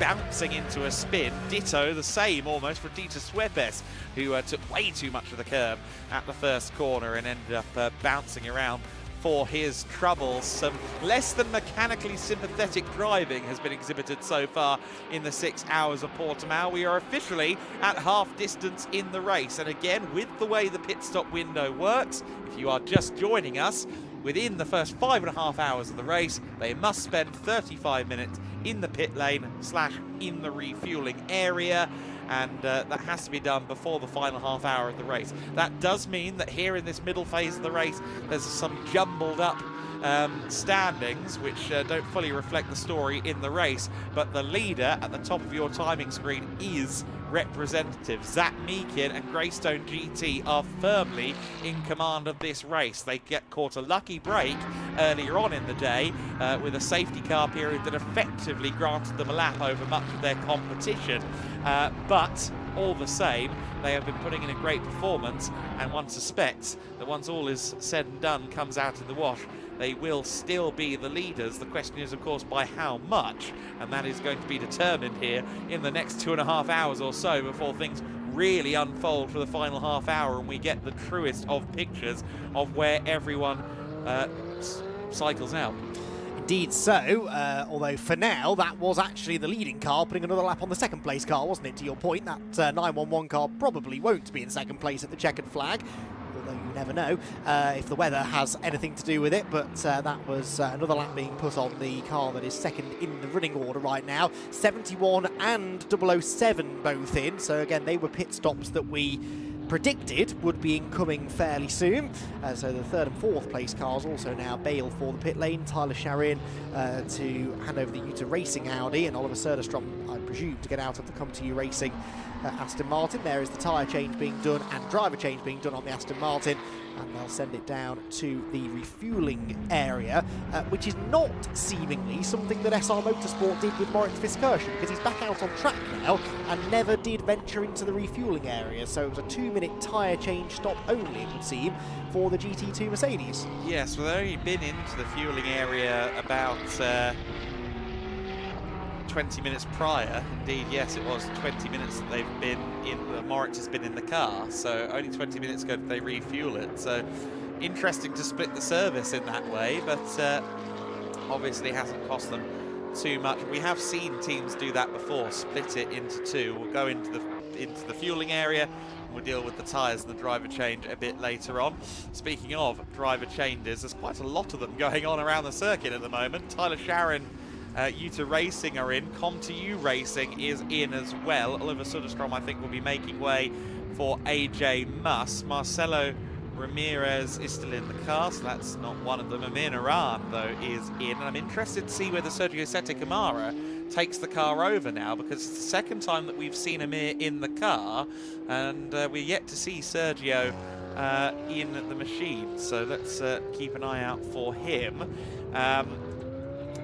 Ditto WNS Motorsport, Daniel Nilsson is in the pit lane. I think he has now taken that car over. I think that just changed to Daniel Nilsson. He's currently running comfortably second. WNS Motorsport running P2 against the SR Motorsport by Schnitzlam car. Once they are back out on the circuit, it'll be interesting to spot quite how much difference there is, not just in terms of laps between SR and WNS, but also in terms of time served in the pit lane, to try and get a picture of quite how close WNS are. I believe the pace of SR Motorsport so far has been more than frenetic enough to give them the actual class lead once everything is corrected for pit times. But you can never rule out a team like WNS Motorsport, who has literally won everything there is to win in GT4 racing. In fact, I'll correct the record, because I don't think they've ever ventured to the United States. But in Europe, yes, everything. They even went to China this past year and won the SRO GT Cup over there as well for GT4 cars. very, very busy team, and if they're in a GT4 car at your motor race, you cannot rule them out for a victory. No, indeed not, and I think they were a couple of laps behind SR and about a minute and a half more time served, so I think it was still advantage SR, but we'll see whether or not W&S can do anything about that in the next portion of the race. Got a great view here of the GT2 Mercedes, still in the hands, as I said, of the Rapid Moritz Viskerchen. Two personal best sectors on this lap, so they've been in for a tyre change recently, only a couple of laps ago, and now on fresh tyres, Moritz is really able to get the most out of this car, but you can really see the difference in behaviour between a GT2 Mercedes AMG and the GT3 example, of which we've got a few here today, and indeed the GT4 example there, which is the sister SR car. The way that GT2 car pitches and moves around, and the nose dives to the ground when it hits the brakes. You'll see it here into turn 3. Look at that, bang, down it goes. Much more softly sprung, much more powerful, of course, and not a lot of aero. It's a challenging car to drive, but everyone I know who has driven a GT2 car says that they're an awful lot of fun. I probably in all actuality shouldn't be telling this story, but it's something I've heard about. The car number 70, that is the Resume More Than Racing car, there was a notification a while back for reporting to race control, the team manager, and given the car wasn't on circuit, there was some head scratching as to why. It turned out that the team manager was both the responsible party and the cause, because he was in shorts in the pit lane, and that is a no-no. So he was requested a wardrobe change. They are still diligently working on the car down there, I've found out. So hopefully they can get it back out there and give Gregor Schneider some time at the wheel in race conditions, Tagan Pulse some time at the wheel in race conditions, but unfortunately for Resume More Than Racing, another team with a huge winning record in GT4 cars, such as the Cayman they're entering today, and of course our winners from last year overall here in the 6 Hours of Portimão. Not the race they'd have wanted, and certainly not a showcase of what they could normally do. We know that they can win, that they consistently are a front-running team in endurance racing, but sometimes things just don't work out, and especially, as we've already alluded to, when it's an electrical gremlin, well, yes, that is the diagnosis, but it could also be 10,000 different diagnoses. Yes, exactly. So not a huge surprise they've been in the pit lane for so long, but a great shame nonetheless. This now becomes a glorified test session for them. But as you said, an opportunity to give the drivers a bit of chance, hopefully, to get out there on a dry racetrack. We do keep one eye to the increasingly grey skies up above us, in slight fear of some weather incoming. The latest forecast actually I saw, this is the one that told me 3 o'clock was when the rain could be expected, is now saying 2 o'clock. Well, it is just going up 2:10 here in Portugal, so any time now there is a chance that those clouds could burst over our heads and give the team something else to think about, because this strategy, which has been going along quite nicely for the last couple of hours, safety cars aside, might now get thrown out of the window if you have to make extra stops to change tyres. Yeah, absolutely right. So the Comtoyou Racing car with Muss at the wheel. AJ Muss is now on its outlap. A few cars coming out of the fueling bay onto the circuit at the moment. We ride on board with AJ on his outlap, immediately attacking the curbs, which is certainly very much in keeping with the driving we've seen from AJ so far. Very confident at the wheel and uncompromising at the wheel is how I would characterise AJ Muss, who I think has been called up into conversation several times this weekend about the Winter Olympics, given he did once compete in snowboarding for Team USA. Oh yeah, you keeping tabs with... Nope, haven't touched a snowboard since 2022. Not really sure what's going on. He is firmly focused on his second career as a racing driver, and it is now going continental. He's previously run in America, in IMSA sports cars, in touring cars, in Lamborghini Super Trofeo, and this marks a big step up for him here, coming in, collaborating with Comtoyou Racing for the first of what is meant to be a season-long program across some of Europe's biggest GT championships. Indeed so, and yeah, he's taken to this quite well, I think, hasn't he? And certainly getting stuck in. He will, indeed, the whole Comtoyou team will be rather fed up, I suspect, of watching their car following this car around the circuit. It seems like since the very start of the race, quite literally, when these two cars started 2nd and 4th on the grid respectively, they have been nose to tail. And of course it was AJ Muss in the car at the start of the race who lined up behind Marcelo Ramirez in the wrong position, and that sort of, if he hadn't been behind him at the start, then this car might not have got a penalty, the 6 cars behind them might not have done either, and it could have been a very different kind of race. So AJ Muss will be looking at the back of that Mercedes thinking, oh no, not again, got to find a way past this car once more. They've made contact, these two cars, on at least one occasion, maybe 2, and yet again they remain inseparable. Race leader Zach Meakin pulls into the pit lane, so that is another stop for them. They've been, how long was that stint roughly, Andy? Do you have the data for that? They last pitted 4 minutes, about an hour ago, just over an hour. Okay. Hour and 5 minutes or so. That's about on schedule then, so no cause for concern there. Jaden Kelly, I suspect, will now be back behind the wheel because Louis Pret is the driver that was in prior to Zach Meakin. They could, with an hour and 5 minutes, put Louis Pret back in there. You have to be out of the car for an hour, but it remains to be seen quite whether that is the case. Yes, hour and 8 minutes actually now. I've run the numbers, so it was a decent length stint that. Safety car will have helped that, of course, on a fuel mileage point of view. Dieter Sweppers in as well in the Cup 2 leading Porsche. That was a lengthy stint for him, an hour and 39 minutes into the race, I believe that car last stopped, but that car can go a little bit longer than a GT3 car on a tank of fuel. AJ Muss starting to warm to the challenge now in this particular stint of closing in on Marcelo Ramirez. Again, not for actual position at the moment. Muss is 9th, Ramirez is 3rd, but the Comtoyou Aston Martin, as we've documented a few times, really is eating into that 35 minutes of pit stop time now. 21 minutes and 20 seconds used. That's actually 11 minutes more than the race leader now that they've spent in the pit lane. That last pit stop was a 6-minute affair. So, yeah, quite a different strategy between the leading Greystone GT McLaren, which is currently in the refuelling zone. We'll wait and see how long it stays there for. And the Aston Martin from Comtoyou Racing, which closes right in now on the Team Motorpark Mercedes AMG as they round turn 5 and climb the hill. Yeah. Great to ride on these onboard shots, especially when you see them following another car. It's really, you can see the carrot dangling in real time. And certainly AJ Muss has been so fiery so far in this race. If he sees an opportunity to get himself some clean air, he is going to take it. Approaching turn 10, turn 11 there, you can see Ramirez seesawing at the wheel to get the car turned in 50 minutes deep into the stint, while Muss is, 5 minutes in.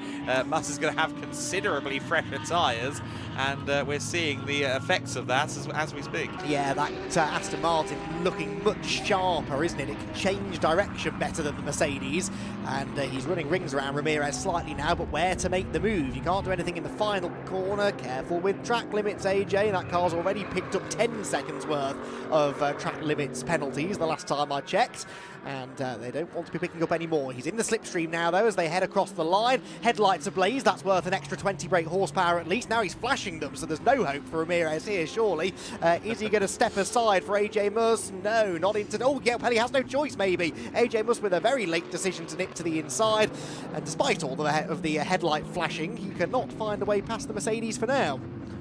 Such an impressive drive to this point from LMR Motorsports 911 crew. Sweppes in the pits right now, but 5 seconds clear of the next Cup 2 car. Yes, there is 5 minutes more pit stop that they need to serve compared to the second place Team Steiner racing car of Forsberg, but still they've built a good 2, maybe 3 laps of advantage on corrected time. Incredible driving from the 911 crew. It is searingly impressive stuff, and certainly given the record that we've seen from the pairing away from our paddock and in our paddock, it's not a surprise. And AJ Muss there got so close to the rear of Ramirez coming out of turn 8. he really is not wasting time, or maybe he is. He feels he is wasting time, of course, behind Ramirez. That's the whole problem, but he wants to get through as quickly as possible. Of course, it's the most frustrating thing in the world, I'm sure, for a driver. You know, a driver's like a kid in a candy store. When you give them a new set of Pirellis, you're like, yes, grip, amazing. Oh, and he just went very sideways there coming out of turn 13.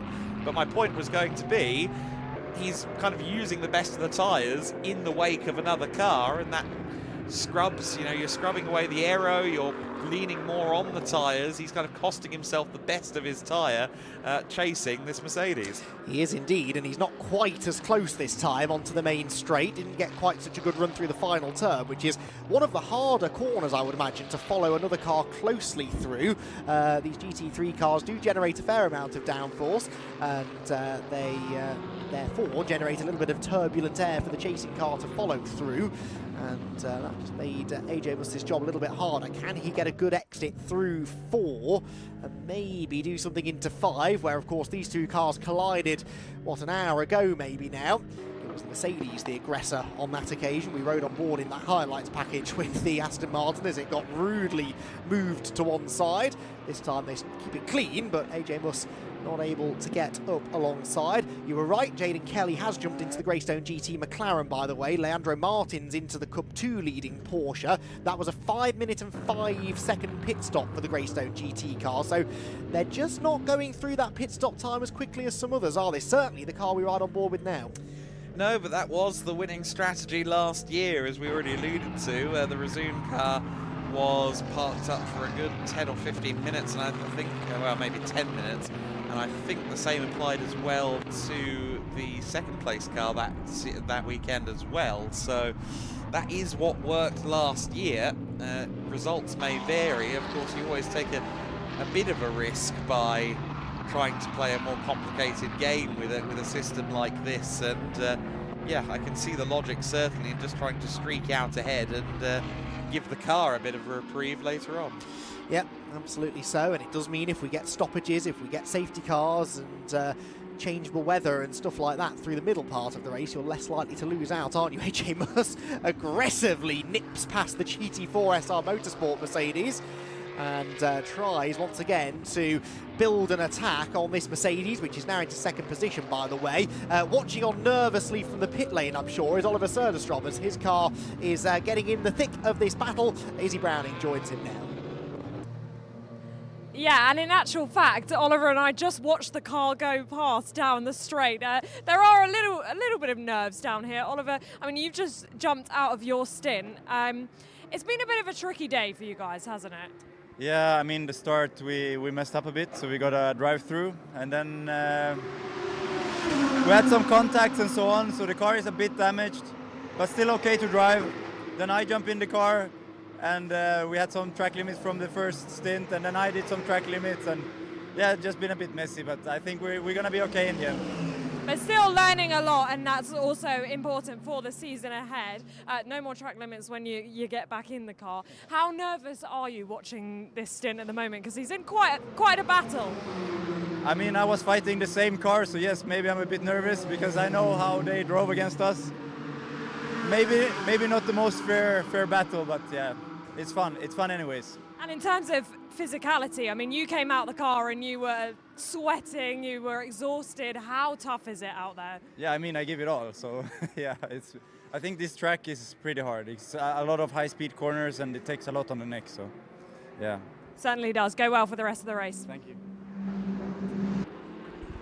Thanks, Izzy. So Oliver Söderström, yes, that car is a long way down the order, but we do think that they're in a pretty good position overall. Once all is said and done with the pit stops, they'd be in a better position that if they could get past the Mercedes, which they can't do yet, into the first corner. Getting reports now from camera ops around the circuit that it is spitting with rain, so the rain possibly now starting to creep in. I'm not sure from which part of the track that's being reported, but somewhere out there it's starting to get a bit sketchy. And is that now starting to be a distraction maybe for Marcelo Ramirez, who was quite slow through the uphill left-hander at turn 4 there, and in the end actually AJ Must, I think, had to lift off the throttle to avoid colliding with the back of the Mercedes, and did well to avoid that contact. So AJ Must is up into 8th position now. Adam actually spotted, just as we threw to Izzy there, that he'd overtaken Cedric Ferguson, not to put a lap on the SR Motorsport Mercedes, but to overtake it for position for 8th place, such as the topsy-turvy nature of this race. But then the GT4 Mercedes has spent more than 10 minutes less in the pit lane than the Comtoyou Aston Martin has. Head up through the top part of the circuit.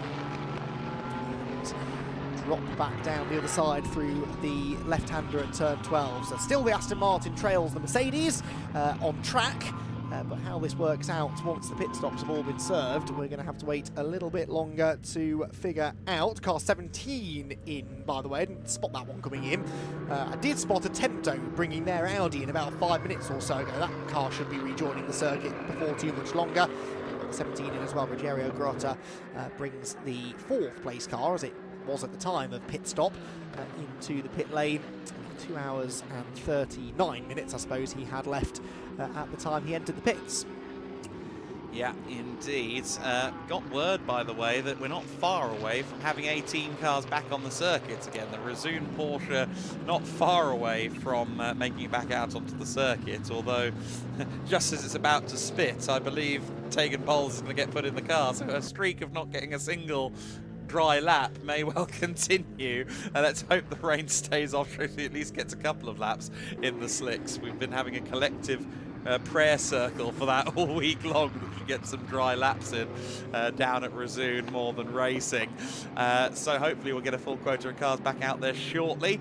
Greystone GT's Jaden Kelly then leading the way, both in terms of what we see on the screen and on net once the pit stop penalties are sorted, and we've had confirmation incidentally that no, the pit stop has not been corrected on Team Motorpark's car, so they owe us 4 minutes and 34 seconds more than we think in terms of total pit time, and rather conveniently it's 17 minutes and 34 seconds on the screen right now that they've served in total pit time. So 13 minutes then that they have served. So not only are they behind Greystone, they're also a long way behind in terms of the stuff they've, or the pit time that they've served.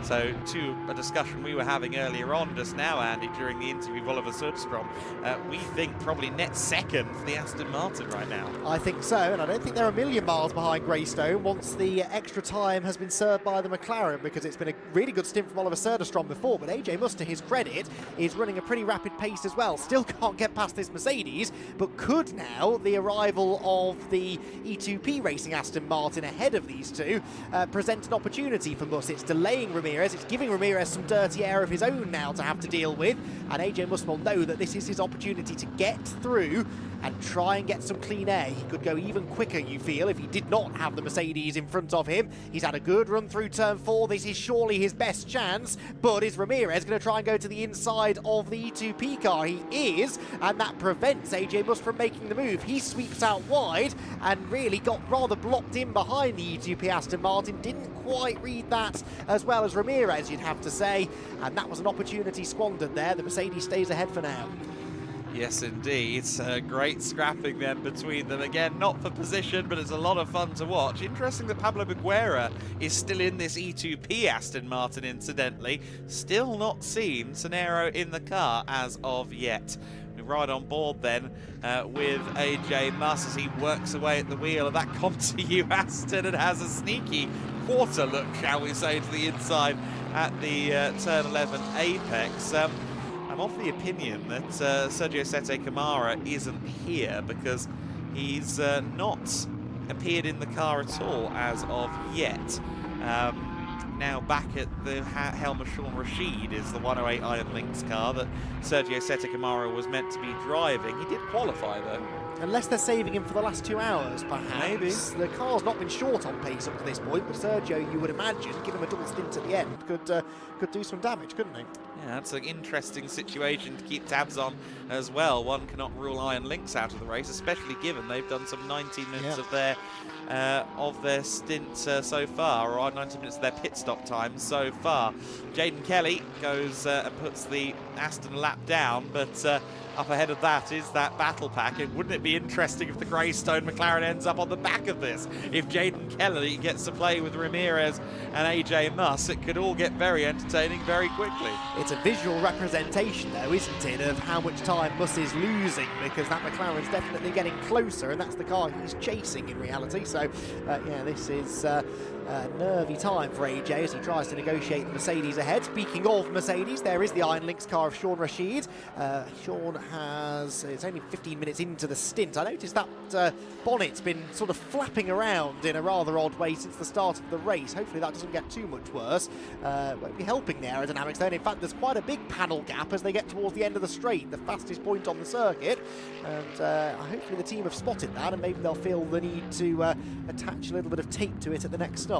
They have been doing it, has been like that as far back as qualifying yesterday, but yeah, I do think it is actually getting worse. If we run down towards turn 5 with the car, we'll get a decent indication on the compression and the downhill. It doesn't look like it's gotten much worse, maybe slightly, but yeah, to your point, towards the end of the straight, it certainly looks a little bit shaky for sure. So we were keeping tabs before with that Marcelo Ramirez situation, and they're coming down the main straight again now. AJ most likely still on the bumper, and I'm just waiting to see how long it's going to take Jaden Kelly to get in on this, because it is absolutely going to happen, isn't it? If all things are well and good with the world, of course, although it must be said, Ramirez, an hour and 3 minutes into his stint, he may not be far away from handing back over to Christian Mansell. Thank goodness, says AJ Muss, and then he realises it's Christian Mansell getting in the car and thinks, actually that's not great for us, is it? Because Christian's going to be rapid, we know he is. 100 laps completed now, by the way, by Greystone GT, your race leaders. We're 100 laps into the 6 hours of Portimão, with 2.5 hours still to go. And back on the track at long last, Razun More Than Racing, the team that won overall last year with the GT3 Porsche, and they have now sent Tegan Poles out onto the track. And Tegan will be just shaking down the car initially, trying not to get in anyone's way, but hopefully gets a good period of time behind the wheel now, trouble-free. Yeah, exactly right, and I think they will have to bring that back in to refuel shortly, because I don't think they tanked the car after Drexel's first stint at the wheel, so I wouldn't mind betting that it heads back in after a lap or two either way to get some more fuel in the car. But we are continuing to battle this, or continue to watch this battle, informal battle between the 2nd and 6th place cars on the circuit. Not only them, of course, but also the Jaden Kelly Greystone car, which is, yes, firmly in amongst it now. I think T-minus 1 or 2 laps at the maximum, though, before Ramirez's stint time comes to an end. So we'll keep an eye on that. But regardless, it may well become, if Ramirez pulls in, Muss is going to go from hunter to hunted very quickly. And it actually looks like Muss's car is starting to get a bit unsettled there. Yeah, it's struggling in that dirty air, isn't he? To your point earlier on, using the best of his front tyres in the turbulent air, and now has the Greystone GT McLaren behind. So I reckon exactly now 4 laps separate these two cars, which is about 400 and something seconds or so, but 4 laps and 6 minutes or so difference in pit stop time. So I think it is still advantage Greystone, but by less than a lap on the corrected pit stop times. Flashing of the lights there for Jaden Kelly. Is AJ Muss going to make this easy for the Greystone driver, or is he very aware of the fact that actually it would serve Comtoyou Racing quite well if they could keep the McLaren pegged back for a little while longer? We'll have to wait and see exactly how elbows out this little battle becomes, Adam. Yeah, exactly. Jaden Kelly will be, I think, not the kind of driver that likes a straightforward, likes to flag. No driver, actually, I think, really likes a straightforward, likes to flag. Yes, that's the right answer. That's arguably the answer the team wants you to give. But I think a lot of them prefer the one where they have to really slog it out for a full stint and have some fun out there on the circuit, doing what they ultimately crave to do out there on the track. There is the Greystone GT car, then right on the back of Muss now. And it's interesting, isn't it, that it really has fallen away from AJ. And I do wonder if kind of what we were positing earlier on, that he has now taken the best out of the Pirelli, is hanging around the back of another GT3 car for about bordering on half an hour at this stage, or no, 21 minutes only. But again, has he taken the best out of the tyres is you're now falling away from Ramirez for that reason. And perhaps a bit distracted with the arrival of Jaden Kelly behind. I mean, AJ didn't use anything like all of the road through the final turn there. Now gets hampered slightly by the number 15 Mercedes there, the NM Racing Team GT4 car, and that will delay him ever further. But yeah, it does look like there's a little mistake or two creeping in now for AJ, as he possibly tries to ask a bit too much of the Pirelli rubber, knowing that he's got to push on with the race leader directly behind him. They drop down the hill into 5. There is Ramirez, destined for the pit lane soon, one would imagine. An hour and 7 minutes as he is into the stint. But what's going on behind him? Is Jaden Kelly ahead yet of the Comtoyou Aston Martin? Answer, oh, Nearly. Not quite, but very nearly. It's coming. Jaden Kelly then on the back of AJ Muss. And again, I'm glad in a way that we don't seem to strictly enforce the blue flags here, because with the way the format is, yes, all of this is very, very important. Let's go back down to Izzy Browning. She's got some reporting from the pits. I do. I'm delighted to say I've come back down to the Razoon garage, and as you will have seen, the car is not in the garage because it is back out on track. And we know the culprit, don't we? So the problem right now is in my left hand. It was a starter, so it's not so easy to fix like in the KTM or in BMW. So thanks to the team, and now it's very good for Taken to get some experience on the track. So looking forward, we have around 2 hours to have fun, not for the podium, but to have fun. So that's an important thing for us. Well, what a team effort as well to get the car back out. You must be pleased about that. Yes. So the team is incredible. So they've done a really good job. And for us, it's so important to get more experience on the track, to get the track time on the race conditions. And that's why we are here in Portugal, and we will have fun right now. Yeah, 100%. Have fun out there. That the culprit.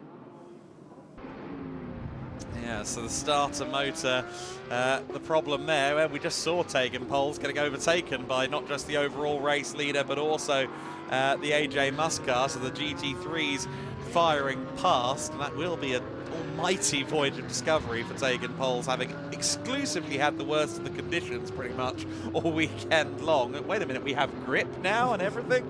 It's a little bit of a learning curve for Tegan, and we'll see how that progresses. Hopefully, the starter motor now being replaced, that's going to be a nice run to the flag for the Razoon Northern Racing team. Gregor Schneider, I suspect, will take the checkered flag after the final stint of the race, and I will say, I don't think I've ever seen an interview before where one of the drivers is holding the culprit of a pit stop.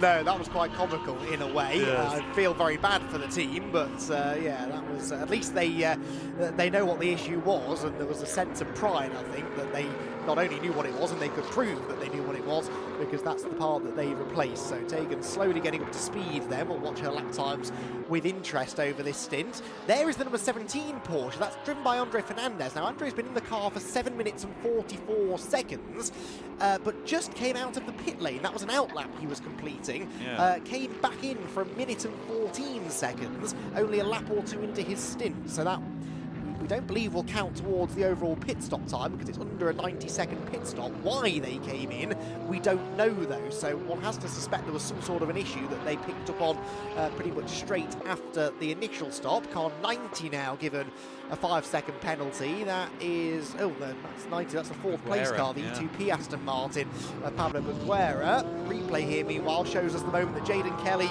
finally got past AJ Muss, and I don't think in the end AJ put up too much of a fight. He might have been putting up a fight, and then eventually decided to give way.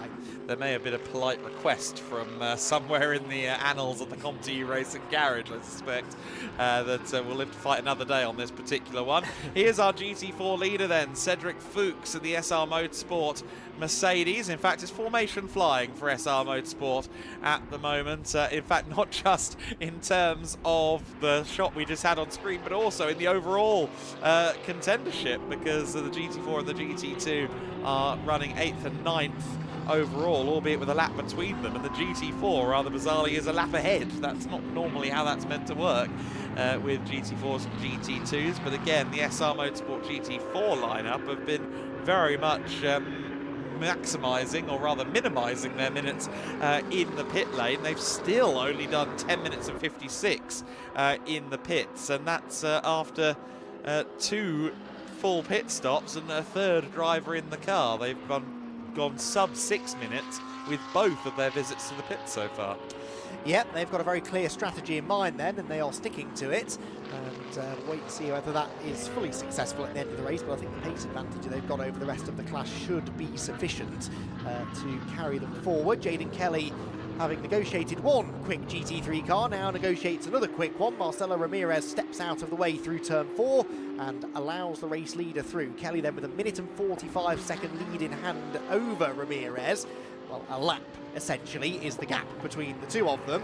And we know that the Motorpark Mercedes has not actually served as much legal pit stop time as the Greystone GT McLaren. So that penalty at the start and then that sort of unscheduled stop, well, a scheduled stop but at the wrong time, have taken Motorpark out of the fight at the moment, it would seem, which is a shame because actually Marcelo's really impressed me. We know how quick Christian Mansell is, but Marcelo has impressed me with his pace as well. Had it not been for those issues, I think that overtaking that Jaden Kelly just made would have been a little bit more significant. Yeah, I agree. I think Podium is now kind of the best case scenario, I feel, for Motorpark. Between the fact, again, they lost that lap to, effectively a lap to Greystone during the first safety car period, and how that fell kind of in the middle of the first set of pit stops, and then adding to that the having to pit under a safety car to refuel. They've really just kind of had the rough run of it with safety car periods, and yeah, I think it is now a matter of trying to salvage a podium for Ramirez and Mansell. No such issues though so far for Greystone. It has been a by-the-book motor race for the number 44 crew, the McLaren 720S GT3 Evo. Again, feels like one of the new GT3 cars in my brain, but no, it has been around now for this entire decade, isn't it? 2020, I think, was the first year of the 720. It's been around for quite some time and has developed into a really good package. Of course, that's in no small part, as is the case with all of these GT3 cars, down to the factory drivers who have such a hands-on role in developing it. I know that the likes of course, Joe Osborne, your buddy, he will have had a big role to play in the McLaren 720S GT3 Evo's development, and it's a fine balance with developing a GT3 car, because it's all well and good making something aggressive, attacking and brilliant in the hands of a platinum or a gold rated driver, but that's then going to scare away the bronze competitors, who more often than not are the competitors that make this whole GT racing nonsense solvent. Yes, and that's something Joe told me. Actually, we had a lengthy discussion around that time about the development of that car, and he said, yeah, there are times where you just have to dial back from what you really want to do with the car, because you've got to make sure that it's user-friendly enough for the less experienced drivers. But they got it right, I think, didn't they? The McLaren is a very popular car, and popular not only with the pros, but AMS as well. There's the 71 car, which is in 5th position, Uta Racing's Audi, of Mark Sharin, and Mark is nearly half an hour into this stint. Car 28, by the way, which we saw, by the way, has been reeled back in by AJ Buss's Aston Martin. Team manager has been summoned to race control, and then subsequently they received another track limits warning. So Car 28 might be second place at the moment, but they could have more trouble on the horizon. That could benefit the likes of Uta, who, again, have served a fair amount more time in the pit lane. Exactly right, and just back to that driver development or developing the car story as we watch Sharin go down a lap on the AF Motorsport machine. In fact, no, that's unlapping, of course, because the AF car is further back. But I think also sometimes it's a good thing with the customer racing programs that the pro drivers have to kind of input their development with the bronze drivers in mind. I think in some ways the pros end up saving themselves from themselves in a way. If you balance on a knife edge too often, you will end up stabbing yourself, and they do have to put some considerations into how the car is set up, how the car is balanced, etc., etc. I know that with these Audis, we just saw the Uta car, we now see the Attempto car. The Evo 2 kit did a lot for that car's usability. I think the first Evo was quite an aggressive development of the car, and it was pretty finely balanced, albeit quite difficult if the balance was out. And now we see that the Evo 2 has become one of the most venerable cars in terms of age. Yes, the Audi has been around a while now, but also just as it pertains to the usability, it's now one of the best packages. I think it's a shame, really, that the Audi R8 lineage is winding down with Audi Customer Racing a thing of the past, effectively. Yeah, shame. It's a great car. Good to have variety on the grid, and yeah, it's, we still have a few of those cars hanging around for a while. AJ Muss is ahead of Marcelo Ramirez on track. Marcelo is not happy about that and tries to get back to the inside at turn 1, but AJ Muss has made the move. Not sure where or how he did it. I did notice a few laps ago there's a bit more trim hanging off the left front corner now of the Aston Martin. I don't think that particular corner of the car have been involved in contact yet, so it has obviously now had contact with something, but hopefully that wasn't the Mercedes. Through then goes Muss, and he will now try and make a bit of forward progress. He actually got past Mark Sharon on the previous lap for position, so the Aston Martin back into the top 5 now, but is a lap, I believe, more or less behind Pablo Baguera in the E2P Aston, which is the next car up the road. So AJ then with the Aston Martin ahead of the Mercedes. Can he now pull away? It's interesting that he was all over the back of Marcelo for quite a long time, and then with the arrival of Jaden Kelly on their tail, AJ dropped back, not sure whether that was on purpose or not, but then all of a sudden appeared right back on the tail of Mercedes. We get confirmation there at the top of the screen of another 5-second penalty for that aforementioned E2P Racing Aston Martin. 10 seconds now of track limits penalties applied to that car. That's one of, I believe, 3 GT3 cars now to have picked up 10 seconds. Of course, AJ Muss is the other one, or one of the other ones, and the Attempto Audi now back in the hands of Carrie Schreiner, also with 10 seconds extra that will be added at the end of the race. So we're still 2¼ hours from the checkered flag, and those track limits penalties starting to really rack up. As in the case of Attempto, actually, is their pit stop time. 25 minutes and 40 seconds served by Attempto's 86 Audi. So that, Adam, is the most of any team out there. That's why they're down in 13th place, but that car should now only start to climb the order between now and the checkered flag. Yeah, at this point, they can effectively do in reverse what SR have been doing with their cars.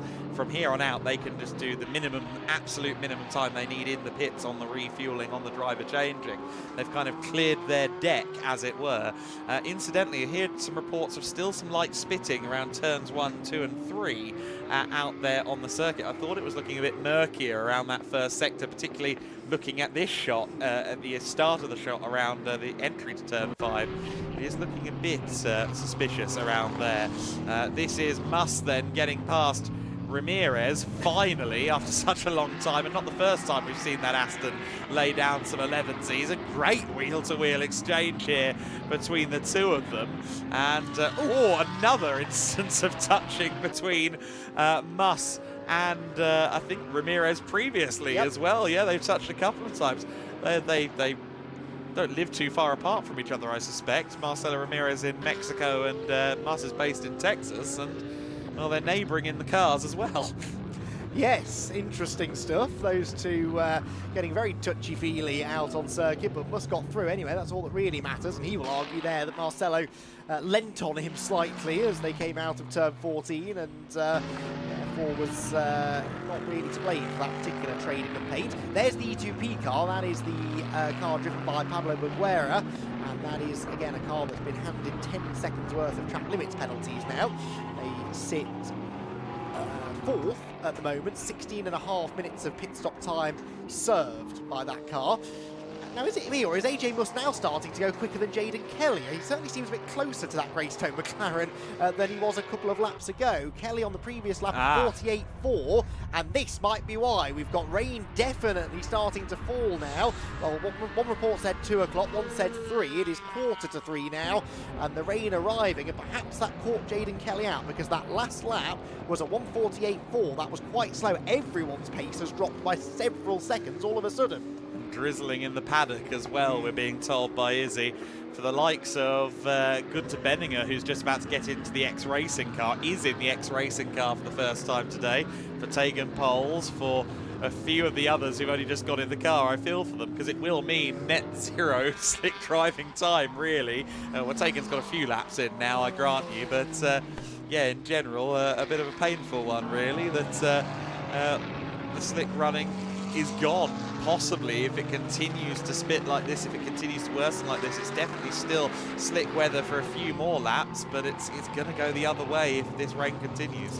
This is potentially good news for Motorpark, because Marcelo Ramirez is 1 hour and 22 minutes into his stint. If he can eke it out a lap or so more, and it turns out they need wet tyres, then they could save back a pit stop potentially by doing that, although whether they, other teams, when they come in for tyres, would then choose to also refuel and eat up more of that time awaits to be seen. Another 5-second penalty now for AJ Muss for doing what I fear he nearly did coming out of the final corner there, exceeding track limits. That's 15 seconds now that he, specifically, I believe, has racked up in that car. And yeah, this car is still a contender, but if they keep now giving away these 5 seconds at a time, then they will very soon find themselves on the outside looking in. You ever worked in a bar, Andy? I can't say I have, no. Oh, because you are quite good at keeping tabs, I feel like. Yeah, very good. You wouldn't let anyone escape without paying. So, the 911 car, Leandro Martins at the wheel, still having only served 13 minutes of the stint, or of the required pit time. In third overall. I feel like we do have to prepare ourselves for the eventuality that this is going to be a top 5 finish for this car, potentially, with the rate that they've been going at, the consistency that they've been exhibiting. Leandro Martins and Dita Sweppes, I think Cup 2 is looking very, very much in their favour, and I think it might go further than that. Yeah, they've just not dropped down the order. Yes, they haven't served as much pit stop time as others, but it's not a massive difference compared to some, and especially if they can get the right side of a safety car or a weather change, then they could find themselves fighting for a top 5 overall. It's been a really, really solid run. They had some good battles early on with the 27 car in the opening stint, but since then they 27 got involved in a couple of skirmishes. 911 has had a clean race so far, touch wood, and are really going well in third position. Competitive lap time as well, 1:49s at the moment is a pretty decent lap really for a Cup 2 car. Closing in on some traffic now, including the GT4 leader, SR Motorsport Cedric Fuchs, who is going to go a lap down, and far ahead Marcelo Ramirez, whose pace is okay, 1:47, so we're not losing the track yet, are we? If there is some drizzle around, it's not yet been enough to massively affect the track conditions. A bit of psychological rain on the windscreen, maybe. Yeah. But actually, so far, the track remains largely dry. No, exactly right. It's difficult, this one. They'll be hoping it's remained psychological once they figured out it's not really doing much underneath them. You often do see that when the rain starts to spit a little bit. It takes them a lap or two to realise, oh wait, no, I'm being tricked by the sky right now. There is, and incidentally, Andreas Heiniger now at the wheel of the X-Racing car.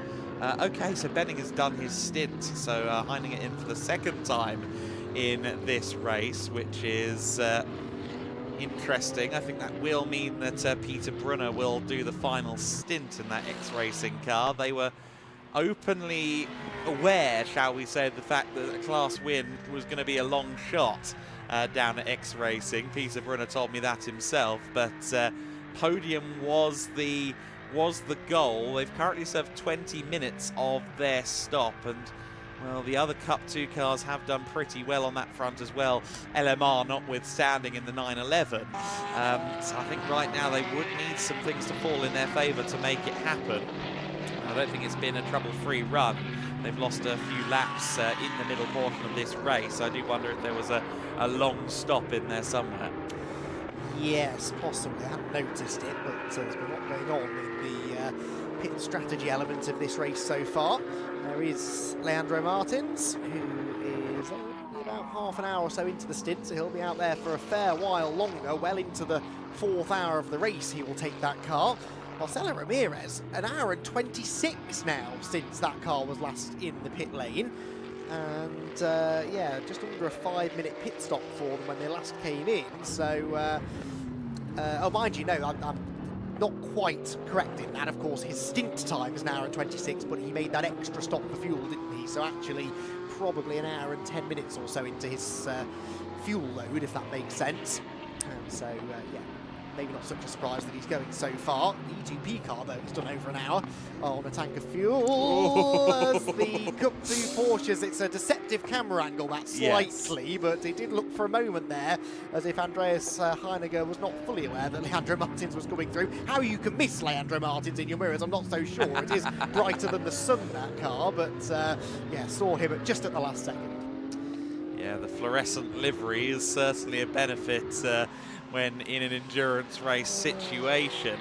Josh Mason, incidentally, back at the wheel of that McLaren Artura Trophy Evo. And this is actually quite an interesting comparison then between the two cars, the 992 Cup and the Artura. In a like-for-like race, you would expect Josh to maybe have the slight advantage over Leandro, who's a very talented amateur.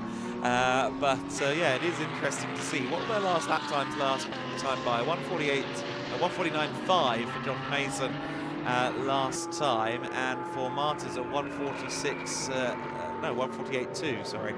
So yeah, they are lapping at about the same pace. One would expect them to be fairly even, although the Artura, of course, being an evolved GT4, it's a little bit different again from what the Cup car is, but relatively similar pace.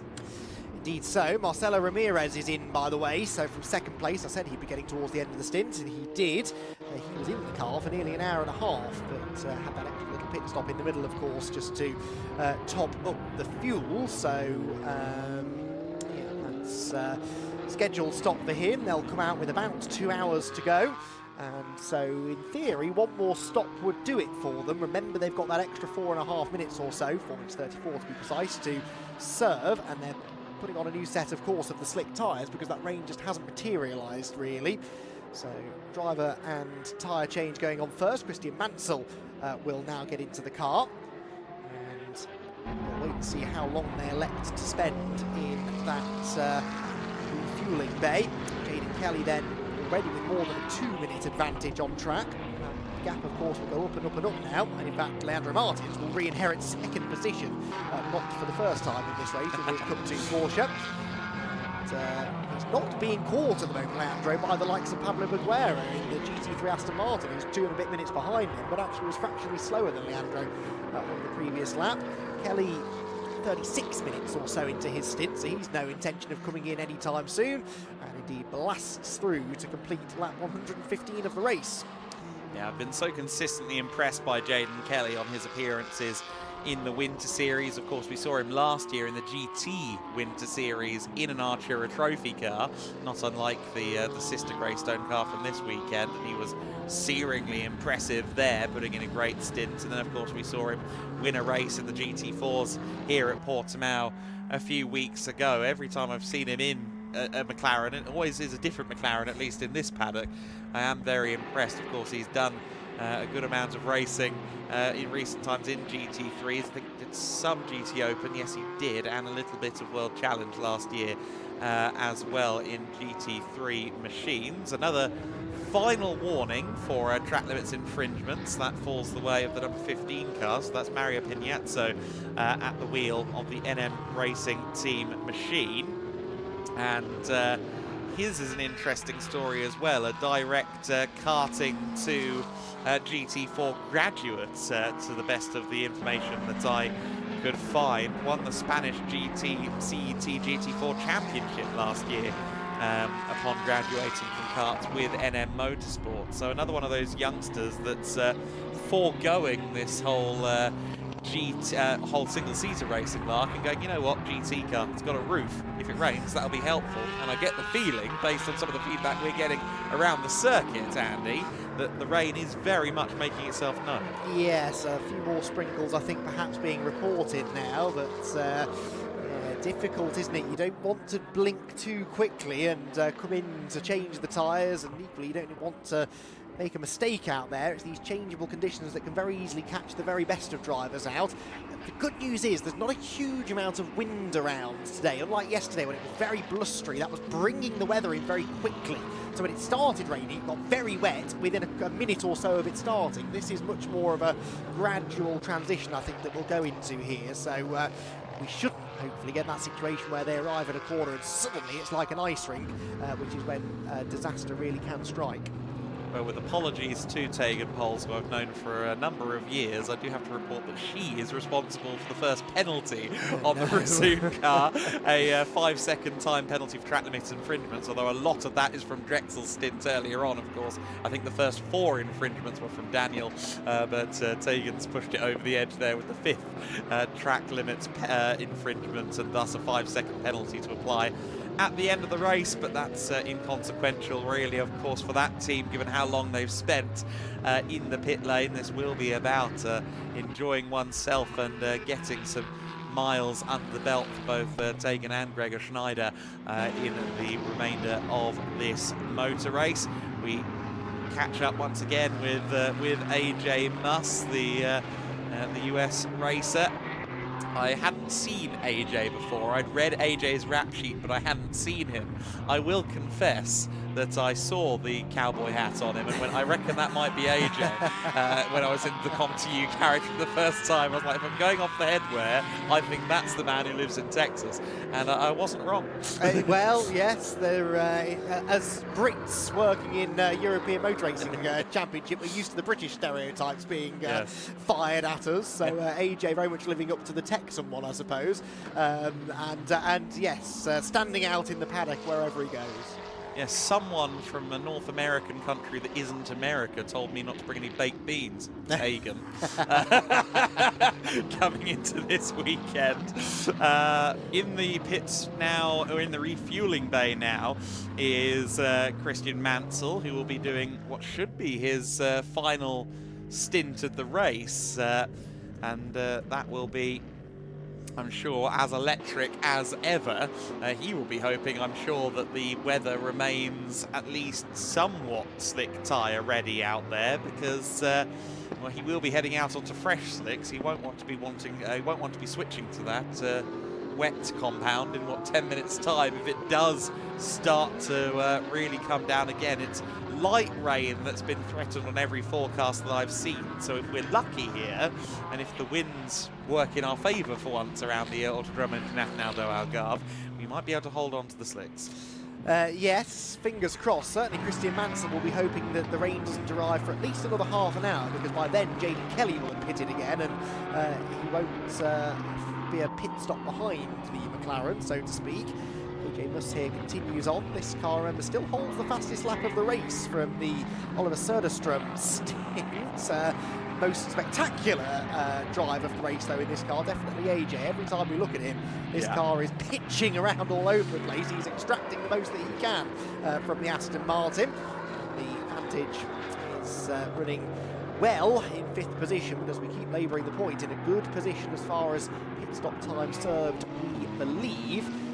Ruining that time that he lost up behind the Motorpark Mercedes there. But I still think this Attempto is a really interesting situation. The Attempto Audi, 25 minutes served already, the most of any car out there, Razoon notwithstanding. So that is just a clear run now. They can fully focus on the racing at hand. Of course, they will have to go back to the refueling bay yet. And of course, we haven't seen Ariel Levy in for a little while. He was the man that really brought the car alive in qualifying, and with effectively the whole pit stop strategy situation in the rear view mirror, I'm very much looking forward to seeing that last stint of the race from Levy, which I think could be quite fiery. Yes, he was certainly not pulling any punches in his stint earlier on in the day, was he? Christian Mansell, by the way, back out on track now in the Team Motor Park Mercedes. 7 minutes added to their pit stop time that time around, so they're now at 24 minutes and 30 seconds, except they're not really, they're at about 20 minutes or so, I reckon, well, 20 minutes give or take a second or so, when we take into account the extra 4.5 minutes or so that they need to add, because they pitted behind the safety car and fueled crucially behind the safety car earlier on in the race. Pablo Baguera is in the E2P Aston Martin, and that is scheduled as well. I think it was at about an hour and 10 minutes or so his stint. So Baguera then, with 2 hours and 58 minutes in, he pitted. We are now 4 hours and 1 minute into, hour and 3 minutes or so spent in the car. Jaden Kelly with a 1:43.023. So fastest lap of the race. He wasn't even purple in the first 2 sectors, but he had a wonderful sector 3 and is setting an electric pace out there in that Greystone GT McLaren. 45 minutes into the stint, incidentally, so the tyres have been through a fair hunk of time already, and Jaden pressing on. Carrie Schreiner there just ahead of Andre Fernandez, who's back at the wheel of his car for the second time today. We've got yellow flags down at turn 8 briefly, that I think have now been withdrawn. I'm not quite sure. Oh no, we've got yellow flags at turn 7, turn 8, so we really do need to have a look at what's going on there. That seems to be a recurring problem down at turn 7, turn 8. Yes, what is that problem, I wonder? There is a definite problem for car 70, because Tegan's now picked up another 5-second penalty. That one all of her own doing, I'm afraid. So that's 10 seconds added onto their time, for what it's worth. We're heading towards turn 7 and 8, where there are no longer yellow flags, but will there be any evidence of what happened up here? No bodywork on the circuit. No, there's no sign of significant contact, at least, so hopefully just a harmless spin for someone up at the top of the track. And as we now get to the end of hour 4, into hour 5 of the 6 hours of Portimão, let's take a look at some highlights from the previous hour of racing. So it has once again been Greystone GT at the fore of this race, just having a brilliant drive in actually both cars, to be fair. The Artura Trophy Evo, yes, and the 720S GT3 Evo that leads the race overall. We had some brilliant onboards and some brilliant action once again from AJ Muss, who has been rather heroic in the entertainment department throughout this race. He was once again on the back of Marcela Ramirez in the Motor Park Mercedes for a lot of the last hour or so of racing. Jaden Kelly managed to end up on the back of both the Aston and eventually the Mercedes as well, and both parties elected to allow the McLaren through. Right on board here with the Utah Racing Audi as well, which had a little bit of a scare as the X-Racing Porsche went into the pit lane, brake lights on, and I don't know if that was fully anticipated, but finally, after about 40 minutes or so of trying, AJ Muss found his way around the Mercedes, albeit with a hip check or two on the way. In fact, that wasn't the moment where he got the position, I don't think, the on-track position. Oh, it was. He went all the way around the outside. I didn't see that last context clue clip. But yes, the conditions starting to worsen. There has been some spitting rain around the circuit, but it's still slick tyre weather. And in fact, the track is proving very quick right now in the hands of the fastest GT3 drivers. Christian Mansell at 1:43.084 last time by, and he's on another very quick lap right now in the Team Motor Park number 28 Mercedes AMG GT3 Evo. He'll come across the line now to complete the lap, and what was the time eventually? A 43.5, so I think he maybe found some traffic towards the end of the lap. But Mansell is on the move. Jaden Kelly is still setting a very quick pace, so while we did see those spots of rain in the last 15 to 20 minutes, it certainly doesn't seem to be doing anything to the pace on the circuit. If anything, it feels like it may have rejuvenated the circuit with some of the lap times that we're seeing out there around the course. So Jaden Kelly on a lap 122 of the motor race right now out there, just getting past, taking poles on the run down to T8 turn 9. Be so careful there on that crest of the hill. If you're fighting the car coming out of turn 8, you can often find yourself in a spin. But both parties there keeping the cars straight and true as you need to over the crest of that hill. The 111 car, the SR Motorsport Mercedes, the GT4 leading car of Cedric Fuchs, still only 10 minutes and 56 seconds of their pit stop time served to this point. Some 15 minutes less of the mandatory pit time than, for instance, the Attempto Audi, but more importantly, 10 minutes less than the second place car in the class, Edwin Hellstein in the WNS Motorsport Porsche Cayman, as we get notification there of a track limit penalty for X Racing's Cup 2 entry. But what is the gap in terms of laps between them? 5 laps between Fuchs and Hellstein at the moment, Helston, sorry, 1 and 2 in the GT4 class, and 9 minutes between them. That's not enough. The GT4 lead is certainly still with SR regardless of what's going on with the pit stops, but they can't afford to do anything silly when they've got that much pit stop penalty still hanging over their heads. No, I think they're about a lap ahead on once the pit stop time has all been applied, give or take. So yeah, they're in a pretty good position, has to be said. New fastest lap of the race, Christian Mansell, 1:42.766. That didn't take him too long. That, to put into perspective, was about 1 3/4 seconds quicker than race leader Jaden Kelly did a lap ago. There is the sister Greystone GT McLaren, the Cup 3 entry, the Artura Trophy spec car, closing in on Leandro Martins, who once more finds himself in second position at the moment. 4 minutes and 20 odd seconds off the race lead, but more than comfortable in the lead of Cup 2.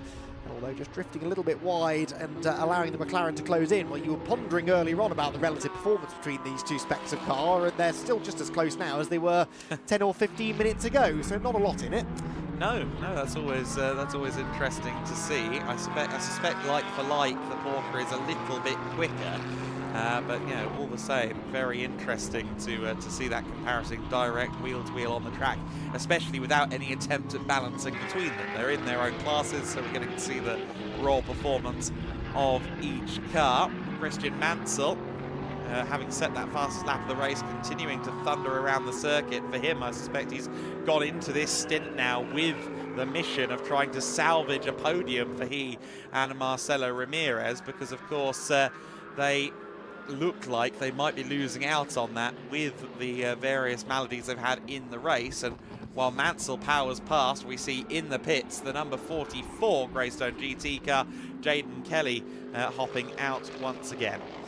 Yes, slightly shorter stint that. It was under an hour, I think, that one for Jaden Kelly, but they have time to be served in the pit lane, so they needed to get on with that, I suppose. And you don't want to be having to pit after the 5.5 hour mark, do you? Because that won't then count. Egan Poles has picked up another 5-second penalty for exceeding track limits. 15 seconds now applied to car 70.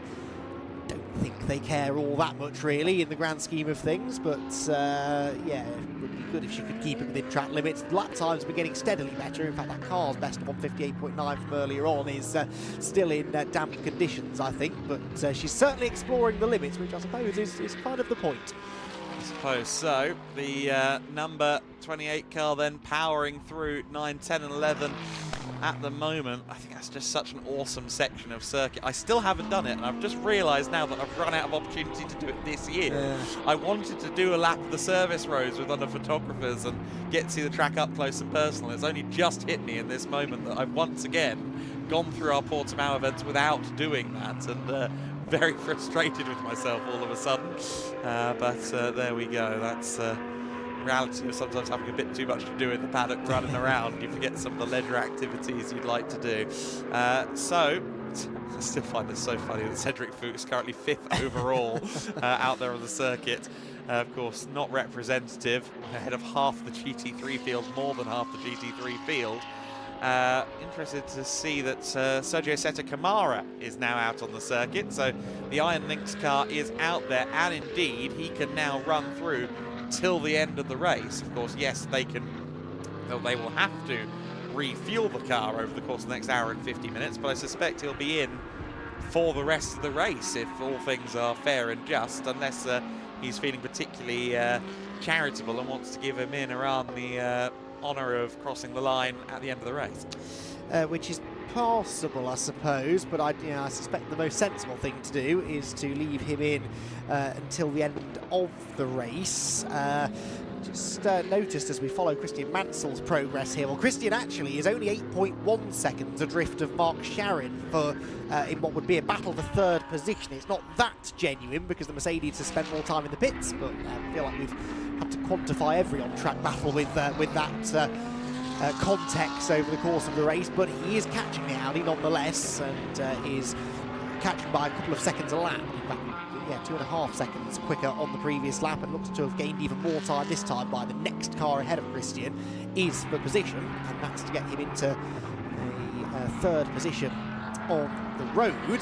And looking further back, finally, Madouanda 2 has rejoined the circuit in the Comtoyou Racing Aston Martin. That was an 8-minute 18 pit stop, so Comtoyou really burning through that pit stop time now. They've got only 5 minutes and 21 seconds of it remaining to serve.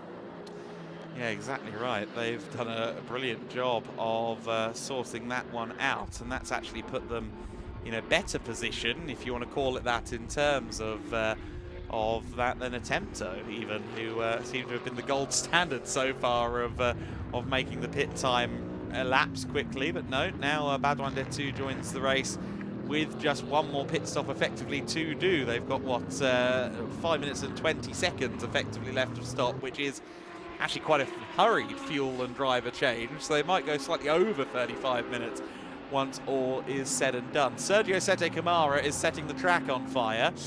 He's done a green followed by a purple sector, personal best followed by an ultimate best. He's just coming across the line now. Let's see what the Iron Lynx 108 car can do. It's a 1:42.089. He's got into the car for the first time after 4 hours of hanging around, and would you believe it, Sergio Sete Camara having his fun.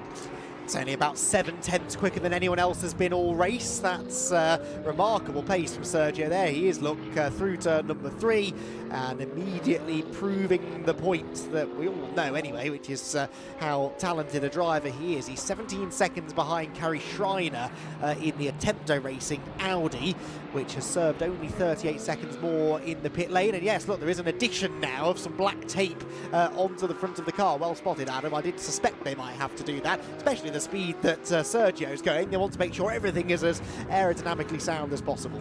This one has put your mind at ease, Andy. They saw you sweating over it in the lunch hall earlier on. So 5 minutes and 21 seconds, the most recent pit stop for Louis Pret, who now takes over the Greystone GT leading car. Is this a brake pad change that we've got going on down here at yes, it is at the Greystone McLaren Artura.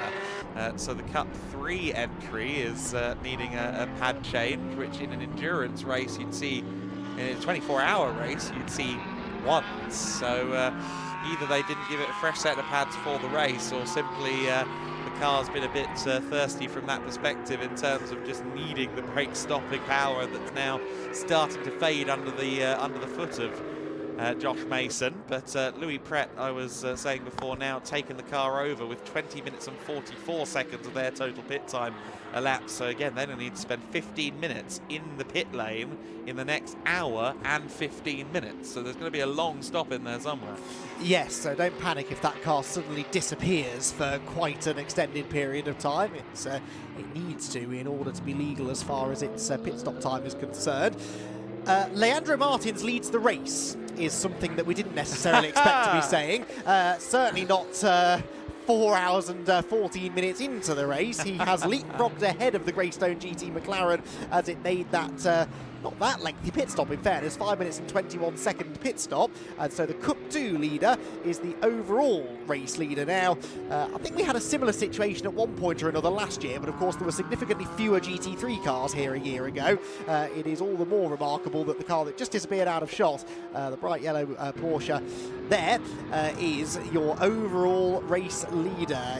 He is coming up on an hour into the stint as well, so I don't think he's going to relinquish this lead for a few minutes yet, because we know this car gets pretty good fuel mileage. He's driving like he's the leader of the race as well, isn't he? He's driving like he's in the overall fight for a podium finish, and he's not a million miles away from that, is he really, given how strong the race has been for this squad. Yeah, I think top 5 is potentially on the cards once it all shakes out, maybe.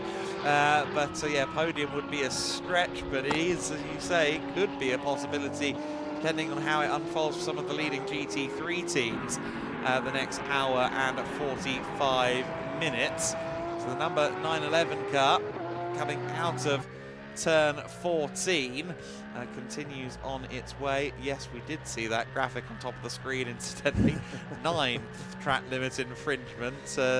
Tegan Poles exploring the outer limits of the circuit, it seems. And of course, this could be a matter of her trying to steer clear of other cars, rather than trying to gain an active advantage, trying to steer clear of other cars. But a track limit infringement is sometimes a track limit infringement regardless of the nuance. And yes, racking those up, unfortunately. There's the P1 then on the light panel on the front of that, or on the windscreen of this 911 car. To your point, I absolutely did not expect to see this car in the race lead at any point today, or at least not this far in, but we are now seeing it, and I am intrigued actually to see if we do get a top 5 finish for a Cup 2 car, given we have 8 GT3s on the grid this weekend, and given the quality of those lineups, it would be a stellar achievement for the Martins and Swepes team to achieve something like that. Top 5 or top half dozen would be a really good effort, and it does feel as though they've rather sewn up Cup 2 already. It's now looking for bigger scalps to take. Well, new fastest lap, by the way, Louis Pret. Yes, just spotted that, a 1:41.998. So Leandro Martin's stint as the race leader might be relatively short-lived, given he was 9 seconds nearly slower than Louis Pret on fresh tyres that time by. But yes, the Porsche driver enjoying his moment, but Louis Pret enjoying himself perhaps even more. Cedric Fuchs has decided to stop by the pit lane, and the GT4 leading Mercedes AMG for SR Motorsport makes its 4th pit stop, fourth pit stop. But they were in... third pit stop, I beg your pardon. They were in no hurry to get that car in, were they? Getting great fuel mileage out of the GT4 car that was running up in 4th position overall. To the question about LMR then, can they get a top 5? Well, they are 5 laps ahead of the current 6th place car, which is the Attempto Audi of Kari Schreiner. And they are lapping a couple of seconds a lap slower than that car, but they are 5 laps ahead. However, they've got 22 minutes of pit stop time to serve, so I think that might be a struggle, and we know that that particular car, the 6th place car, has only 9.5 minutes or so to serve, so we'll see. We might need a few people to fall by the wayside. It's been an incredibly low attrition rate actually. Only the Resume More Than Racing Porsche has had costly mechanical issues so far, and that, as we said, is now back up and running, so all 18 starters are once again going. Louis Pret is going particularly quickly. A 1:42.7 that time was a bit of a cool-off lap to then start pushing again. A purple first sector for the McLaren driver this time by. And Louis Pret is in the zone. He was massively impressive in his stint yesterday. And Louis, having taken over now from Jaden Kelly, whose driving for the day is likely done. We would imagine Louis to cycle through to Zach Meakin somewhere towards the end of this hour. And so he'll be watching on as Louis starts to put in this incredible performance. Down into the pit lane we will head. Izzy Browning, who have you got?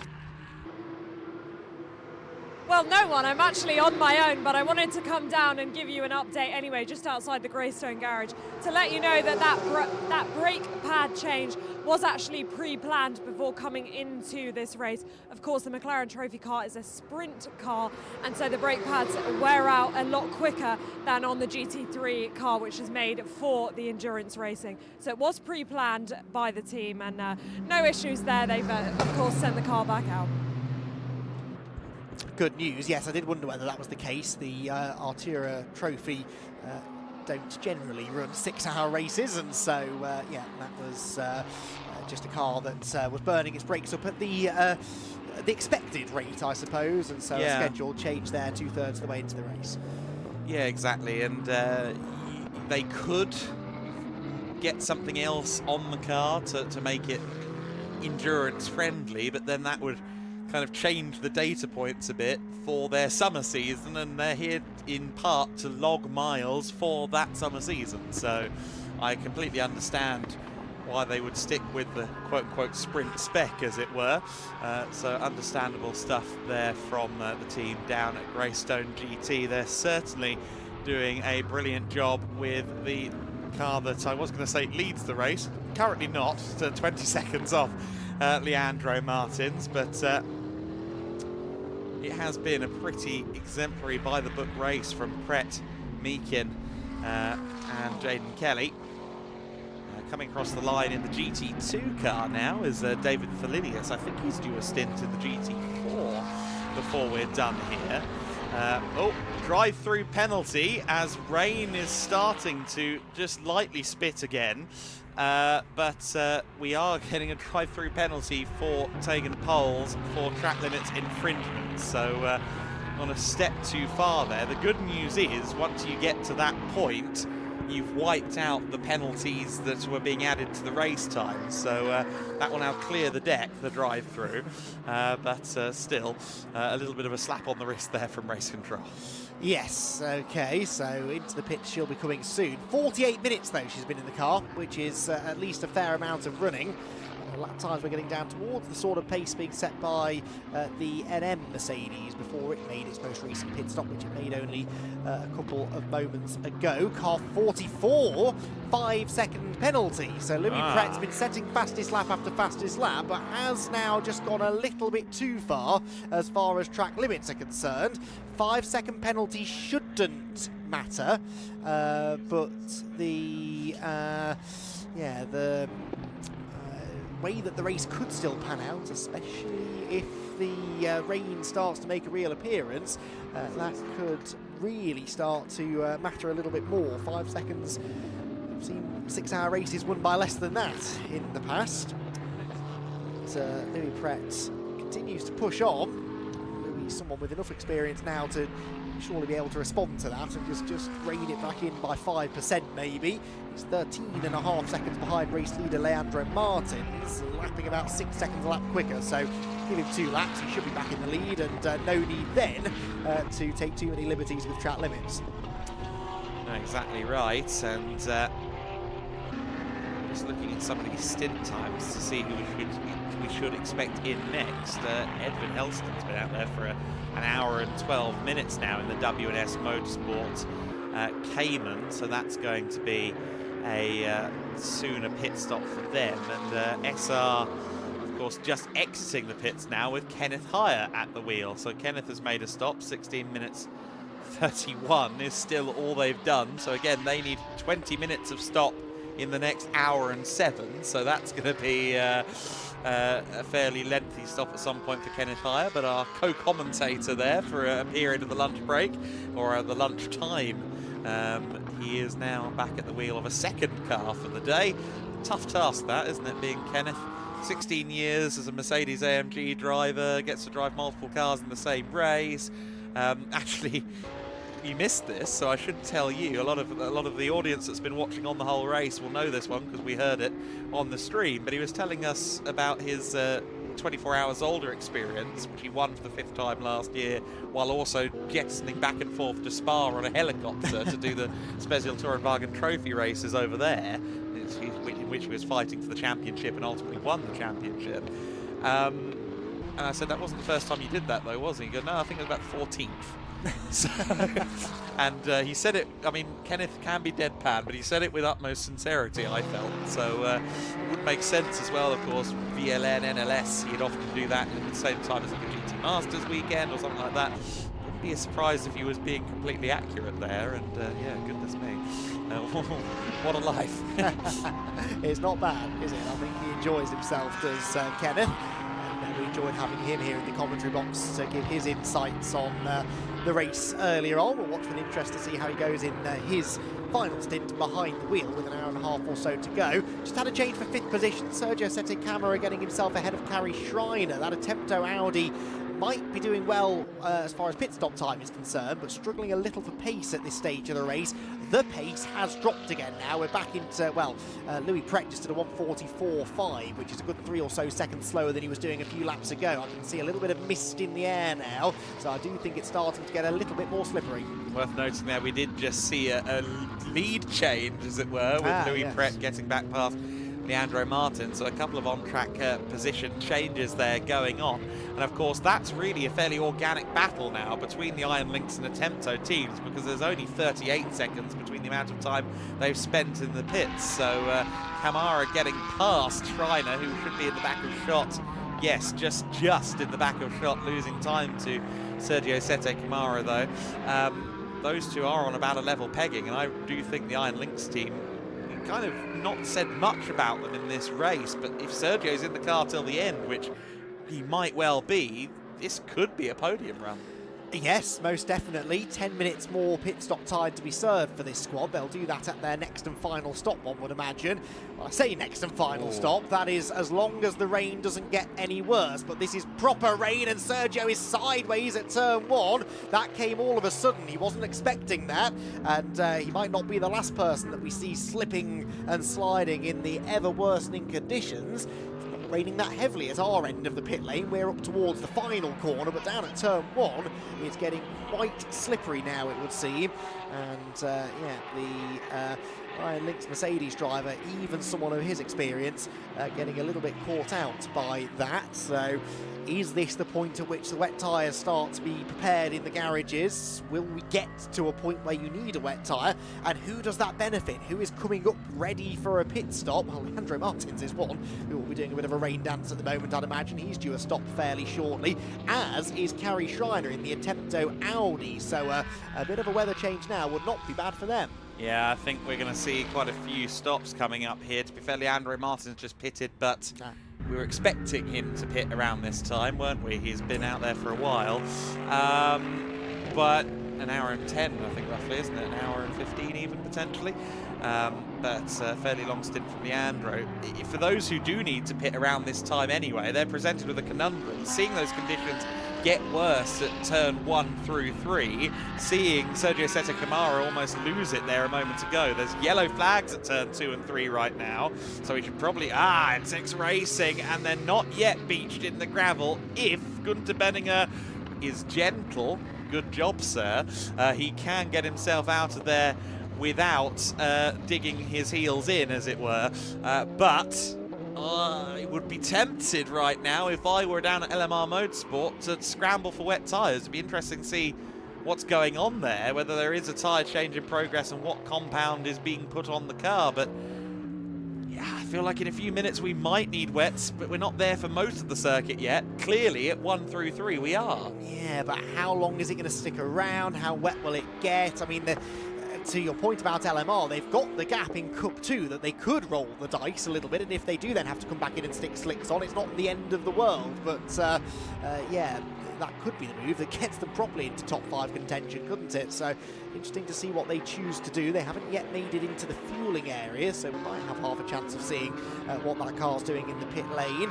And wait and see if anybody else decides to come in. Sergio Sette Camara certainly is pushing hard, ran beyond track limits, and then had a bit of a slide as he rejoined the track as well. Getting some wonderful technical analysis from a member of our team, Kieran Mogg, who says there's a bit of rain at turn 1 and 2. Cars are a little bit wiggly. Thanks, Kieran. He loves an adjective, just Kieran Mogg.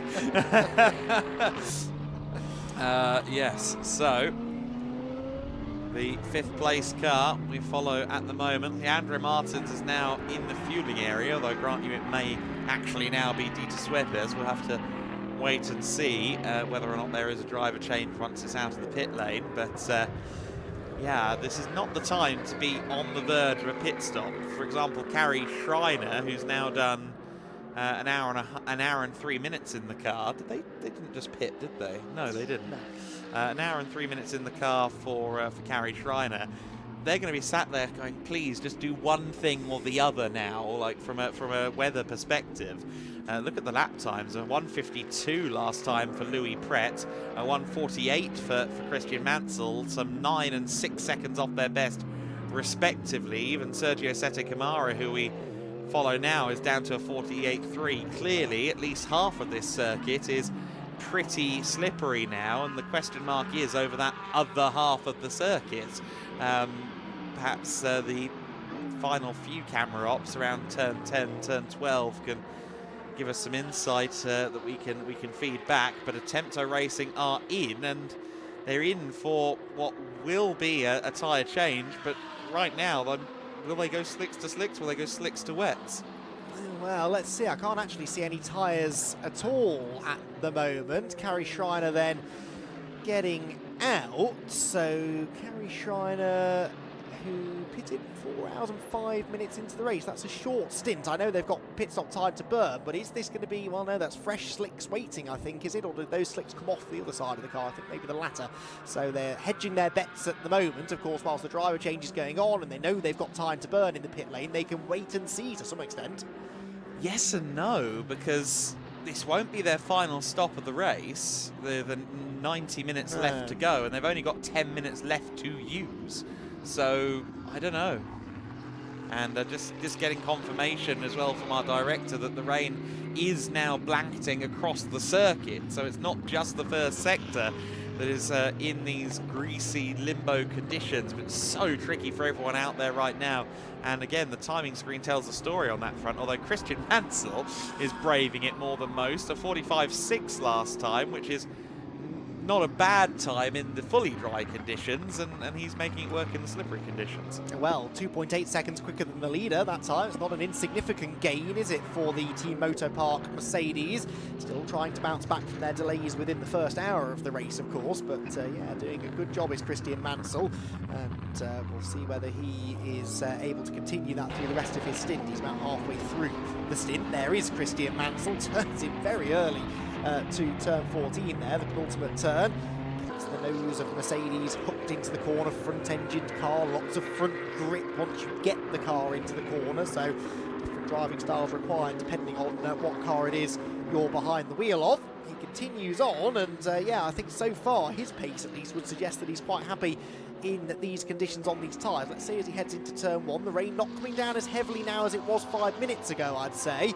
Have we dodged the worst of the weather? Is there more to come? Well, who knows? The teams will be looking at every weather app and weather radar they've got available to them, and they'll be hoping, some of them, for the rain, others hoping that it steers clear. But Christian Mansell, one driver who seems quite comfortable right now. Yeah, exactly right, and I think there is something of a virtual battle to be had between Mansell and Sergio Sette Camara. Once you factor the 4 minutes and 34 seconds extra that they served at Team Motor Park with kind of a safety car pit stop that they were forced to make to refuel the car. So they're 24 minutes and 39 of the 35 minutes that they're supposed to serve before 5 hours 30. They need to do 15 minutes worth of stopping effectively, whereas Sergio Sette Camara and the Iron Lynx team have another almost exactly 10 minutes. There's 2 laps between them. They're both flying around the circuit. I think that certainly Iron Lynx will be ahead of the Motor Park Mercedes, but they'll be on the same lap, and depending on who's in the car towards the end of the race on both counts, both teams, we may yet see something interesting there.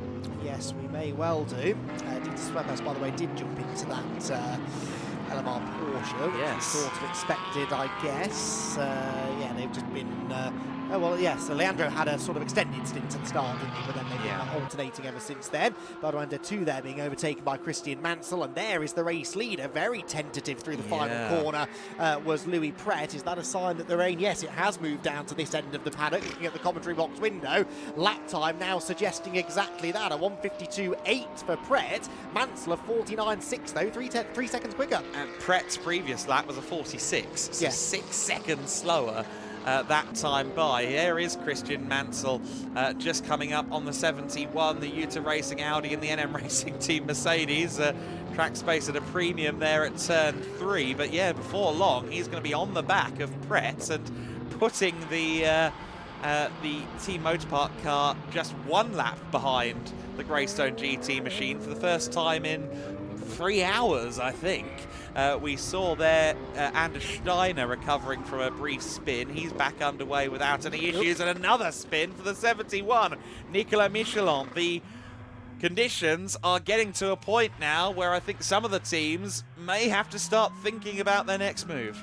So difficult though, isn't it? Because yes, a wet tyre might be quicker now. If it stops raining in 5 minutes or even in 10 minutes though, might that still be the case? Look how much Pret is struggling though. The Mercedes looks so much more balanced in these conditions, doesn't it? The front engine cars often are a little more stable, and Pret's got no grip at all. Ran through the debris field there through turn 9 and does now have to face the fact that the Mercedes is quicker and sweeps through. So Christian Mansell unlaps himself, and some serious gains now being made by this Motorpark Mercedes. And I think this really couldn't be worse for a Comtoyou Racing. Carrie Schreiner's sat there on fresh slicks in the refueling area right now. How long has she been in refuel? I'm not quite sure, but I think she'll be back out on the circuit within the next 60 seconds on stone cold tyres that are no longer suited for the track conditions. And if they'd been able to make that pit stop 10 minutes or so later, they could have been able to make the kind of winning change onto the wet tyres. Maybe not race winning, but you get my point. A beneficial change to wet tyres. It's a head scratcher that we have here then. Christian Mansell doing a brilliant job in the conditions. 2:03 last time, 2:09 for Louis Pret. It is firmly, I would say, past slick conditions, but I think everyone reluctant to make the change before they absolutely have to. This is perfect for Motorpark, isn't it? Christian Mansell have got the right driver in the car at the time. He's confident in the conditions. He's taking chunks out of not only Louis Pret, but lots of the other cars that they are genuinely battling for position. And yeah, this is good news for him. Good news for Motorpark. How much of that damage can they undo then from earlier in the race? Louis Pret looks as though he's barely hanging on to control of the car at the moment, as the rain now really comes down heavily on the approach to turn 5. It's now definitely at a point where the wet weather tyre is the one to have. Mansell wide at 5. It's just a waiting game though, isn't it? Is this rain going to persist? That's what this decision hinges on. Yeah, it's time. I think you have to at this point. You can see how hard they're finding it. Sergio Sete Camara, I wonder if he may pit. Yes, he's in this time. Sergio Sete Camara, who's only been in the car for what, 25, 30 minutes, I think, back in the pit lane, and that is going to be a tyre change. Of course, they need to hang around for 90 seconds in order for it to count against their minimum time. And the other spectre I'll raise here, as we saw there, Mansell dodging his way around that debris. The racing line at turn 9 is now where that debris is. It wasn't on the racing line a while ago. It is now on the racing line. Kind of think something might need to be done about that. Well, it might not be there for long, I suspect, if people keep drifting wide. Speaking of drifting, that was the moment for Nicolas Michelin. Yeah. Nearly ran into the back of the Motorpark Mercedes there, had no control of the car under braking, and it's got even worse since then. Now, does Mansell bail for the pit lane? The majority of cars are currently in the pit lane. One has to suspect making a tyre change to wets. Is Mansell going to roll the dice and stay out? He's crawling around the final corner. Is he bearing right? Yes, he is. So Motorpark bring him in, and I suspect that Louis Pret will be in not that much longer after him, with almost everyone now making the same decision. I think it's a fairly easy call for people to make. There's no point now taking the risk of staying out. You might as well do what everyone else is doing. Yeah, absolutely right. And Pret does indeed follow into the pit lane. So look at the sheets of rain coming down now. Yeah, absolutely no merit to staying out there on those tyres. Now, even if you do have to switch back to slicks before the end of the race, if the rain stops right now and it dries out again, it's a liability to be out there on the wrong tyres in these kind of conditions. It's not worth the lack of faff of sticking on the slicks. No, I agree. We're going to lose the track now if we haven't already. So yeah, wet tyres then the way to go. Yellow flag at turn 14. Right, who's still on slicks? Because they're Gregor probably Schneider. Gregor Schneider, possibly the culprit for that one. And still yellow flags at turn 14. Hopefully that car has not got stuck completely. No, Gregor is actually in the pit lane. There is the reason. It's the GT2 Mercedes of David Telenius, and he reverses rather dramatically back into the racing line. Don't stall the car, whatever you do. He's struggling to get it into first gear, I think. Oh, this is painful as he sits just thankfully off the racing line now and finally gets the GT2 Mercedes underway. Bit of grass in the grille. I suspect he was destined for the pit lane anyway after that moment. I get the impression he went off the side of the hill on the exit of turn 13 and somehow missed turn 14 altogether. I doubt that'll be a track limit infringement, just for those wondering. But yes, Thelinius will certainly be onto the wet. Carrie Schreiner, I think she's going around on slicks, of course, isn't she? Yes. Because she's still on her outlap. So Carrie is running around, Florian Scholzer, sorry, as it now is, the car's changed hands. He should surely still be on the slick tyres, although if we can get a look at the sidewall at turn 15, if we can get a nice tight shot, I'm not convinced that's a car running around on slick tyres. Let's have a look at the side of the Audi. Yeah, those are wet. Okay, so it was an anticipatory move from Comtoyou Racing. So they rolled the dice about 5 minutes before everybody else, really, because they've been in the pits for several minutes. And how much of their time have they now served as well? Well, not quite enough. They're 33.5 seconds short, so they're going to have to come back in at some point. Well, that doesn't surprise me, though, because, again, the car won't go this long, I don't think. I don't think it can quite do it. No, that would be pushing it. I think an hour and 10 has been the absolute upper limit for a GT3 car. Yeah. You'll burn less fuel in the rain, I suppose, but I'm not sure you can save that much. With some short shifting and a dream, maybe. But yes, of course, the other catch here is they have to serve at least 90 seconds in the pits to make it part of the mandatory time. So they kind of cost themselves a minute here either way with how it's all shaken out. But I imagine there was some lively discussion as to whether they send Florian out on wets or slicks. That may have contributed, but clearly someone made the right call. Yes, absolutely. So that's good news for them. There is the Comtoyou Aston Martin. It was this part of the race where we expected that car to start climbing the order. I tell you what, even on wet tyres, it's getting pretty treacherous out there now, isn't it? Yeah, we expected the Aston Martin to be climbing back up the order now, but they've had to make another extra stop that they hadn't factored in, and we're just outside of that fuel window for a GT3 car, possibly to make it to the end. It's probably worth, if you're in the pit lane now anyway, it's probably worth just using all of your time up anyway in the hope that you can stretch it. If we get a safety car, which is possible in these conditions, then you might just be able to stretch it to the end. If you're sort of down the order somewhere, it might not be a gamble that's, might not be too much of a gamble to take. We've got a lot of cars currently in the refueling area, and perhaps a lot of them just waiting out the clock. Yeah, no, this is a really compelling section of this race. That podium battle that we've been trying to suss out between Iron Lynx, Comtoyou, this car, the Comtoyou Racing 86, and indeed Team Motorpark, that now feels like it is in the ultimate limbo. It's very hard to know what we're going to see next. With the factor, well, of course, of the pit times, of which many still have a lot to serve. Of course, we'll get a read on where Motorpark stand on that after their visit to the pits is concluded. Christian Mansell currently in the fueling area, which is pit stop is almost 5 minutes old, so he shouldn't be in there for too much longer. But yeah, this is really another spanner in the wrench of what is already quite complex with the pit scenarios being what they are, the pit regulations being what they are.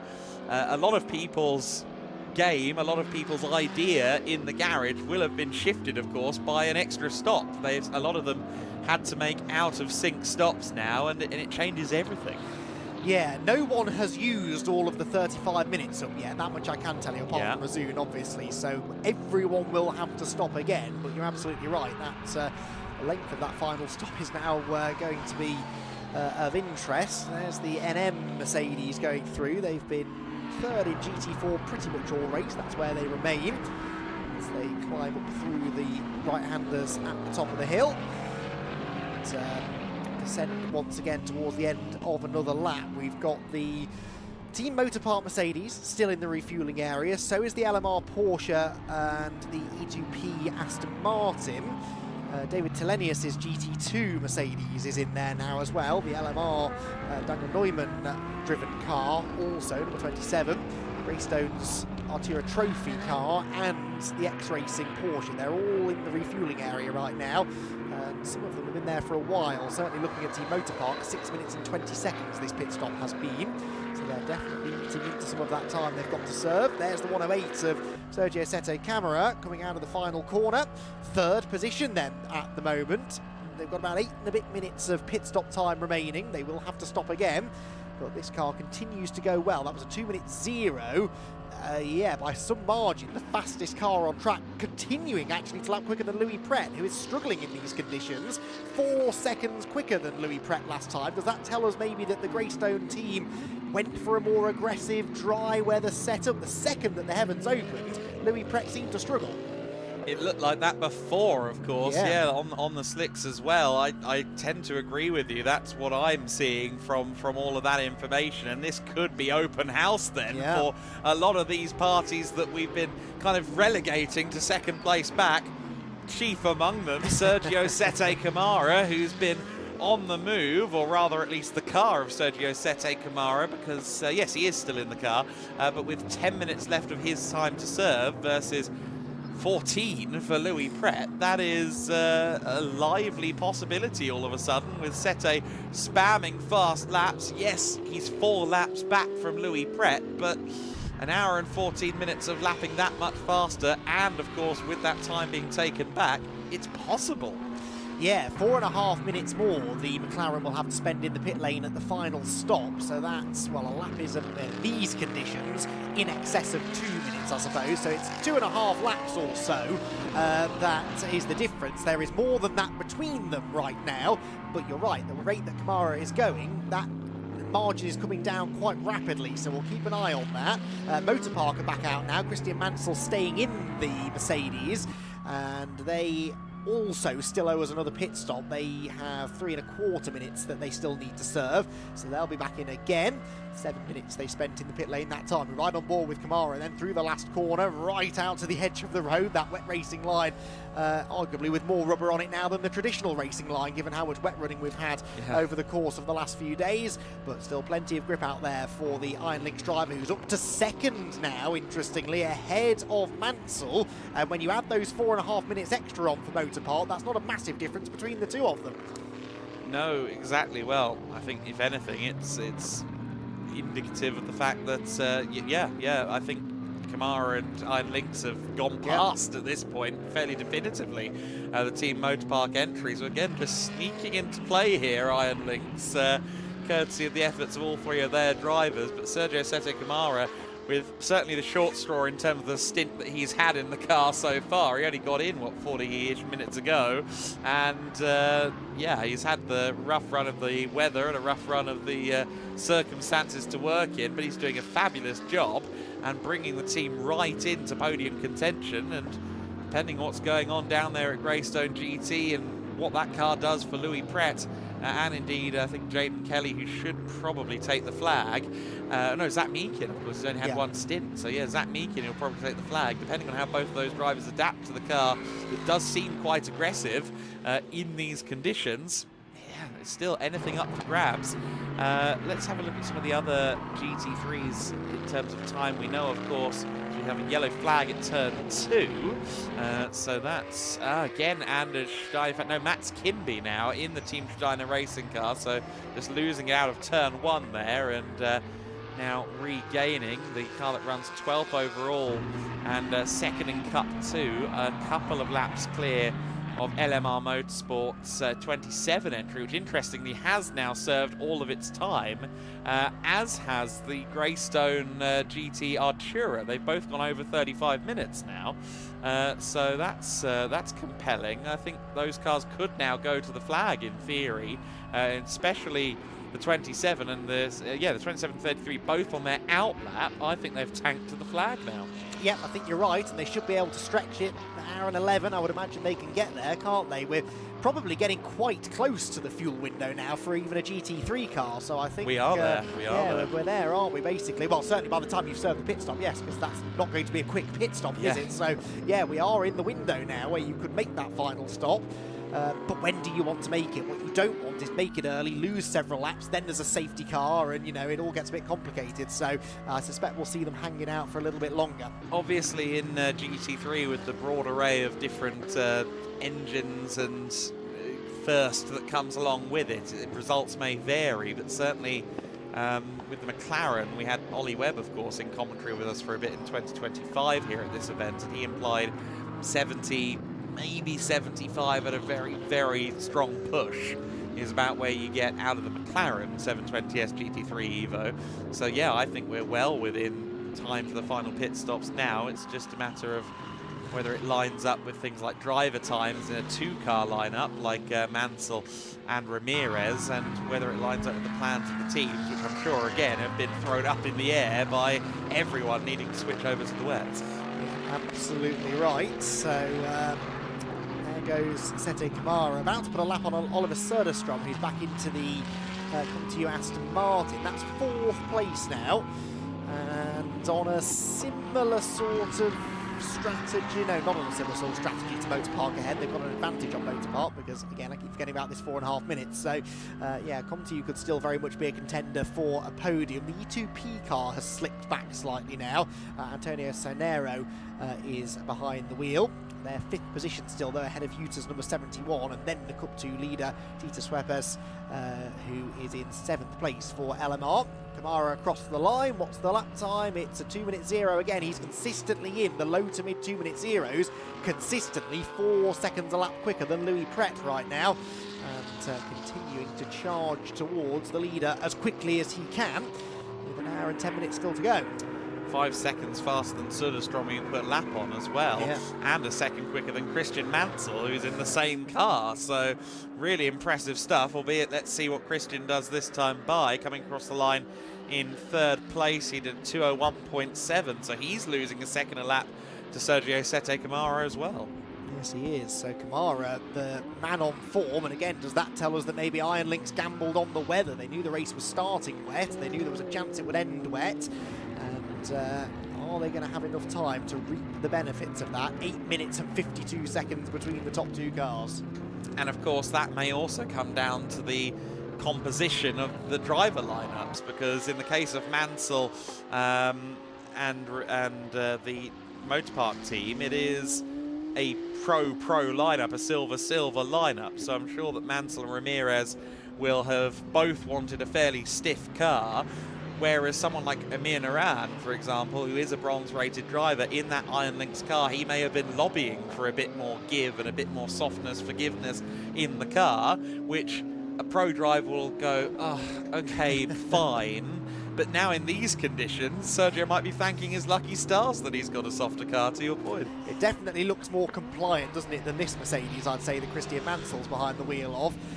This car looks a little bit stiffer, just not quite able to turn in with the level of confidence he would like, and that's not because Christian Mansell's decided to take it easy. He's had no choice but to take it easy because the car is not quite underneath him, perhaps.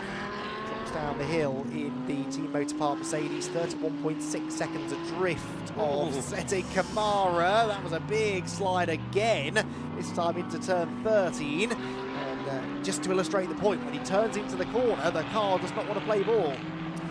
No, exactly right. But I mean, we saw him do this in qualifying, of course, in slightly drier conditions, but it was still wet tyres on a damp track where he was really slinging the car into corners. It seems to be how he operates at the wheel of this thing, but of course the setup may have also been changed since yesterday as well, so we can't use that as a like-for-like comparison. Kamara's pace was down at 2:01.2 last time by, as was Mansell's at 2:02.2, so both of them about a second off. It looks as though that Louis Pret, though, is getting his head around the Greystone GT car in these conditions, slowly but surely. The race leader, a 2:03.7, and they were up in the 04s, weren't they? So they've slightly found something. Yeah, he had a 0.39, I think, a couple of laps ago, so that's probably the best lap he's had since the weather became properly wet. But yeah, still a little bit slower than Kamara, not quite as much as it had been.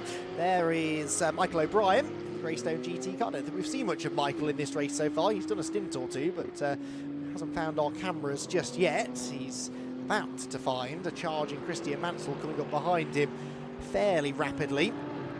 And hopefully through all of the spray, which is very much now emanating from the back of the cars, you will see the Mercedes coming and step out of the way. Louis Pret in the pits. Louis Pret, the race leader, is in to serve that car's final pit stop. So to your point, they're in the window now to make it on fuel. They're obviously able to get their third driver back in again now for the final stint. Zach Meekin, we expect that to be. And so for the final time, we hope Greystone's McLaren is in the pits. And I think critically as well, they're now at a point where if it stopped raining now, are they really going to have slicks again before the end of the race? No, this is a final stop in all regards. They don't have to worry about whether or not they'll be on the right tyres with 10 minutes left. It's going to stay slippery at this point. So, yes, it is very much time for the final stops, I think, and they will come in abundance over the course of the next 15 to 20 minutes, I think, among some of the GT3s. Mansell's been out there for 49 minutes. Kamara's been in the car 45, Sonero for E2P 42 minutes. Yeah, so I think that a lot of the drivers that we expect to compose the top 5 by the end of this race, about 20 minutes they will be flooding for the pits, or even sooner than that, of course, just to split it down the middle.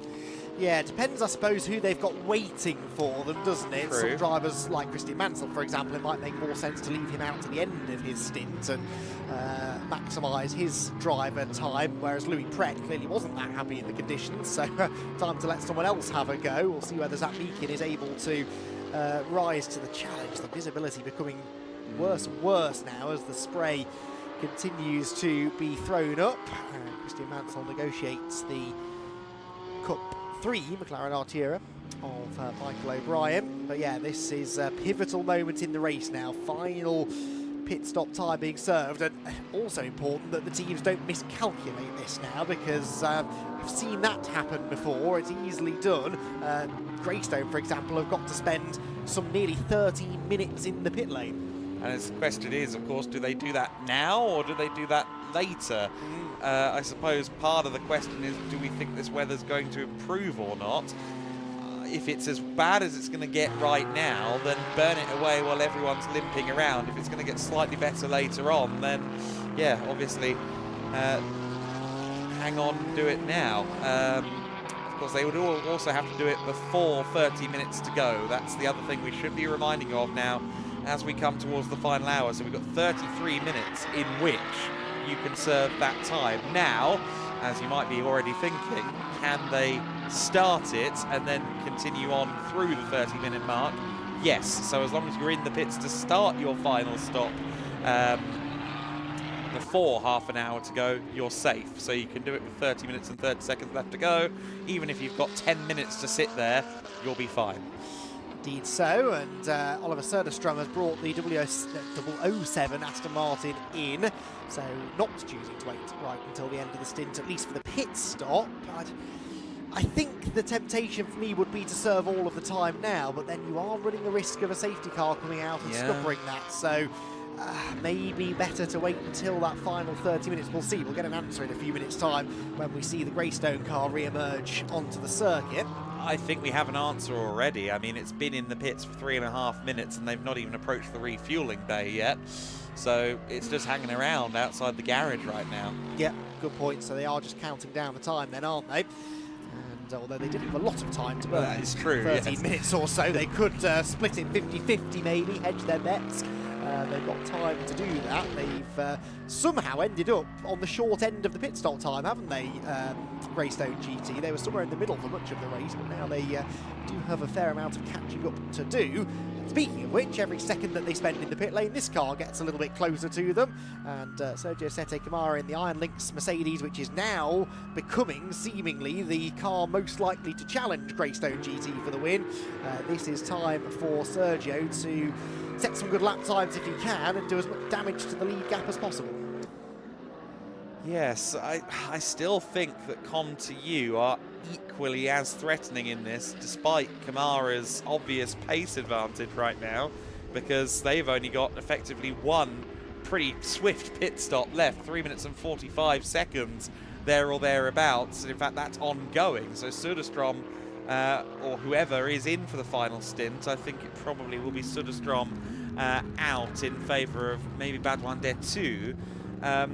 Detu is going to come out for the final stint, I think, having served everything they need to serve, and that's going to be hugely important for them. I also think it's going to bring them to about where Sergio eventually comes back out once the final stop is served. So I think that's the battle for second between the two Mercedes. The question is how close they are to the leading McLaren.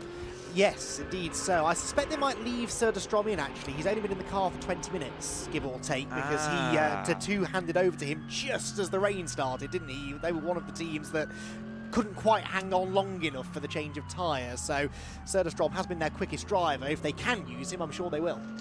Possibly so, although Söderström's only had 1 hour total, so roughly an hour in the car, so we'll see whether Detu or Söderström gets the nod for the final stint, or indeed AJ Muss if he really wants to hang it out for the final stint. Cup 2 leader in a slide, Dieter Schweppes, who incidentally, or Dieter Schweppes I should say, sorry, the LMR Motorsport car, which incidentally now only has one more proper stop left to do, 29 minutes and 28 seconds, so they've done what, a good 15 minutes of hanging around, I think they're in the last half hour or so.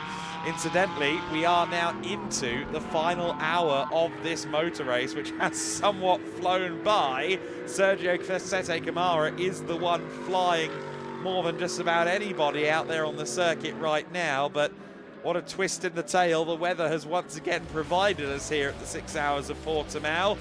Let's take a look at hour 5 of the 6 Hours of Portimão.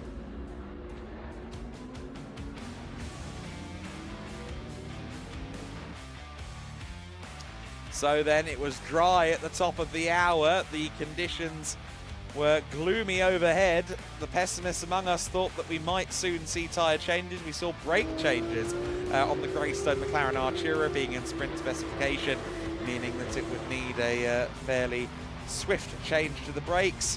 Last pit stops ongoing for quite a few drivers, but it was as the rain started to sprinkle around the circuit. So it became a question of, do we pit now? Do we put the car on slicks, or do we wait it out and see what happens? And very quickly we started to see moments like this for drivers like Sergio Sette Camara, and indeed this one for the driver of the 19, which at the time I think was Gunther Benninger. Increasingly slippery conditions, self-evident not just by looking at the skies but by looking at the body language of the cars. Comtoyou Racing pulling a blinder by putting wet tyres onto their Audi while it was still just about slick conditions. By the time the car was back out on the circuit, it was firmly wet conditions, as displayed by the other Audi, the 71 Utah, losing control on the wets. And certainly it was looking pretty dangerous out there on the track for everybody, so it was time. No one was going to hang around, no one was going to be the last of them on the slicks, and I wanted to be the last of them on the slicks because it was clear that the weather was calling out for wet tyres. Christian Mansell taking over the number 28 Mercedes. He was on wets, and just at the end of the hour there, seeing that even the wet tyres can be caught out. Dieter Schweppes there asking too much of the wet compound Pirellis. We're into what is going to be a very treacherous final hour of this race, and we've got a very interesting situation unfolding before us right now. Iron Lynx have just gone on to the lead lap and now past the Greystone GT McLaren. So, with the pit stop still to serve, of course, for Sergio Sette Camara and the Iron Lynx team, they have just taken the lead of this motor race. Yes, and still no sign of movement from the Greystone McLaren. Well, it's moved to the fueling bay, but still continuing to use up as much of the nearly 13 minutes, 12 3/4 minutes or so of pit stop time that they had to use. So it could still be there for another 3 or 4 minutes maybe, and that's enough for Sergio Sette Câmara to put a couple of laps on the McLaren. Of course, as we said, this car does still have 8 and a bit minutes worth of pit stop time to serve as well, but a race that truly keeps us guessing. A lead change inside the final hour, and with the pace that Câmara has had, they could still be contenders. It all depends on how quickly and how effectively Zach Meekin, who we think is getting into that Greystone McLaren, can get to grips with the conditions in a McLaren 720S that doesn't seem to like these conditions. No, exactly right. Really compelling situation then ongoing, and a long pit stop for Greystone GT. Zach Meekin is going to be getting a feed of information through his helmet over the course of the next 20 minutes of where they've come out ultimately. I suspect once all is said and done, they will still be the leaders. But one critical thing here, of course, is that they cannot send him out of that fuel bay any earlier. If you end up at 34.58, it's still 90 seconds that you have to serve in the pits in order for it to count to your time. So that would be a huge loss. In terms of effectively granting yourself an 88-second penalty in that specific scenario. So they cannot take the liberty of, oh, okay, one more stop at the end, we'll just do a stop-go or something. No, no, no, it has to be 90 seconds minimum. So, yeah, they have to be very careful here. Well, that tells me I think they're going to use it all up now, because once you get within 90 seconds of the 35 minutes served, you might as well stay there, because to come out and pit again is going to cost you more than 90 anyway. So I think they're now going to use it all. They're 11 minutes into this pit stop, and they had to serve 12 3/4 or so. So I'm fairly certain they're going to stay there to the end. We will watch that number intently when they do come out to make sure it goes over 35. They've lost second place now to Christian Mansell's team Motorpark Mercedes, but again, that car owes us a fair amount of time, actually getting on for 8 minutes or so, that they will have to serve eventually when they do come in. But I mean, that's the interesting thing. These two Mercedes now running 1-2 on the track. In adjusted terms, it's 26 minutes and 50 seconds for Sergio Sette Câmara so far, so they need to do 8 minutes and 10 seconds worth of pit stop yet, and it's 8 minutes and 14 seconds worth of pit stop for Christian Mansell and the guys. In fact, no, not quite, sorry, 4 minutes and 34, isn't it? So it's about 9 minutes, I think, left to serve for Christian Mansell and co at Team Motorpark. So I think that, at the very least, again, is going to be the battle for second place once this pit stop situation is in the rear-view mirror. The biggest question of the day at this point is, where will the McLaren be relative to them, as we've already said? And I'm not quite sure of the answer. No, me neither. Comtoyou, by the way, did leave Oliver Söderström aboard the Aston Martin. 35 minutes and 48 seconds served, so they've gone well over the minimum 35 minutes. Not the only ones, actually. Comtoyou Racing's Ariel Levy is back out there. They've served 25 minutes and 54 seconds, so they've gone nearly a minute. So 35 minutes and 54. Let me read the right line of the timing screen. 36 minutes and 2 seconds served in the pit lane. Apologies. A lot of numbers on our timing screen. You're getting the simplified version on the side of your screen, but the actual timing screen is very information heavy, which is great. It's giving us all the information we need to follow the race. Right, Greystone are back out. 35 minutes, 16.999 seconds. There is the McLaren. It is Zach Meekin at the wheel. They do not need to pit again. And at the end of this lap, we'll get a proper read on how far behind the race leaders they are, but they're still in a strong position, that's for sure. Still in a very strong position. In actuality, what, 10 minutes worth or 8 minutes and change worth of stop for Câmara and Mansell, and only 2 laps that they are now ahead of this McLaren. So I do think, in spite of what's been a fairly tetchy looking car and this question mark over the maths, I think ultimately, yes, this is still going to be the leading car once all is said and done. I think 2 to 3 laps may end up being the margin. We really just needed to see the car out after its pit time had been elapsed. and now we can see a picture that looks very positive indeed for Greystone GT, in my opinion. Yeah, let's see what the body language of the car is like, though. Is Zach Meekin a little more comfortable maybe than Louis Pret had been? Pret, of course, took the car from the dry to the wet conditions. That can be tricky, can't it? Because you become used to the dry conditions, and then all of a sudden the track just isn't giving you the grip you were expecting, whereas Meekin, I suppose, knew exactly what he was in for, didn't he, when he was going to be plugged into the car. Start getting lap times for him fairly soon, but McLaren pitches into the 13th turn. And, looks absolutely immaculate. It's avoided drama, it's avoided contact as far as we've seen so far. Just needs to do the same now for the remaining 51 minutes, and the victory could well be theirs. Exactly right. So we take a look here at the 86 machine powering through the final corner. That's the Attempter machine now in the hands of Ariel Levy, so good to see him back at the wheel for the final stint of the race, having now served plus a minute on top of the 35-minute minimum, so 36 minutes and 2 seconds.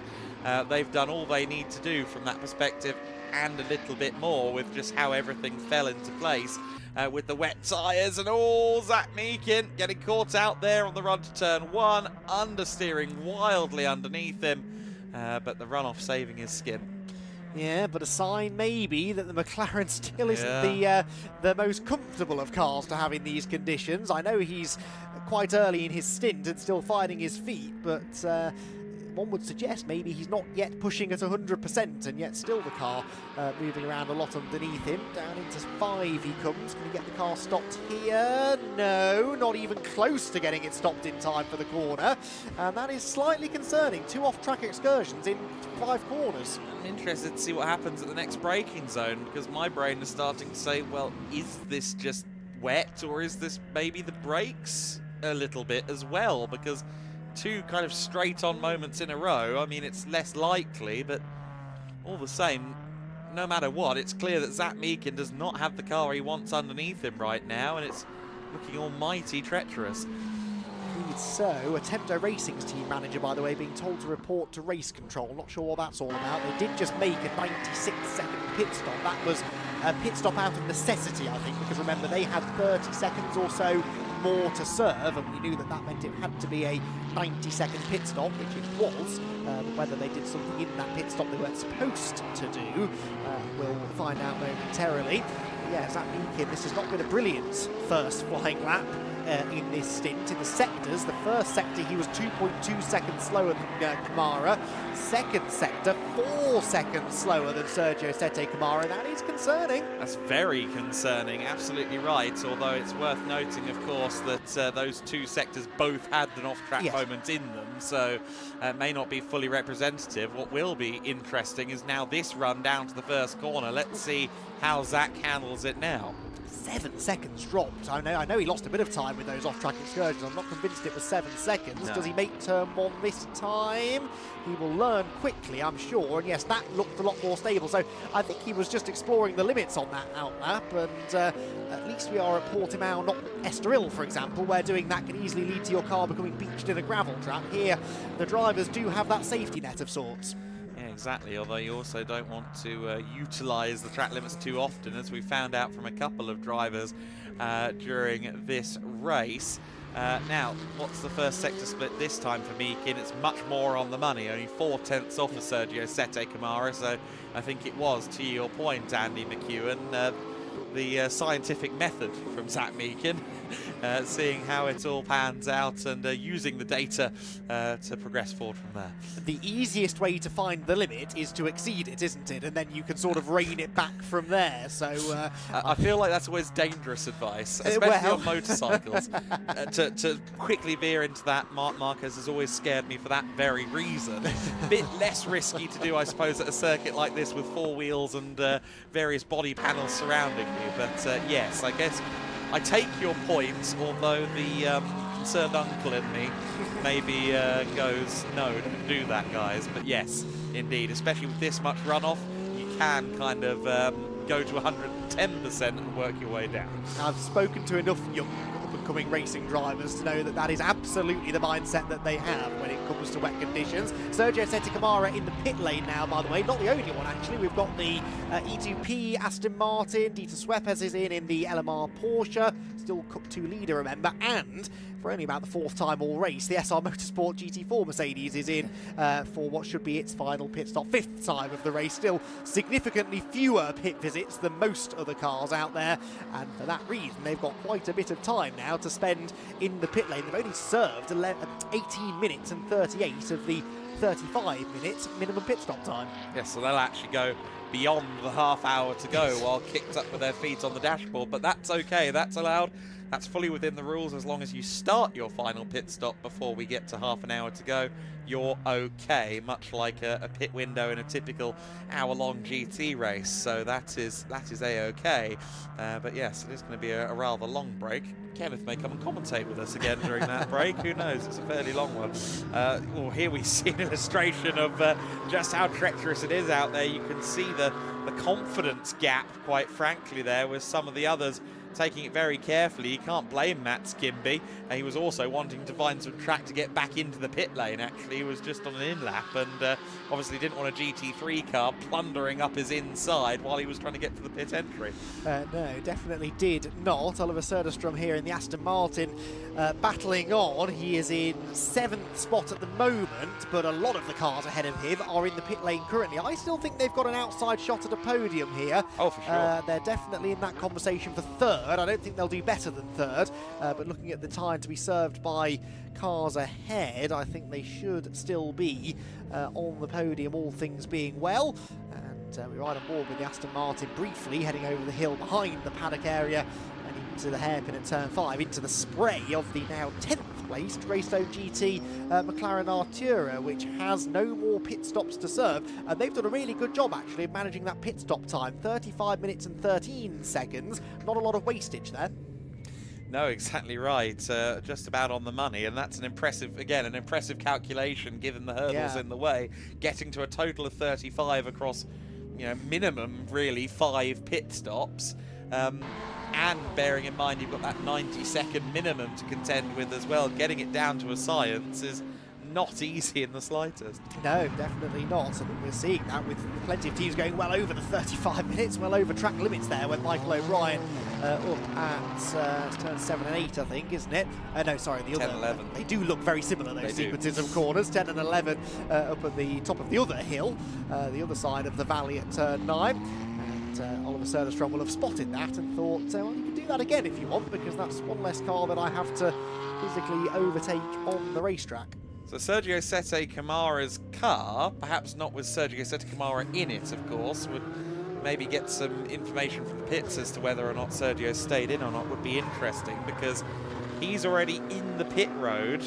Oh, sorry, he's already in the fueling area with about 5 minutes worth of pit stop left to do. So I think they're going to do what Razoon did last year and just park the thing, quite frankly. Difficult for the driver that gets in, though, isn't it? Because you're all full of... Oh, in fact, who's that coming out? I think that was E2P, actually, just leaving. It looked Aston Martin-esque, didn't it? Yes. And we know it's not the Comtoyou car because there it's is. there, going through turn 1. We're on board with it now. Yeah, difficult situation for the driver getting in here, because you get yourself all pumped up and ready to go. The adrenaline's flowing, and I suspect it's flowing inside the Aston Martin we ride on board with now as well after that wobble. Something is, yeah. Moving on. And then you get in the car, you get plugged in, you go, and then you stop. And then you wait for 7, 8 minutes, perhaps more, depending on what strategy your team have put you on. And quite easy, I'd imagine, to lose focus in that situation. Maybe not a huge surprise that Zach Meakin had a mistake or two in him on that first flying lap, because it takes a minute or two. I know they're very good at doing this, don't get me wrong. They get into the zone far quicker than you or I would. But it is a challenging situation for them. Yeah, exactly. And it's getting worse, isn't it, as well? The weather is certainly... doubled down on the direction in which it was going, and there goes the NM Racing team car straight into the fueling area. Will that be their final pit stop? Yes, it will. It's going to be a long one. They've actually been in front of their garage for 6.5 minutes, so yeah, now time to fuel the car up and wait it out, as it were. They've still got well, about 4 minutes and 15 left to burn as of this moment, as the last pit stop continues to tick away. So the NM Racing team car will be probably hanging around the pumps for just a few seconds after the fueling is actually completed. I think it will be Luis Liberal in the car for the final stint, if I have the pattern correct on that machine, and we'll see whether they can salvage maybe second place. That's what they did here last year, second place in the GT4 class. I think they'd rather hope to have gone one better. They certainly would not want to go one worse in the third place that they're currently in.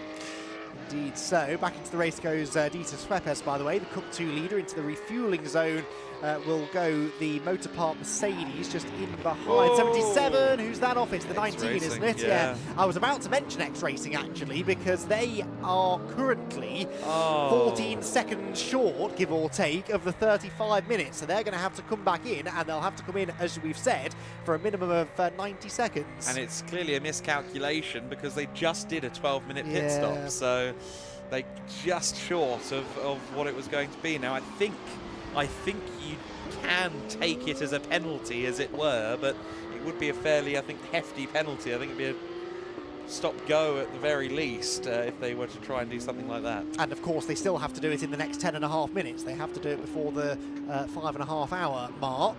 So hopefully they get the message across to Peter Brunner, who is busy catching his breath after that spin, and they now have more bad news to deliver, unfortunately, that he'll have to make his way back into the pits. Yeah, but all the same, it's been a great thing to see the 992 GT3 Cup with X Racing after they were with us last year in the club class. Barcelona, in fact, they were kind of a informal GT4 car. They are in a CS spec Cayman, but they are able to match and for much of the race surpass the actual full-fat GT4s. So it's not a bad showing from them, and hopefully we get to see more of this 992 Cup car with the team in the future. They've purely done the endurance events with us so far, and no 6-hour of Barcelona for this year. We couldn't quite extend to 2 weekends at Barcelona from a calendar perspective at the ever popular home of the Spanish Grand Prix. Yes, so we do hope to have that event back next year. It would also be interesting to see how X Racing stack up in a sprint race environment. They've realised it too. The car now comes into pit lane, and they've also, of course, hopefully figured out that, yes, it's going to have to be a minimum 90-second stop, which means effectively they've cost themselves 75 seconds since they only have 14 mandatory seconds left to go. Indeed. So there goes the Greystone GT Cup 3 McLaren. Their GT3 McLaren leads the race again now. There it is in the hands of Zach Meakin. So they've gone back ahead of the Iron Lynx Mercedes and Team Motorwork Mercedes, who are both in the refueling zone at the moment. And so this McLaren leads the race once more, and Zach Meakin's pace similar, to be honest, to Louis Pretz, although I suspect the conditions are slightly worse now than they were when Louis was in the car. 2:04s or so for them. There is Sergio Sette Camara, Iron Lynx. Yes, 4.1 seconds over the 35 minutes. That was, well, very Iron Lynx-esque, really, wasn't it? Yes. Perfectly judged, and they send Sergio Sette Camara, who stays in the car, back on his way. So he's, what, a lap and 2/3 or so, I think, behind Zach Meakin, give or take. We'll get the precise number shortly. Crucially, though, their second place is looking pretty secure, because we know that Christian Mansell has to spend longer in the pit lane in the Team Motor Park car, and they were a lap or so ahead of the Comtoyou Racing Aston Martin. So second as a minimum for Iron Lynx, barring any drama in the last 38 minutes, should be secure. Yes, although I don't think Christian Mansell is far away now from exiting the pit lane after that last pit stop for Team Motor Park. Where would they be? 27 or so minutes on correction once everything was dealt with. 27:14, I think it would have been. Well, 27:12, actually, to be completely correct. Goodness me. But a pit stop of around 9 minutes is effectively what they needed. And where are they? They're at 8:47. So it won't be far away, I don't think, the Christian Mansell exiting of the pits for the final time. Will it be on the same lap as Sergio Sette Câmara? Of course, at this stage, it's very important that it is, and it is, because if there is a late safety car, hey, they're on the same lap, they will bunch together. So yes, Mansell is now back out on the circuit, and I suspect it'll be about a minute and 10 seconds, minute and 20 maybe, between Câmara and Mansell once all is said and done. Yes, but from what we've seen so far in this portion of the race, the pace advantage lies with this car, doesn't it? The Iron Lynx Mercedes has seemingly been more at home in these conditions. So, around the final turn comes Sergio. And, sets off onto his final 36.5 minutes of racing this afternoon. Keeping one eye on the cars that have been emerging from the pit lane. I think they're all okay as far as 35 minutes are concerned, with the exception of the X-Racing car, which served a 99-second pit stop, so that should be fine for them. They are fourth in Cup 2, though, and not really that likely to improve upon that. Cup 2 still led by LMR's 911 car. SR Motorsport still lead GT4. We haven't seen one track for 11 minutes because they're still serving their pit stop time, but they should emerge still comfortably in the lead of that class. And of course, Greystone GT out in front overall and within GT3 by about 3 3/4 minutes. Exactly right. So Zach Meakin in the race lead with that buffer you just alluded to, and the 108 car of Sergio Sette Câmara will, based on what we've seen recently, more than likely be outpacing the McLaren, but it's almost certainly not going to be enough unless there is a major twist in the tail of this race, and it is endurance racing, so let's not rule that one out. There is the 007 Aston Martin of Söderström. Where has he come out then relative to Christian Mansell? I think the answer is they're not going to be very far apart at all, actually. I think that's going to be the battle for third place, and it will be quite a close battle for third place. In fact, I'm wondering if Söderström has emerged ahead of Mansell, which is what we're going to find out when this car crosses the line. No, Mansell has just crossed the line. Wow. There is Mansell going through shot at the bottom of the screen, third overall. Here comes Söderström. The gap between them is 14 seconds. Now, prior to the most recent cycle of pit stops, Söderström was not at the same level of pace as Christian Mansell. But if he could find something, some measure of confidence, some measure of improvement in time in the Comtoyou Aston Martin, the podium might still be on. Yes, or if Christian Mansell makes a mistake or gets tangled up in traffic, then it could all bunch back together again, couldn't it? We'll watch their times over the next few laps, see what their relative pace is. But yes, at least Comtoyou Racing are back in the conversation for a podium finish. We thought it would be close between those two teams, and indeed it was. Motor Park have more than served, I think, the extra 4 minutes 34, haven't they? Yes, because they've nearly 41 minutes worth of time in the pit lane they have spent. Yellow flag in the final sector, somewhere around between turns 13 and 14. We have a car seemingly stationary. Who is it, and how serious is it? Well, not very, because the green flags are back out again. Whoever it was has got back underway. Indeed, and just coming into the pits, I think last time by, I think may have been one of the, no, not one of the SR Mercs. I was trying to identify who it might be, but no, I'm not sure, so I won't speculate. The Aston Martin heads around turns 10 and 11. Looking at the sector splits, certainly the Mercedes so much quicker in sector 2, a 39.8 for Christian Mansell, a 41.8 for Oliver Söderström, and 208s versus 205s, 206s, I suspect it will be for Mansell. Unfortunately for Söderström, the pace just isn't there in the car. So Oliver Söderström then through the penultimate corner. Let's see what the pace has been like in the sectors. Well, comparable in the first sector to Christian Mansell, slower in the second by a couple of seconds though, so yeah, Christian's got this in hand for now. Sergio Sette Câmara, by the way, only half a second quicker than Zach Meakin last time, so I think it was more of a Louis Pret issue than a McLaren 720S issue necessarily in that previous stint for Greystone. I think the GT4 battle may end up rather interesting after all. We haven't really spoken much about GT4 beyond remarking quite how far up the order the SR car was, owing to its unique shall we say, rear-heavy approach to the pit stop window. Edvin Helston has just exited the course on lap 143, or with 143 laps in the book. He's now out on the circuit on his out lap. The SR Motorsport by Schnitzelbaum car is stationary, has been stationary for 15 minutes, needs to be stationary for about 16 and a half all told. It's going to be tight as to whether Helston is on the lead lap within GT4 in that battle once things are panning out. And another interesting factor is, of course, who is driving. Edvin Helston is extremely quick in that W&S Motorsport Cayman. We've seen that consistently through the weekend. He's definitely the pro of that lineup.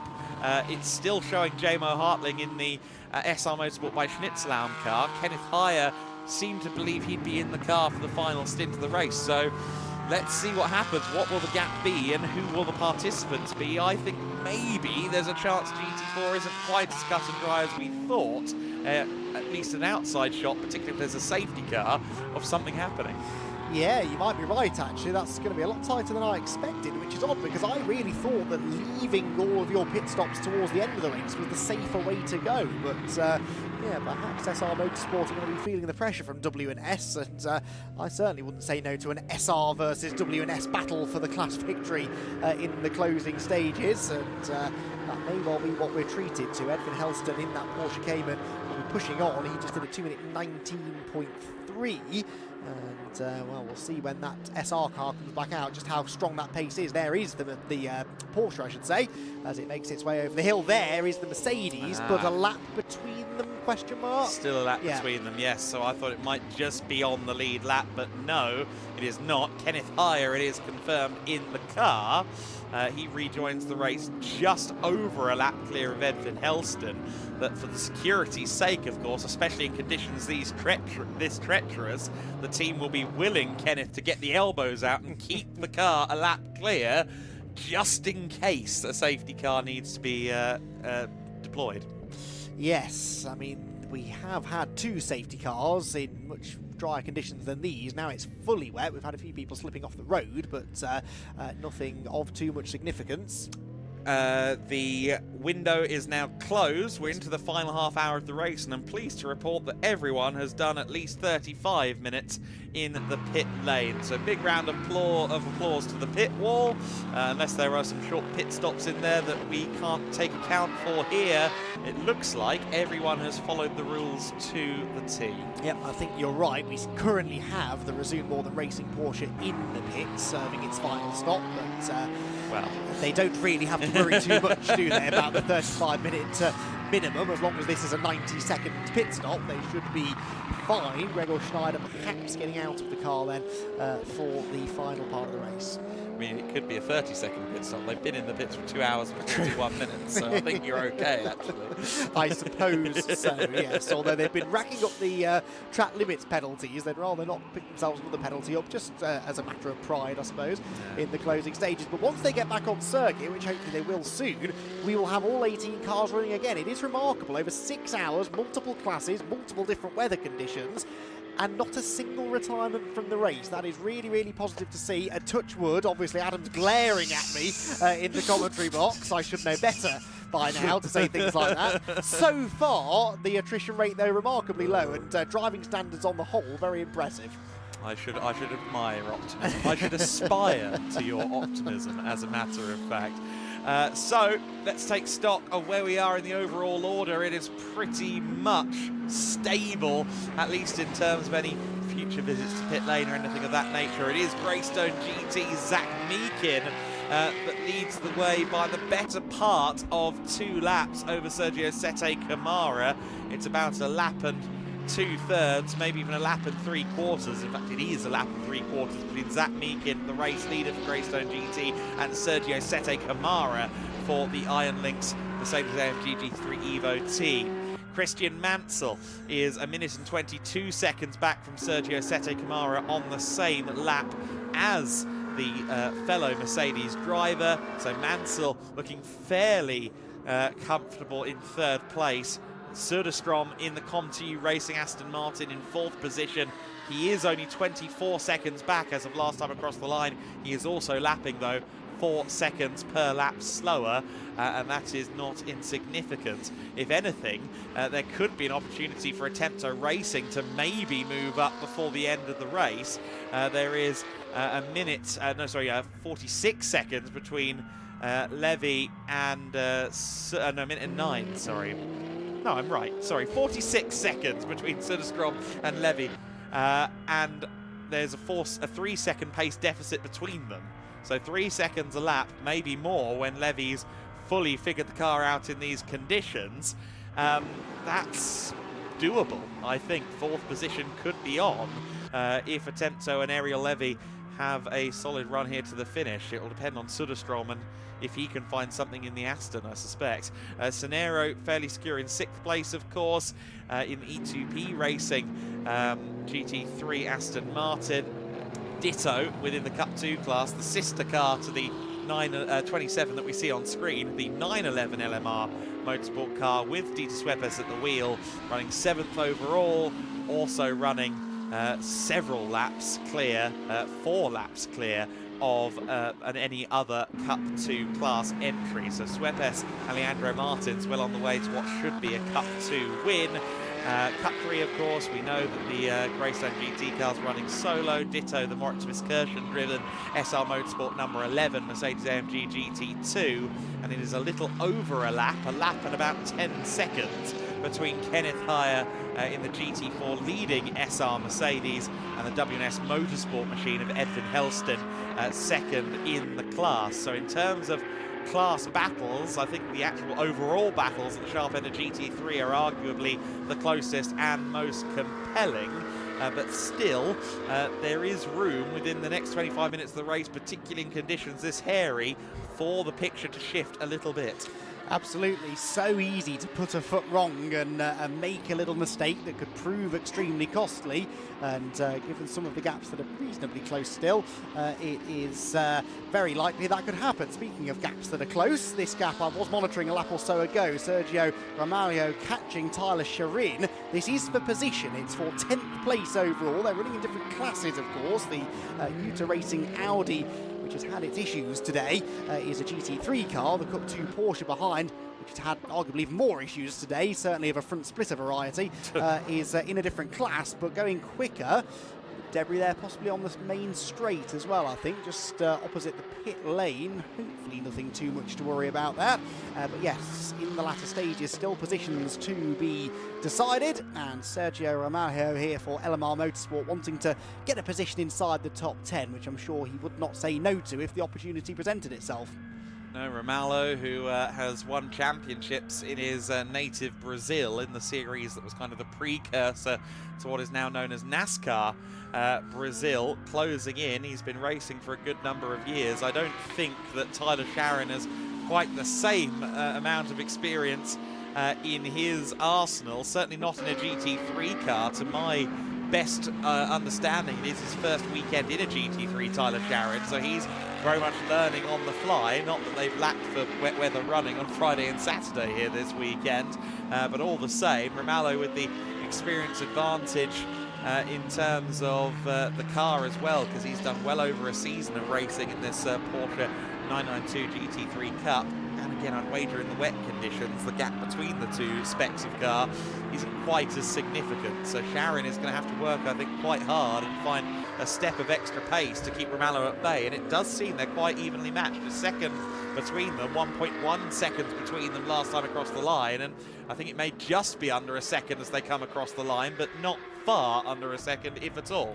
Well, Ramalho, I think, is struggling now in the spray because he was 1.1 seconds quicker a lap ago than Sharin, but now that he's in the spray, visibility limited. And you can see that. We can hardly see the Porsche through the spray kicked up behind the Audi approaching turn 1. Yeah, I think that's just slowing him down slightly, but if he wants clean air on his windscreen and clear visibility, he's going to have to get past the Audi. Whether, of course, these two drivers are aware this is for overall position is another matter. You would imagine teams are on the radio to try and fill them in on the situation, but it can be difficult sometimes to keep up at this stage of the race with exactly who you're battling for on-track position. They're the closest pair of cars out there, though, and this is maybe the first opportunity in traffic for Ramalho. No, not quite close enough into turn 5. But on the run up the hill, he will attempt to close in, and the slightest slip up here from Sherin, and Ramalho will be through. Yeah, you can hear the tentativeness even at the kink at turn 6 in these wet conditions. It's certainly not easy for anybody out there. There goes Ramalho to the inside at turn 8. He's not going to get the power down, though, on the outside line. All of that time that he made up there, just cutting to the inside at turn 8, was lost and then some on corner exit, as the favourable traction was with Tyler Sharon. A time penalty of 5 seconds added to Gregor Schneider's race in the number 70 Resume Morgan Racing Porsche, so he's got his first track limits of the race, I should say, because all the other track limits came from Daniel Drexel and then Tegan Poles. So for Gregor's benefit, I will say that's his first instance of a track limits violation. But all the same, the marshals and indeed the stewards still keeping a sharp eye on that. The balance in this lap then falling slightly in favour of Sherin, as Ramalho tried to find a way past the Audi, but then ended up on quite the wrong part of the track doing so. Indeed, sir. I've been monitoring, by the way, the gap further up the road between Söderström and Levy. Remember, that's the battle for 4th place, and Levy was 3 seconds quicker than Oliver on the previous lap. It's a 38.8 second gap, though, with 21 minutes to go. I'm not going to attempt to do any more maths live on air. It's never a good idea, but I don't think he's got time. 2-minute laps, 20 minutes of the race left to go. 3 seconds per lap means it'll be about 30-second gain if things stay as they are, which means they should be within about 5 seconds before the end of the race. It may even come down to where they are relative to Zach Meakin on the track, whether they do one fewer or one extra lap. Okay, fair enough. I'll take your word for that. So they might be closer maybe than I was thinking. That was close for Christian Mansell as he slips up the inside of one of the slower Cup 2 cars. I think that was at turn 3. Christian's 3rd place reasonably secure. Well, yes, 6 seconds a lap quicker than Söderström, or 6 seconds quicker the last lap. In fact, Christian Mansell's the fastest man on the track right now. 2 minutes 0.8 was a couple of seconds, in fact 2.7 seconds quicker than the race leader last time by. But Zach Meakin, of course, probably very much driving within his own capabilities right now just to bring that McLaren home. Very impressed by the SR Motorsport by Schnitzlaum crew, as we see both of them there running in a rather nice tandem scenario, but the GT4 car was 1.6 seconds over the 35 minutes. Mandatory pit time 2.2 seconds over for the AMG GT2, so really quite impressive race management from the SR Motorsport by Schnitzlaum. I think though on that lap the SR cars may have slightly disrupted Ariel Levy. Yes, 204.7, and to the maths we had earlier on, as it stands he could get close to the back of Söderström. Every time he's dealing with this in his windscreen, though, it's rather more tricky, and the maths goes ever more against Ariel Levi. Yeah, not being helped by the fact the 2 cars ahead of him are in different classes. So you've got Moritz Viskirchen in the GT2 Mercedes trying to lap Gregor Schneider in the GT4 Porsche, and nowhere left then for the Audi to go. And to that point, Moritz Viskirchen is a very, very fast driver in a more powerful car. So I think now Ariel Levy may get the opportunity, cuts the inside and will block past Moritz Viskirchen as if to say, please, I know you've got the pace, but please don't bomb back past me on the run up to turn 7. I think he's far enough ahead that he's now out of range. Yes, he is, so Levy has some clear track to work with again, but can't afford those messy sectors that turn into messy laps, and not a loss of time to Söderström, but not making up as much time on him as he needs. Yes, quite right. Meanwhile, that scrap we were following before between Utah Racing and LMR Motorsports, Tyler Sherin and Sergio Ramalho, 3.5 seconds now between them in the favour of the Audi. So Tyler Sherin now starting to up his game a little bit, responding to the pressure perhaps from the Cup 2 Porsche. Currently is on course for 2nd place in class at this point. Moritz Viskirchen there, a slightly odd line into turn 13. As the GT2 Mercedes through the corner though. sees the Audi disappearing ever further up the road. So inside the last 18 minutes, and Zach Meakin continues to lead. In fact, Zach Meakin's not far ahead of this group either. He's just about to come across the line now to complete his 161st lap. Same number of laps, incidentally, that the Bathurst 1000 takes in of course. Over in Australia. So they'll on lap 162 now, having completed 161 laps. So Zach Meakin making good headway. We were well over 200 laps last year, so that's certainly not going to be beaten from a distance record perspective. With the number of safety cars and indeed the conditions that we've had, it was near enough dry all the way through the race. There were a couple of reports of spitting rain in some sections, but we were never deviated from the slick tyres at last year's event. This season has been a little bit more tricky, and that applies not just to this race but also to the actual season of winter. Unseasonal, yes, even by January and February standards, an unseasonable amount of water has been dropped on the Portuguese region in January and February. We do sometimes expect the odd wet day here in the winter series, but unfortunately the dry days have been the exception this year. I think some of the most harsh rainfall that we've seen in a decade, maybe two, in the region. So let's hope the umbrellas are less useful in 2027. Yes, indeed so. And we are definitely expecting slightly more favourable conditions in a week's time when we arrive at Valencia for the next round of GT Winter Series and Formula Winter Series. In fact, all of our championships together, I think, aren't they, next time? Pretty much at Valencia. Big crowd expected, nice weather. Maybe the last of the wet running is behind us now, which to the joy, I'm sure, and elation of the teams who have entered. Many of them have entered for next week's GT Winter Series event in particular. For now, though, a little bit more wet running to be done. Just over a quarter of an hour still to go, and Sergio Sette Camara's pace is now pretty comparable to the race leader. In fact, as I said before, Christian Mansell now is the fastest man on track. 1 minute and 13 seconds adrift of Sette Camara, but now nearly a minute ahead is Mansell of Oliver Söderström. That was 14 seconds or so when they came out of the pit stops. So big advantage for Christian Mansell in these conditions. Had it not been for the penalty that they had earlier on, that car would definitely have been in the conversation for second place, and we might have been talking about a particularly entertaining scrap between Sergio and Christian for that second step of the podium. It's officially a bridge too far now. I think fourth position for Comtoyou Racing's Ariel Levy, 32.5 seconds, so still critically over that 30-second marker.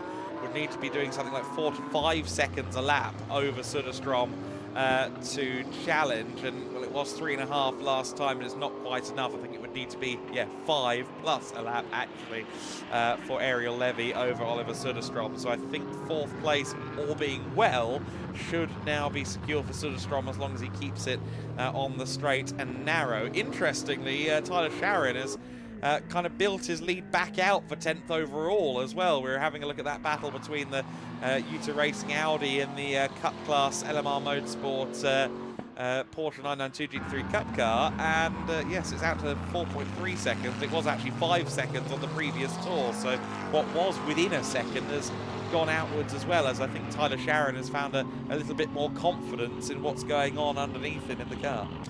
Indeed so. Speaking of confidence, Zach Meakin has shown plenty of that in this stint. He's been consistently among the quickest cars on track, which we weren't convinced was going to be the case, to be honest, given the way this car was behaving when the rain first came down. But I think now in fully wet conditions, Zach Meakin, let's face it, has done a lap or two in the wet throughout his career so far. He's well and truly felt at home, and brilliant performance this from Greystone GT. The biggest problem, if you like, they've had was when the rain came and Louis Pret seemed to be struggling a little bit for grip. But if that's the biggest problem they've had over 6 hours, then I think they can count themselves fairly lucky compared to the trials and tribulations certain other teams have had to face. It's been a spotless performance this from Greystone, and not only from Zach Meakin but from Jaden Kelly and Louis Pret, his teammates. Well-deserved win this would be if they can bring it home. That was a little bit closer to the E2P Racing Aston Martin than they would have liked. Really strong performance this from Greystone GT. They were the pre-event favourites. They've delivered upon that promise, in fairness, and there's been a fair amount of talk about the penalties that befell some of the front-running cars earlier on in the race. But even without those penalties, they wouldn't really have been able to touch Greystone, would they? No, that entrapment of several cars a lap down during the first pit cycle when the safety car came out certainly did play into the hands of Greystone. I think potentially Iron Lynx, if all had been completely organic, no safety cars, no anything, I think they would have probably still been on the same lap as Greystone. I don't think anyone would be ahead of Greystone. I think the team from the UK have certainly proven themselves to be the favourites we thought they would be with their on-track performance. I think they'd have a bit less of a buffer to play with had things stacked up slightly differently for them. But no, you can't deny the performance that they've put forward. Of course, I think one of the big what-ifs of this race at the moment, now looking at it all, with what, 4 minutes and 50 seconds between Zach Meakin in first and Christian Mansell in third, is what could have been without that safety car trapping Team Motor Park 2 laps down, with a pit stop that they had to make under safety car that didn't count towards their actual mandatory pit stop time because it was under safety car. You're not allowed to serve that time under safety car conditions. I think if things had played out differently for Ramirez and Mansell, it could have been pretty grandstand stuff between Greystone and Motor Park.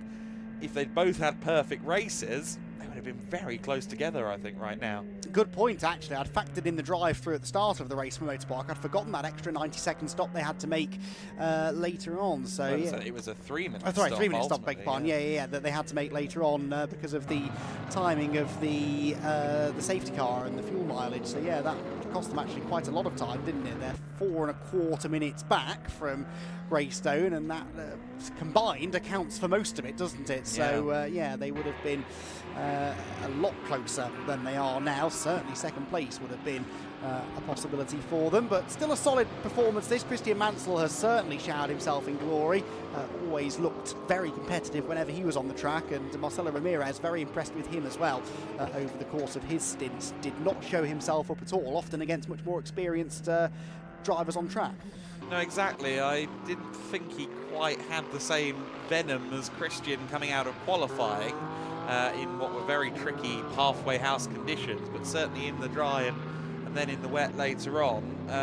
We have seen that it is not a maybe fully balanced lineup. I think Christian has the slight edge, but also Christian not the type of person to try and keep the secret recipe to himself. He's not Colonel Sanders. It's not in a vault.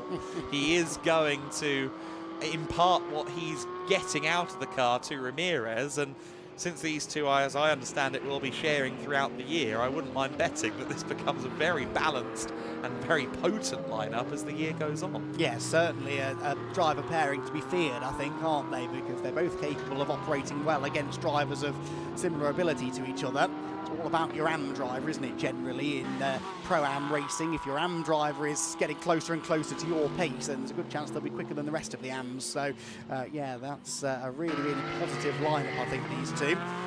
Christian Mansell hopefully will be satisfied with the result that they're likely to take home here. I'm sure he would have liked to be one step further at the podium, but Podium beckons nonetheless in just over 9 minutes. Just to quickly cover it, the gap is coming back down for 10th overall. Tyler Sharon dropping time again to Sergio Romalo. It's out to within 3 seconds now, so there could be a late charge from the LMR car in the final 10 minutes of the race here for what would be 10th overall. Again, on the assumption that we are in fact aware that we're fighting for position in either car, 10th and 11th overall. Also worth noting that WNS Motorsport are now on the lead lap. They have gotten themselves past Kenneth Heyer, or rather I should say Edwin Helston has got himself past Kenneth Heyer on track. They're actually, no, Helston's further forward than that even. But Heyer has allowed Helston through a few laps ago, and Helston is now about 1 minute and 50 seconds away from the back of Heyer. So again, no imminent danger there, but again, I think we both kind of thought it'd be 2 to 3 laps that the SR team would have over the rest of the GT4 pack, and WNS quietly have put on quite a good race and may have been that little bit closer if things had panned out better for them as well. Yep, good point. And yeah, WNS, again, that was a class that really many people were saying, well, it's our motorsports to lose, isn't it, really? And yet actually it ended up being quite a bit closer at the end with the WNS Porsche closing in. And within a lap now of the lead Mercedes. But not quite going to have time, seemingly, to take that lead away. Interesting, we caught a glimpse there of the Resume More Than Racing Porsche, which is, on the previous lap at least, was the second quickest of the GT4 cars. So Gregor Schneider finding some good pace in his Cayman GT4. And Gregor may be an awfully long way behind after their dramas earlier on, but the Resume car at least running well at this point. 27 car comes through, that's Sergio Romaglio, so 4.1 seconds now the margin to Tyler Sherrin, and lost a second last time by.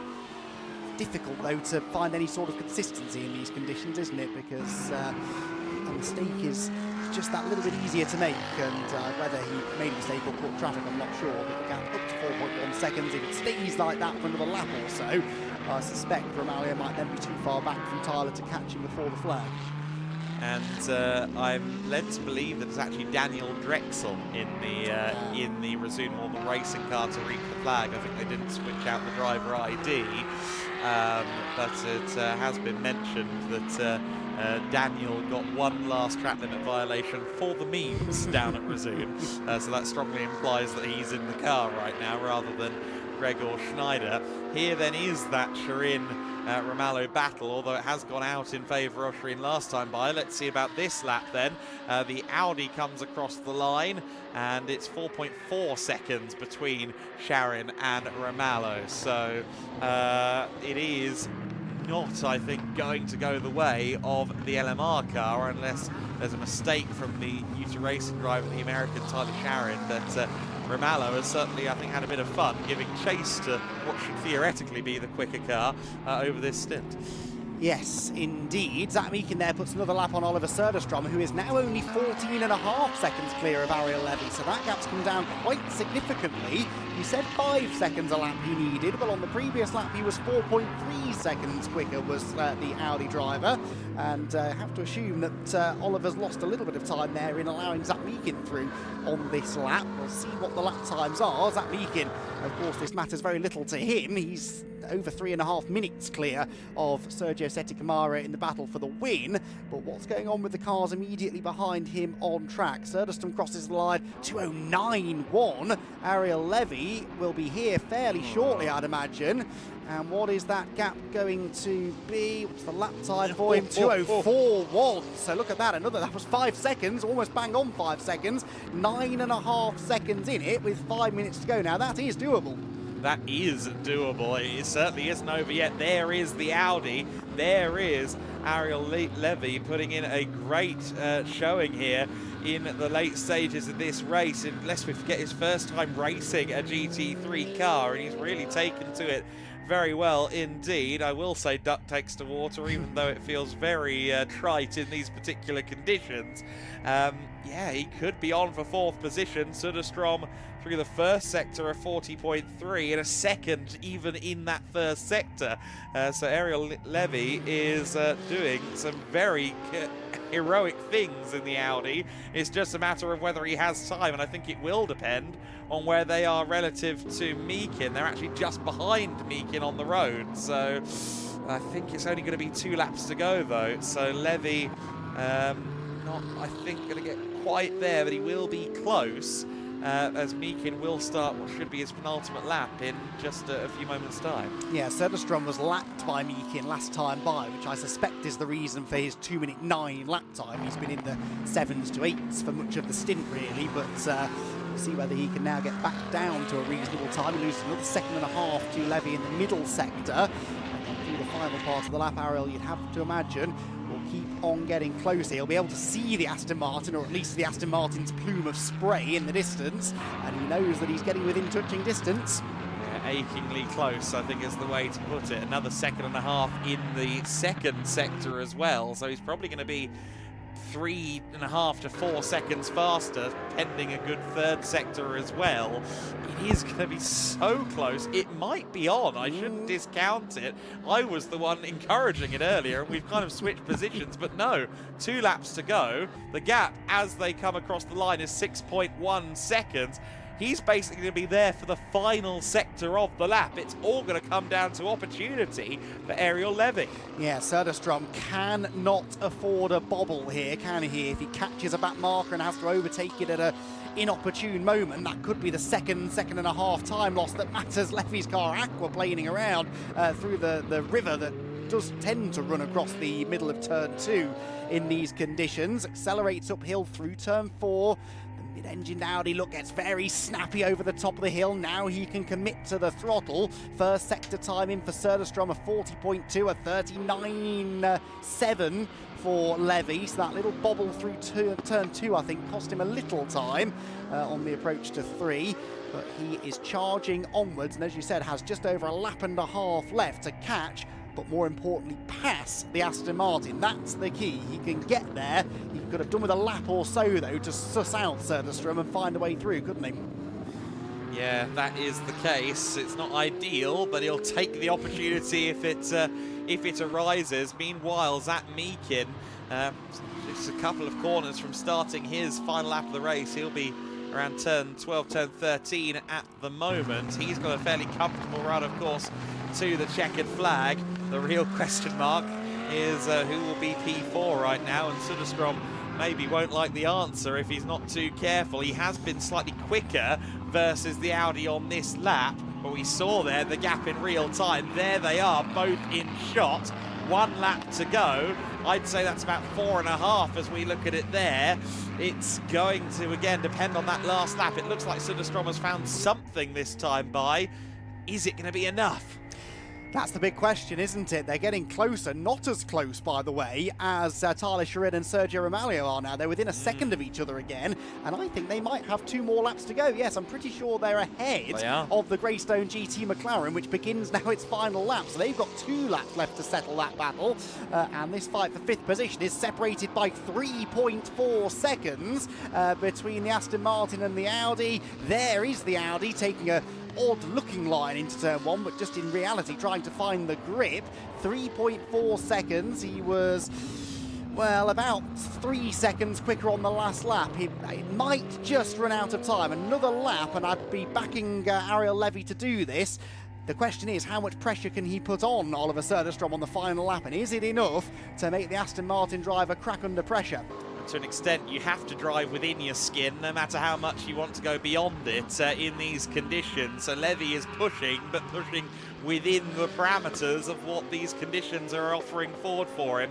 Meanwhile, half a lap to go for Zach Meakin. He is on the path to a race victory here. Söderström under increasing pressure from Levy. I hope we'll pick them up for the last couple of corners of their race, but for Zach Meakin, for Greystone GT, they are now just a matter of moments away from winning the 6 Hours of Portimão in well-deserved fashion. That's the sister car. That's not going to be the winning car. That's the Artura from the Cup 3 class. There is the winner. Same livery, different body shape. Zach Meakin powering out of the final corner. I wonder if they'll get the Artura to back off for a photo finish here. Is Michael O'Brien going to make the content happen for the social media team at Greystone GT?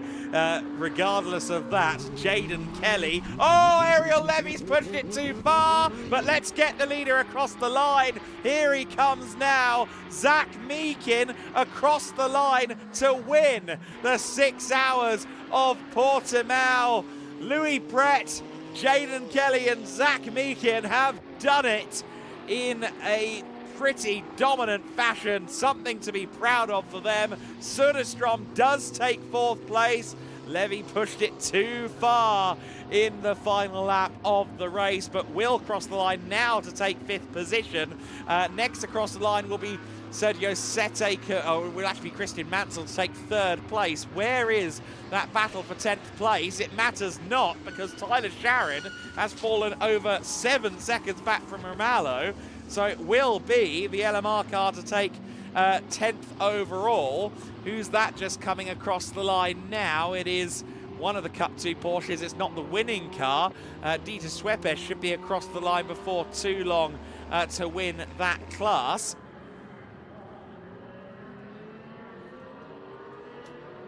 So Schweppes, just coming across the line there for second in GT4 was Helston, which means Kenneth Heyer will be next across the line to win in GT4. The 111 car about 30 seconds from home, actually, so there'll be a few moments yet. For 10th overall comes the LMR Motorsport car of Sergio Ramallo. And there he is across the line to take that P10. And Gregor Schneider mercifully registers a finish for Resume More Than Racing as well after their tumultuous day. He just crossed the line there to finish at the rear of the pack. There's Schweppes across the line to win for he and Leandro Martins in the LMR Cup 2 car. And everyone now has crossed the line apart from O'Brien in the 33. McLaren, we just saw Heyer there flash across the line as well to win the GT4 class, but that was a very tricky conclusion to the race for all parties. Zach Meakin, though, a race winner once again in our paddock. He's done that plenty of times before, as has Jaden Kelly.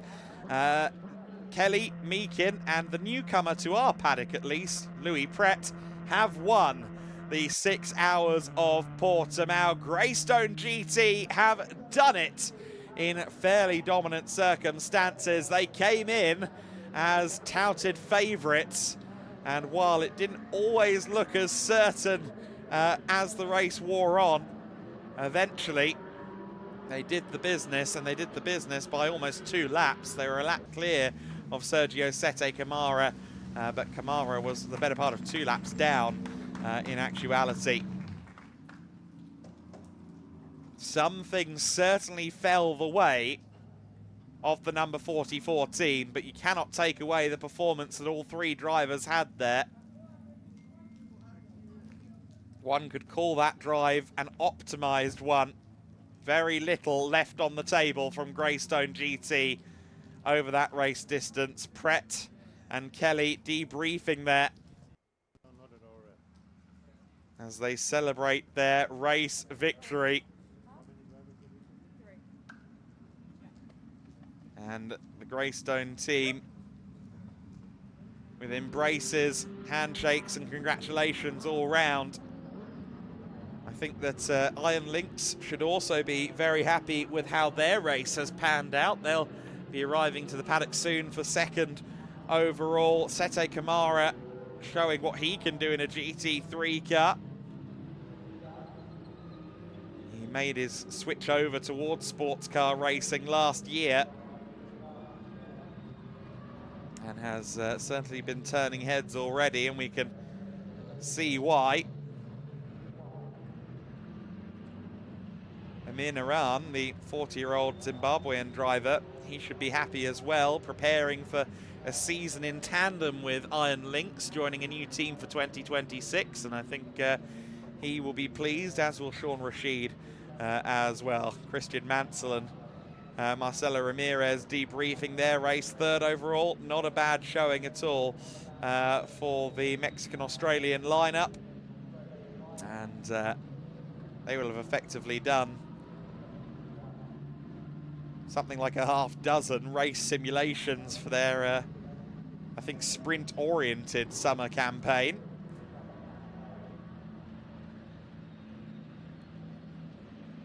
And Greystone GT's Josh Mason there, congratulating his former Motorpark teammate from the Euro Formula Open days in Christian Mansell, and having a chat with them. And while they debrief, we can get a live debrief with Izzy Browning, because Greystone GT's trio of winning drivers are there with her. We certainly can. They are alongside me now. Louis, Zach, Jaden, congratulations. Our winners of the 6 Hours of Portimão. Just sum up the emotions for me right now. Oh, no, Amazing. We've worked all weekend to have a good car. Both of them did an amazing job. The team did an amazing job as well. The car was a rocket today, that it is on the dry or on the wet. So big thank you to everyone, and it's a good way to start the season. Certainly is, and Zach, you had the honour of bringing it across the line. I think you might owe your dad a beer, because I've never seen somebody look so nervous.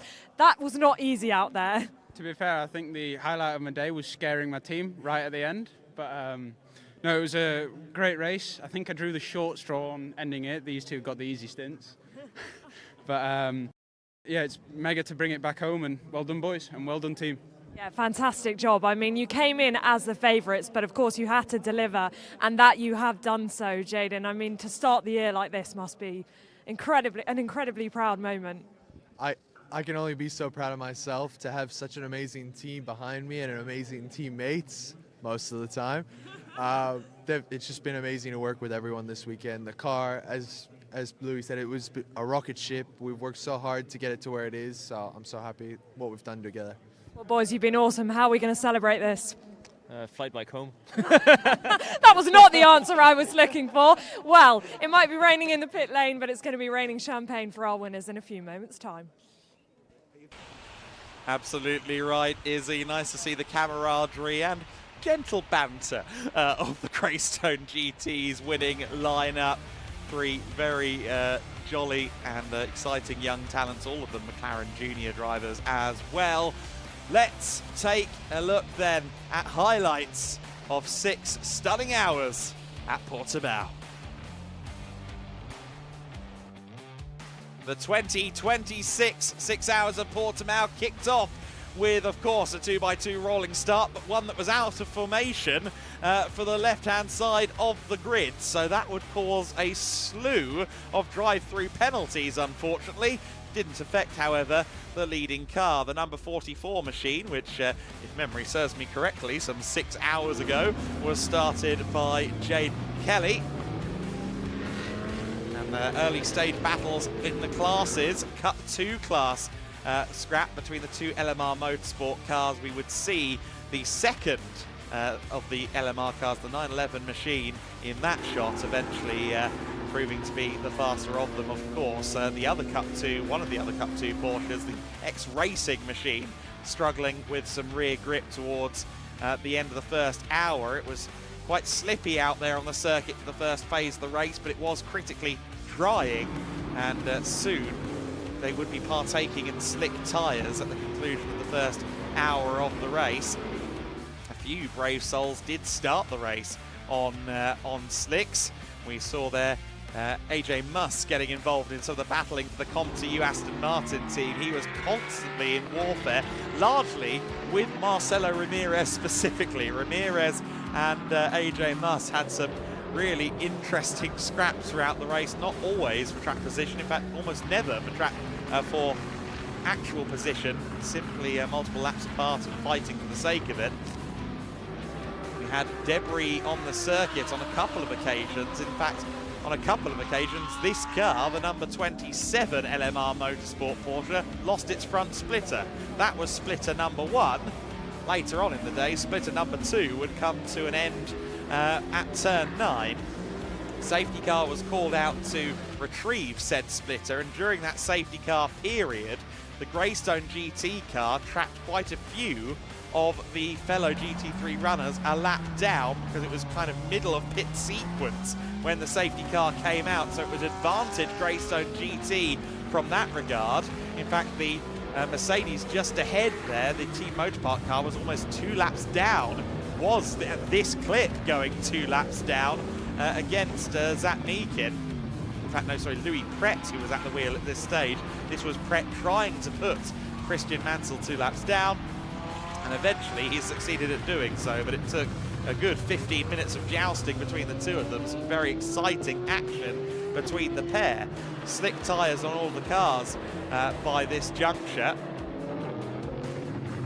but it certainly had some damp patches out there around the circuit. We saw the 27 in a spin. That triggered yet another safety car, and unfortunately it was just before Team Motorpark were going to come in for a scheduled pit stop. That meant they had to come in to refuel, but you're not allowed to pit under safety car, so it did not count against their minimum pit time. Effectively, the safety car caused Team Motorpark to drop 4 minutes and 34 seconds from their race, and that was proving to be, or would prove to be, critical. Ultimately, they probably would have been second. They may have even been challenging for the win if it weren't for that moment.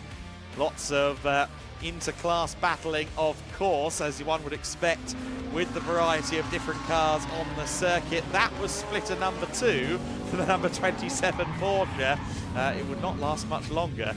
Number 17 in a spin. That was in the hands of Rogerio Grotta at the time, the AF Motorsport Porsche 991.2 GT3R. Some exciting drag races down the main straight between the Cup cars and the GT3s. Of course, the Cup cars usually a bit more slippery. Speaking of slippery, I think Tyler Sharon found the last corner slippery, losing control of the Audi R8 over the compression at turn 15. I think the car quite softly sprung. Di Suepes would have been thankful for their car being softly sprung, as he took way too much curb in the 911 at the first corner. Around half distance into the race at this juncture, and certainly you'd have been hard pressed to bet against the number 44 Greystone GT machine. The sister 33 car also putting on a good show and ultimately finishing well within the top 10, of course, Michael O'Brien from the Artura Trophy Evo. 77 having a fairly dramatic run, the Team Steiner racing car. We didn't see much of it, to be honest, but when we did, it was either nearly being taken out by faster GT3 cars or in a spin, but they still managed to claim a podium in the Cup 2 class ultimately. Yet more jousting between the McLaren and the Motorpark Mercedes. That was Marcelo Ramirez making life a little bit easier for, I think, Jaden Kelly at the wheel of the car at that point, saying, you know what, I do not need to hold you off right now. We saw yet more of the AJ Must show as he once again found Marcelo Ramirez on the circuit. And surprise, surprise, they were once again side by side. Even less surprise, yes, they were indeed making a little bit of contact again. They were multiple laps apart at this point, by the way. However, no blue flags being displayed, therefore game on, fight on. As we saw, slippery conditions emerging, initially just a sprinkle of rain, so new slick tyres were being put on a number of teams' cars, as well as new brake pads and discs on the, or new brake pads, I should say, only on the Greystone GT machine. The GT4 leaders down at SR Motorsport by Schnitzelaum pretty much nailed the procedural element of their race, only a few seconds over, in fact less than 2 seconds over the minimum 35-minute pit time. A well-deserved victory for Greystone GT for the SR Motorsport by Schnitzelaum team for sure. We'd seen some spits of rain. It was getting heavier in the final 90 minutes or so of the race. It started to catch drivers out ever more so, and it became clear that slicks were no longer the way forward. Comtoyou Racing were one of the lucky ones in the pits, as it became clear that we needed wet tyres, so they made the late call to shift onto the wets, and it almost brought them back into the top 4. Ariel Levy couldn't quite make it in the end. The fellow Audi, the Utah Racing entry, having a spin there with Micharon at the wheel, by far the most experienced of the 3 in that Utah Racing Audi. Even he was getting caught out. A lot of people were getting caught out, and it was certainly wet weather time. The impressive number 11 GT2 SR Motorsport by Schnitzelaum car, of course, running in a class of its own. I think they'll be disappointed to have finished outside the overall top 10 in the GT2, but all the same, they reached the flag. Di Suepes also reaching the flag, albeit doing it with a little more exuberance than perhaps was on the agenda. Into the final hour of the race, the last pit stops being made, and Zach Meakin came out just over a lap clear of Sergio Sete Camara, but started dropping time and the early stages of his stint, courtesy of the wet conditions, was pushing his way down to the limit by testing the braking zones, as it were. Sergio Sete Camara in second position, unfortunately would start losing time to the Greystone GT car. Any hope of getting back onto the lead lap was a distant one at that. Oliver Söderström came out not far behind the number 28 team Motor Park Mercedes. It felt like third place may have been on at one time for Söderström, but he would actually fall back into the hands of Ariel Levy by the end. Fourth place for the Comtoyou Aston, of course, but only by 5.9 seconds. A lap clear and change of the chasing pack, including this car of Sergio Casete Camara. Zach Meakin had settled into his rhythm for the race, and it was certainly a fairly procedural final stint for Meakin. Drama for Ariel Levy right at the end on the final lap, going rally crossing while trying to close in on Söderström. Not a fourth place, only a fifth for Attento, but they will still be happy with their lessons learned from this race. And no one, I'm sure, happier than the Greystone GT outfit, Zach Meakin, Jaden Kelly, and their co-driver Louis Pret, taking the race win overall and, of course, in the GT3 class, ahead of the Iron Lynx car of Kamara Naran and Rashid, Christian Mansell, and Marcelo Ramirez rounding out the overall podium. Dieter Swepes and Leandro Martins winning Cup 2. A brilliant race from the Greystone GT team and all parties at the 6 Hour of Portimão. Wet to dry to wet again. A lot of drama. Zach Meakin winning the race overall with that final stint, as we just alluded to. Sergio Sete Camara taking the second place, really grabbing the Iron Lynx Mercedes by the scruff of its neck in the closing stages of that motor race. Christian Mansell and Marcelo Ramirez taking third overall. Oliver Söderström in fourth place, the 007 Comtoyou Racing Aston Martin, just seconds ahead, single-digit seconds ahead of Ariel Levy before the end of the race. Antonio Cinero and ETP Racing finishing sixth overall. The NMR Motorsport car, the number 911 of Swepes and Leandro Martins in seventh place. Rogerio Grotta taking the last stint for AF Motorsport to take 8th position there. The Cup 3 winning Michael O'Brien Greystone GT McLaren in 9th. Sergio Ramallo just getting into the top 10 towards the end of the race at the expense of Tyler Sharon, who was struggling away in the Audi. Moritz Viskirchen in 12th place, just ahead of the GT4 winning SR Motorsport by Schnitzelaum Mercedes AMG GT4. Edwin Helston taking second in class for WNS Motorsport. Ulrich Forsberg taking the Team Steiner racing car to the flag to take third in Cup 2. Luis Liberal in 16th place at the end of the race for NM Racing Team. Peter Brunner in 17th, and Gregor Schneider taking a troubled Porsche Cayman home for Resoon Northern Racing. Starter motor failure on that car caused a couple of hours worth of delays. Hopefully we'll see them come back bigger and better before the end of the season at one of the other Winter Series events.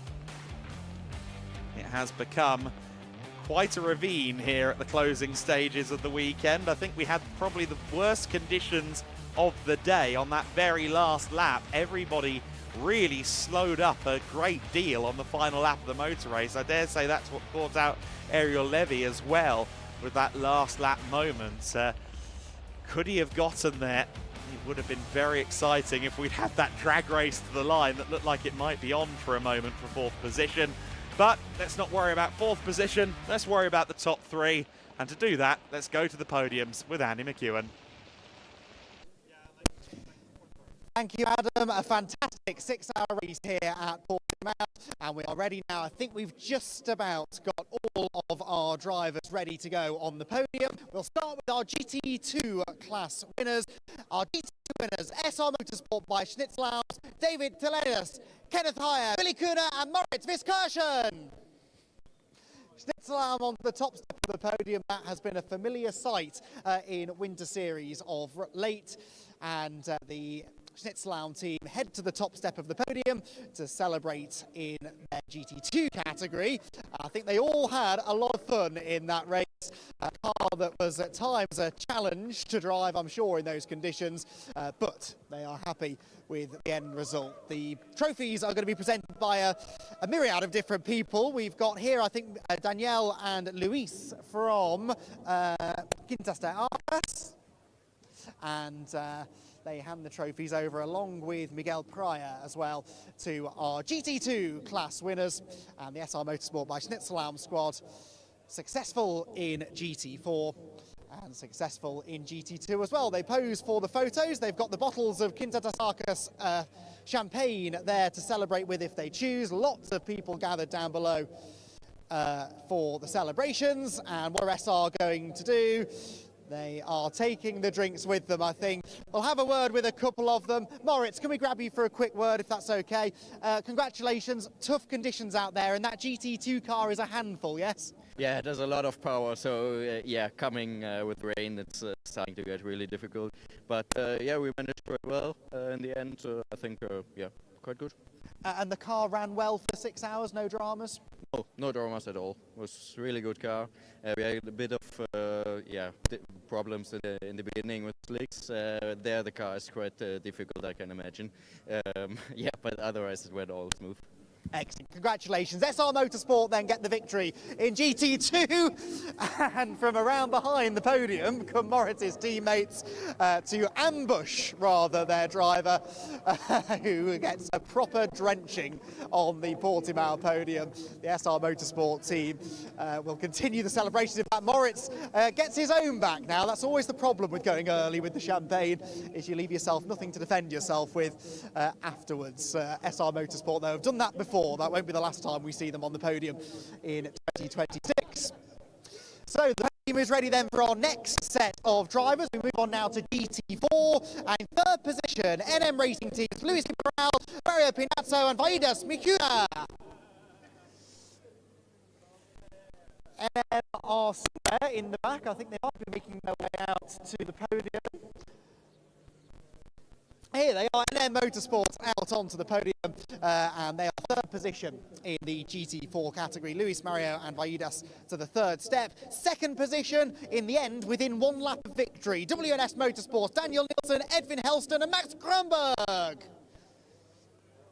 On to the second step they go. WNS are gathered down below to cheer them on. They chased after SR in the closing stages, but had to settle for a second place finish.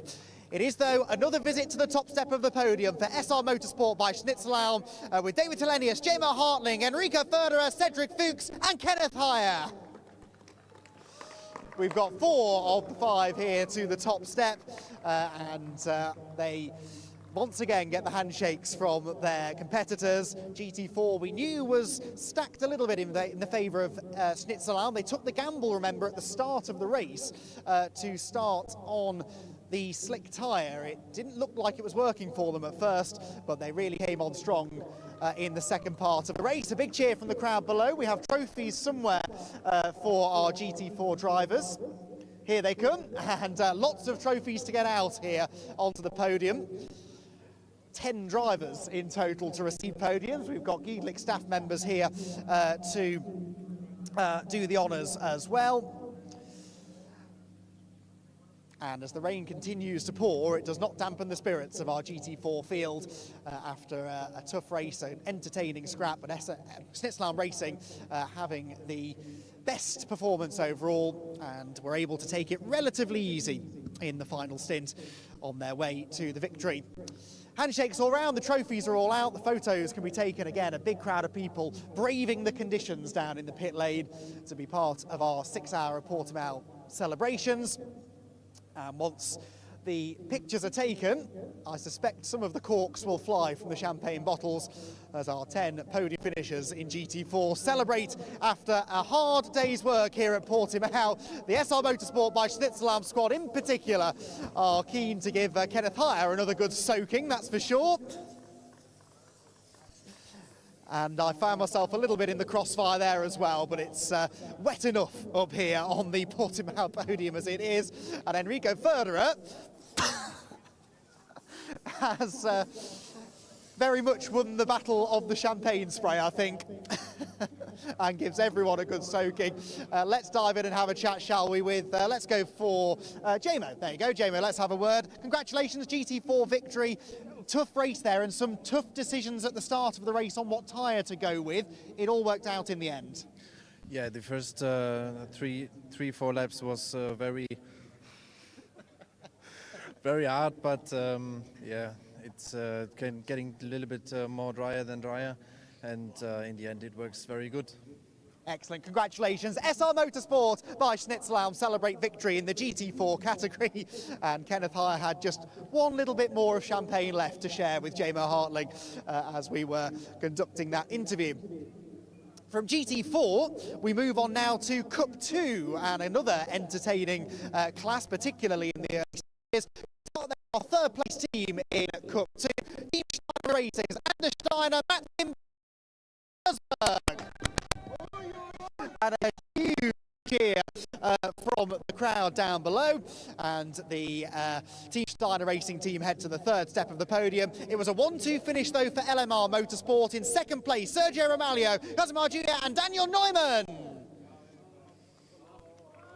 On to the second step they go. The LMR team give them a big cheer as they head to the second step. Handshakes with the Team Steiner crew. And we will welcome now their teammates at LMR Motorsport. It was a dominant victory. They were up there. They led the race overall at one point. A huge congratulations to our Cup 2 winners, Leandro Martins and Dieter Schweppes. And they get the biggest cheers so far, and rightly so. That was a massive, giant-killing performance from the LMR crew.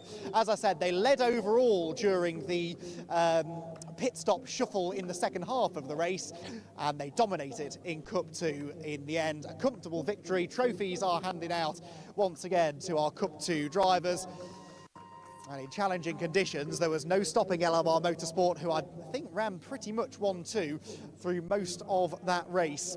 And particularly the 911 car was a cut above the rest.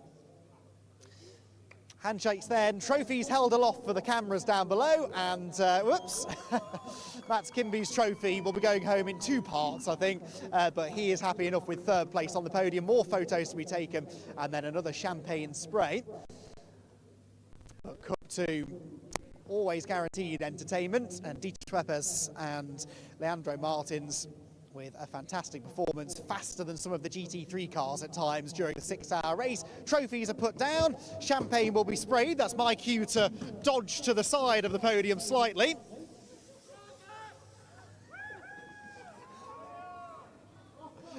And a big cheer again from the crowd down below as the champagne flies on the Portimão podium. And Dieter Schweppes there takes a well-deserved drink as well. Let's see if we can have a word with our race winner. Dieter, can we grab you down here quickly?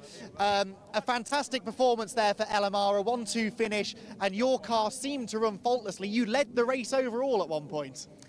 Yeah, but this was because we want to have the pit stops quite late, and the other were already in the pits, and so we did it for a short time. Yeah. It was still nice to see though, and the car clearly ran well. Difficult at the end there in the wet as well. The Porsche can be a bit of a handful. At the end it was really difficult because it was a lot of water on the track, and also the setup was not for these conditions. Yeah, so this was more for the dry. So it was quite tricky to hold the car. It went well. A good result, that's for sure. Congratulations on the win. Leandro and Dieter Schweppes for LMR Motorsport claim the win in Cup 2. We're nearly there, people. We've got 4 games to go through.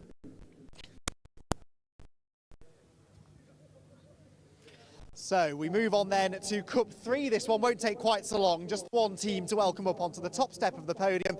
Your Cup winners, a successful day.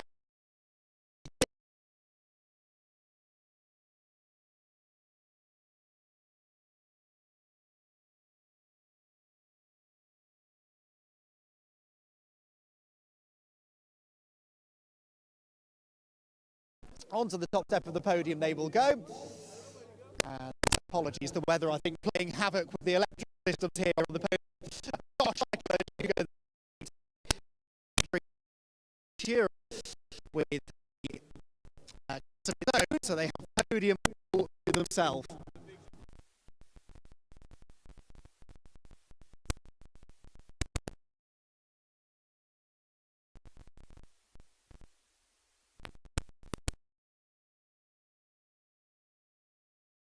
here. I think the weather well and truly winning its battle against the technology. They're going to save the drinks for later. Michael, let's have a quick chat if we can. Come over this way so we don't lose the microphone. Oh, he's saving it for Jaden. Well, I shouldn't say that actually too loud. We'll surprise him in a moment. Congratulations, though. Obviously, class of your own, but a lot to learn out there in that car, I'm sure. And you had all sorts of conditions to learn in. Yeah, definitely. It was a great weekend. We were all preparing for the McLaren Trophy season, so it was really such a good learning weekend in terms of setup, pit stops, us practicing drive changes. The car was absolutely faultless from Greystone. I think that's the longest race an Artura Trophy car's done, so massive props to the team and the guys doing the pit stops, everyone behind the scenes, and had a lot of fun. Excellent. Congratulations. Greystone GT then with their first appearance on the podium. Some of their drivers back out in a moment.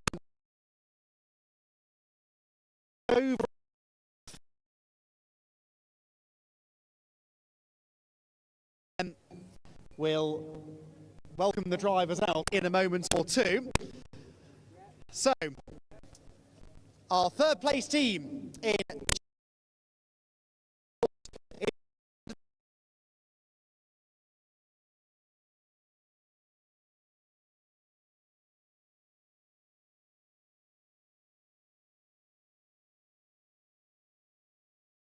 I should say, the podium. Christian Mansell, that was the shield.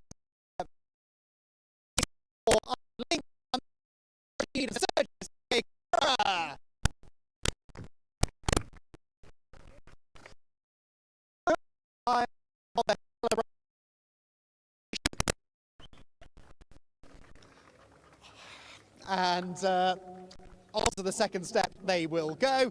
The race win, though, once again goes the way of Greystone GT. A dominant performance in the end for Zach Meakin, Jaden Kelly and Louis Pretz. Well done, guys. Top step of the podium does beckon for Greystone GT, and they are worthy winners. They were the most consistent pairing. They had no dramas, no penalties. They kept their head through the changeable conditions. We'll put photos. I'm going to step back momentarily, just so as not to photo too much. Trophies as well, yes, that's a good point. Trophies, let's get the trophies out for drivers. And we've again got an assorted group of volunteers here to hand the trophies out to the GT3 and overall top 3 finishers. To Greystone GT, Iron Lynx and Team Moto Parker hard battle. It was a competitive GT3 grid for the 2026 edition of the race. And it is Greystone GT who celebrates the win in the 6 hours of Portimão. The McLaren squad flawless throughout the 6-hour race. And they are going to be very, very pleased with that. So as the celebrations continue up here on the podium, I'm going to find somewhere a bit drier to go and hide, quite frankly. Let's head downstairs to hear from Izzy Browning and Adam Weller. Thanks, Andy. We have to be a little bit careful that we don't get sprayed by the champagne that is currently being sprayed up on the podium as they start their celebrations. Delighted to say that at the end of the day, as always, I'm joined by commentator Adam Weller. Well, it's been quite the 6 hours, hasn't it? It has been. I wasn't quite sure what to expect from this race going in, with the GT3 class being as wide as it was. I could see 5 or 6 different potential podium finishers, maybe 3 or 4 potential winners. Greystone GT, I said it as they pulled up here. What did they do wrong? I can't come up with an answer to that question, and ultimately that's why they're there in P1. 100%. They have been phenomenal all weekend. Andy, straight from the podium. I mean, this rain, let's just talk about it because it's raining. It is raining. If you didn't notice already, it is raining. And of course, this is, well, it gave us a little bit of drama in the final stint. Yeah, exactly, as if there hadn't been enough up to that point. It was a fascinating race, to be honest. The strategy playing out always makes it a little bit of a head-scratcher, but we had a competitive enough grid that there was always a battle going on somewhere. And, yeah, the rain coming at the end threw the strategy out of the window. I'm quite surprised, actually, more teams didn't get caught out by that, and we didn't have some of them going massively over or massively under that minimum pit stop time with the extra stop they had to make. But, yeah, it threw everything at us today. Thoroughly enjoyable nonetheless. Yeah, it was thoroughly enjoyable, and some of the faces in the garages the last hour or so as those laps ticked down, there was certainly some nerves. It's always the way, though, isn't it? You start to hear every creak of the car and you start to think, oh God, what's going to go wrong in this final hour? in my made-up endurance parlance, it's known as the climactic cringe. Whenever you see your driver have a throw-on of oversteer, something going wrong, you just worry about everything. And of course, the drivers hear everything. They hear all of the cliche-ridden sounds that make them think they're about to break down. But yeah, I think that one was quite tense. And the weather card, as much as we've loathed it at times this weekend, actually dealt us quite an interesting hand for this race. It certainly did, and it's continuing to rain, and I'm getting raindrops straight in my eye. This feels very familiar to a couple of years ago. We have had quite difficult weather the last couple of weeks. We'll hope that in Valencia next weekend that will change and that our luck will change and we will see nothing but sunshine. But it does bring us to the end of the weekend. Another 6 hours of Portimão in the books. A huge thank you to both the gents alongside me, but also to all of our camera ops and to Daryl here in the pit lane with me as well behind the camera. It has been a day of weather, a weekend of weather, but they have persevered nonetheless and brought you all the coverage that you have seen today. And we will hope that you will join us, hopefully, in the sunshine in Valencia next week. We'll see you then.